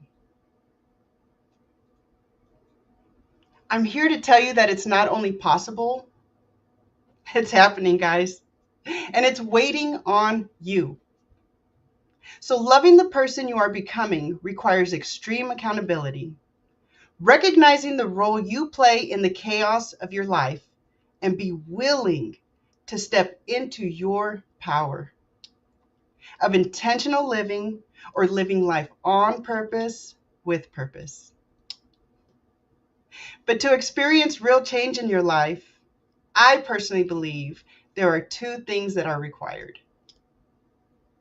You must first learn to be, right? Be. You must first learn to be. That's be present. And to be, that requires for you to, one, believe that change is possible regardless. And then you have to engage or be willing to take the next best step regardless. And what regardless means in intentional living is regardless of your past, regardless of your current circumstances, and most of all, regardless of what other people are saying or doing around you. See, in 1996, I was a 17-year-old girl, and I had just given birth to my first son, Reuben. His father and I were doing our best to remove ourselves from the environment that we were in. We were both in gangs. I sold drugs. We weren't going to school, and both of us had been adopted by family members. We wanted to give our son a different experience in life. However, in spite of all my efforts at the time to remove myself from that environment, I found myself in front of a rival gang member at 9 months pregnant, throwing gang signs up at me, coming at me, acting like he was going to pull a gun out from inside his pants under his shirt. I didn't see if there was a gun or not. But what I realized immediately in that moment is the programming that was within me. Instead of being scared and fearful, I was 9 months pregnant, I reacted and I threw gang signs back. I engaged. A couple of months after that incident, my dad and his wife came to visit in Texas. El Paso, Texas is where I'm from.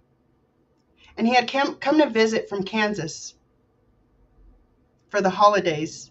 And he asked me how things were going. I didn't have a good relationship with my father. So I wanted to lie and say good just to keep him out of my business. But something inside me told me to be honest.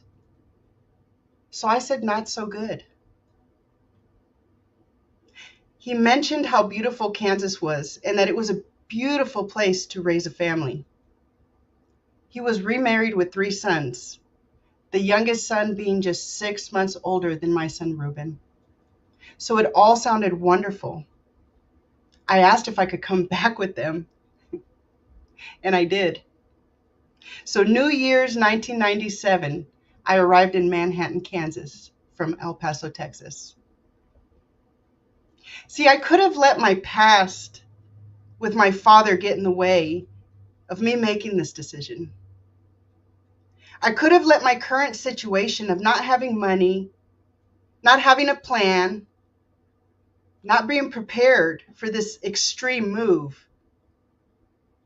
I could have allowed what other people were saying about me to keep me from making this bold move. But I didn't. I took action.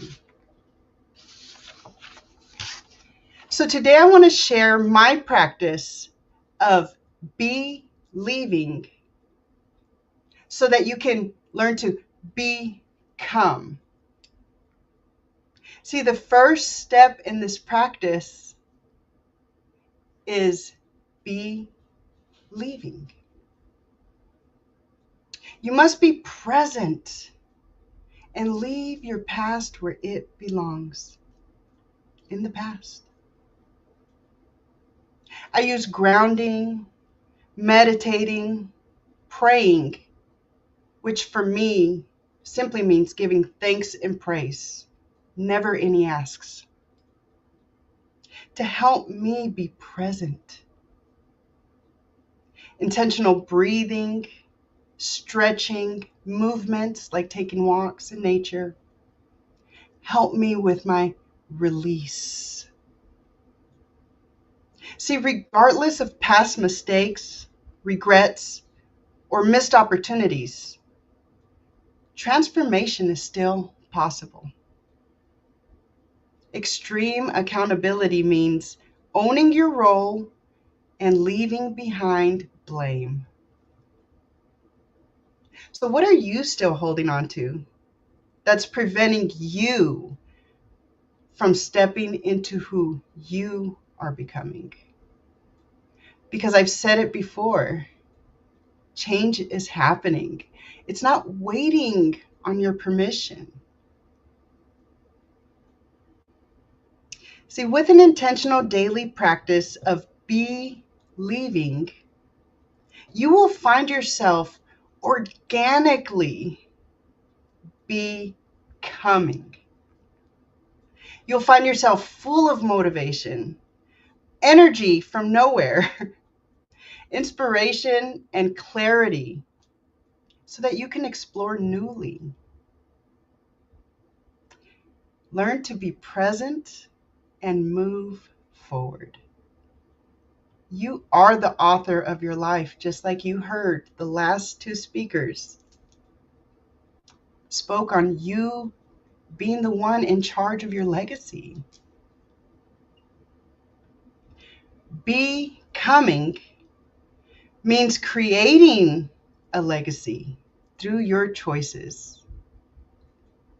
The daily practice for me, right, is through every breath that I take. Intentional living is my life. Everything else finds its way after that. That's job, that's family, that's kids.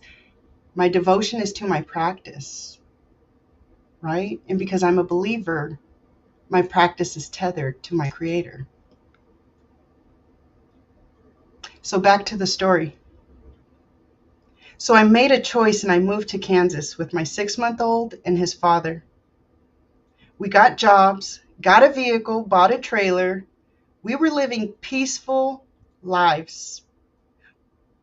Lives we never knew were even available to us. We got comfortable, and just 1.5 years later, I found out I was pregnant again. My ex started to stress about another baby, and he made a decision that changed our lives forever. He made a decision to traffic drugs from Texas to Kansas. His plan wasn't successful, and he and 3 others were arrested and placed in federal custody in New Mexico. I had another decision to make. I moved back to be closer to him, and so that our kids could have a relationship with their father, even if it was behind bars. I lived with my aunt and my uncle again, while he went through sentencing and went to prison. I worked 2 jobs and eventually got my own apartment. I was a single mom of 2 boys, and I was just 19 years old, about to turn 20. After serving 1 year, my ex was released to a halfway house. While he was there, we decided it was best if we separated. See, my confidence at the time was out the roof. I couldn't believe that I was actually doing it on my own. However, it didn't last too long. By August of 2000, I found myself jobless, unable to pay my rent, actively using cocaine again. and tied up with people that were no good. Again, I had a decision to make. Would I let fear, doubt, shame, regret, or what others were saying about me keep me stuck? Absolutely not. I took action. Boldly, I got on a Greyhound bus with my duffel bags, my 2 boys, and I was pregnant with my daughter. I came back to Kansas.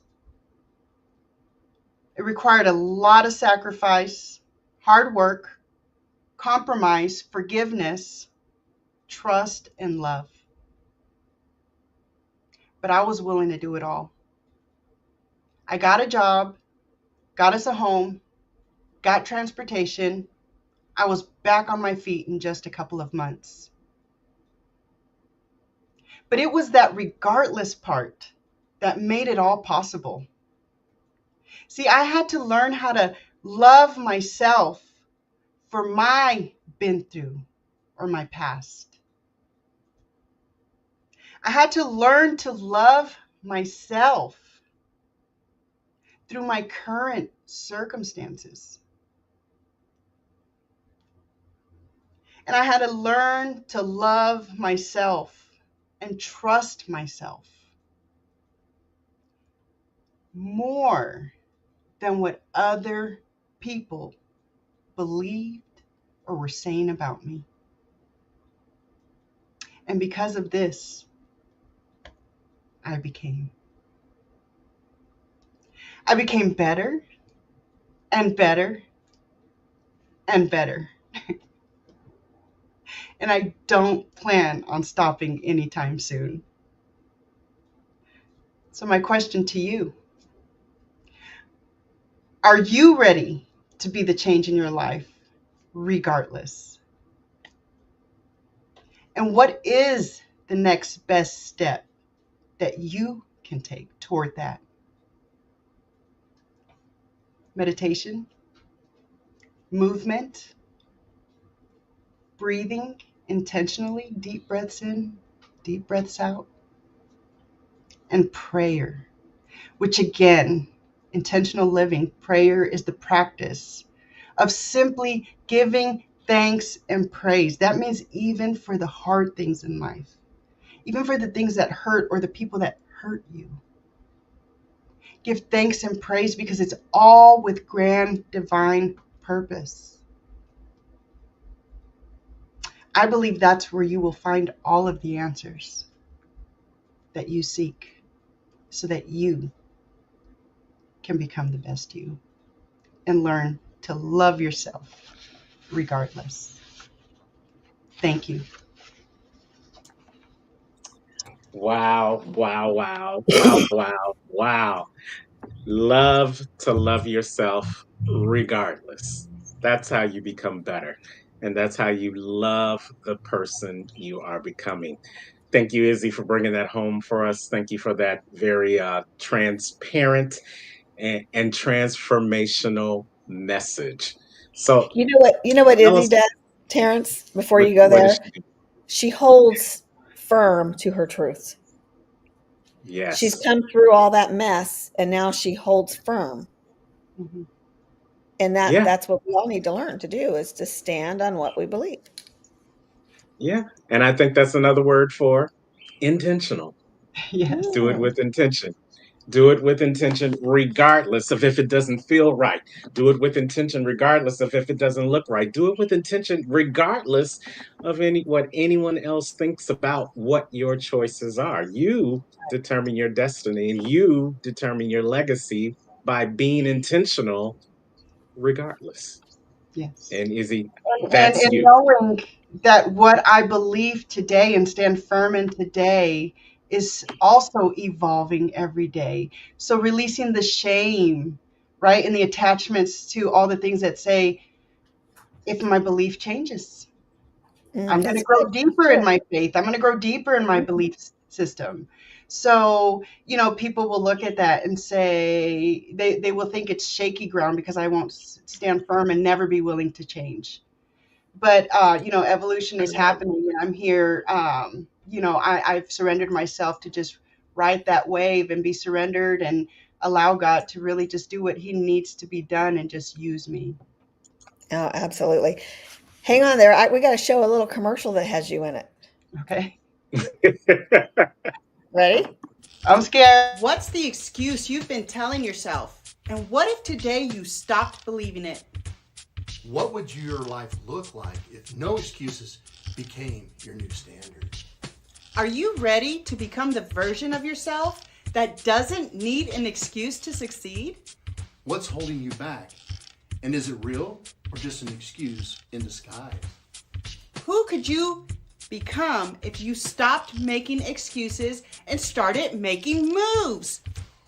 What would happen if you made room for growth instead of giving power to your excuses? Is your excuse bigger than your purpose? Think again. How long will you let your excuses write your story? What if your breakthrough is on the other side of your best excuse? What are you willing to let go to make space for your greatness? No excuses. ComeChangeYourLife.com.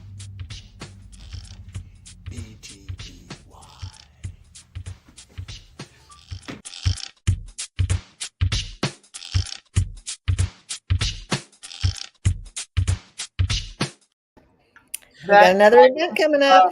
Every time. Yeah. But yes, we have fun Absolutely. at BUI. The only thing I want to know is how did you feel after you got Brian out your head? Because that was just way too much. You're like a creepy conscious coming up behind you. That's a whole lot to have. That's a whole. I know, it was so Well, funny. we definitely, yes, we are looking forward to this event. And while we threw that up there real quickly, no excuses. As an intentional healer, what does it mean to have no excuses? No excuses is exactly that, right? Throw them in the trash, get them out of here. But with a daily practice, you start seeing the patterns in your life. And that's usually where you spend time finding, tracking your day to day, what you're taking in, what you're putting out, what you're reacting to, and why. That's where you'll find yourself not having being full of excuses. And it's only because clarity starts coming. It's not that I'm not any better or nobody's any better than anybody else. Clarity just naturally starts coming when you on purpose evaluate your life and choose to show up on purpose. Wow. Yep. I'm going to throw it to you, Johnny Avocado. What does it mean for you in your journey towards becoming the better you and leaving a legacy? What does it mean to have no excuses in your life? Oh, I really like that. I appreciate this mantra that we've taken on, the no excuses. Sometimes we really overcomplicate things. We give ourselves all the connections and all the resources to try to find answers. That's what we're good at, right? And all things can be tools or weapons. And when we use our ability to find an answer to tell us no, then that's when we're using it as a weapon against ourselves. When we use all that information and come to the conclusion that it's yes we can do something about our situation or the world around us or whatever it is, then that's really what the difference is. It's really that simple. Sometimes we make it way more complex than that. But the difference between an excuse and a reason is simply what you're doing with the information. You're presented with the opportunity. Of all the things that we do in our personal development journey, recognizing when the moments of change are upon us is one of the most profound moments. And it's not just, it's an opportunity. And for us to get better or to be better, we have to be able to recognize what those moments are. And for us to use the mantra like no excuses really just allows us to focus on that moment and be mindful and paying attention to when those times are. Is this information an excuse for me to stop? or is this the reason that I'll give myself to move forward? And I can't tell everybody just how much I really appreciate what we're doing to make it that simple for folks, because it really is that easy. Stop complicating it and just make it that simple for yourself. Don't give yourself the excuse. And we do complicate things. We do way too much. Yes. Yes. You know, There's and no room in my life for any ex-wives. There's no room for my life for any ex-relationships. There's no room in my life for any ex-jobs. There's just no room in my life for exes. So in order for there not to be any room, I have to make no excuses. So in order to move forward, you can't keep looking back behind, because all the exes are behind you. So do you want to go back, or do you want to keep going forward? The way to keep going forward is no excuses. And Brenda, how are we going to help the people go forward in September 2025 at the next BTBY experience? Well, so when you are saying I can't, it's just an excuse. And we're going to help you focus. And I know Terrence is going to talk about this, on what you're able to do. We're going to give Yes. you a platform to get started, a way to wean off of your excuses, because we all do it. I'm not good enough. My dad said this. My spouse won't let me do that. I never move up at work. Boo hoo, woe is me. Everybody hates me. I'm going to go eat some worms. We're going to get rid of that mindset. We're going to give you a starting point. And baby steps is all it takes, but you got to take the steps. If you don't take action, you're never going to get there. And then you will be your excuse. Exactly. And then along with the training, right, you get a whole support system with the community. So really, you know, even if you're fighting excuses coming, I feel like once you leave, you're just very grateful for the support, the opportunities, the resources, the stories, the trainings. Hey, Izzy, with that, tell us kind of how you got involved with BTBY. I would love to hear, because you didn't make excuses and you weren't even sure what was going on, but you showed up. You know, I was trying to make excuses. And just like you said, I attended that first one as an attendee, met you. That was February 2022, met you about November, December of 21. I had no idea people were gathering together in a building and just sharing that type of space and helping each other out in the capacity. BTBY is different, so I don't think we could even compare it. I haven't been to other ones, but I've heard people who have, and they just say it's different, and I believe that. So attending that first one, I tried to fight it, first of all. And even when I tried to get Dave to go with me, he was like, huh? No, like, you go have He's fun. been to everyone ever since as He well. ended up going and stuff, and he loved it. He went all 3 days. But when I left there, I mean, it was just validation after validation of what God had already been speaking into me. It was a community of people that they were expressing, God was speaking into them as well, but they were taking action. So that's what I needed. I needed people to show me what it looks like to take action in this world, and putting yourself out there to help other people. You know, I spent my life trying to help my family. I didn't know that I had enough energy within me to expand that out and help other people outside of my small little world. You know, but once you surrender and you're surrounded by like-minded people, it doesn't feel like a burden to carry. As a matter of fact, it feels like a very proud flag or a torch that you want to run around everywhere you go holding up high, so everybody can see, you know, there's victory going on here, as Absolutely.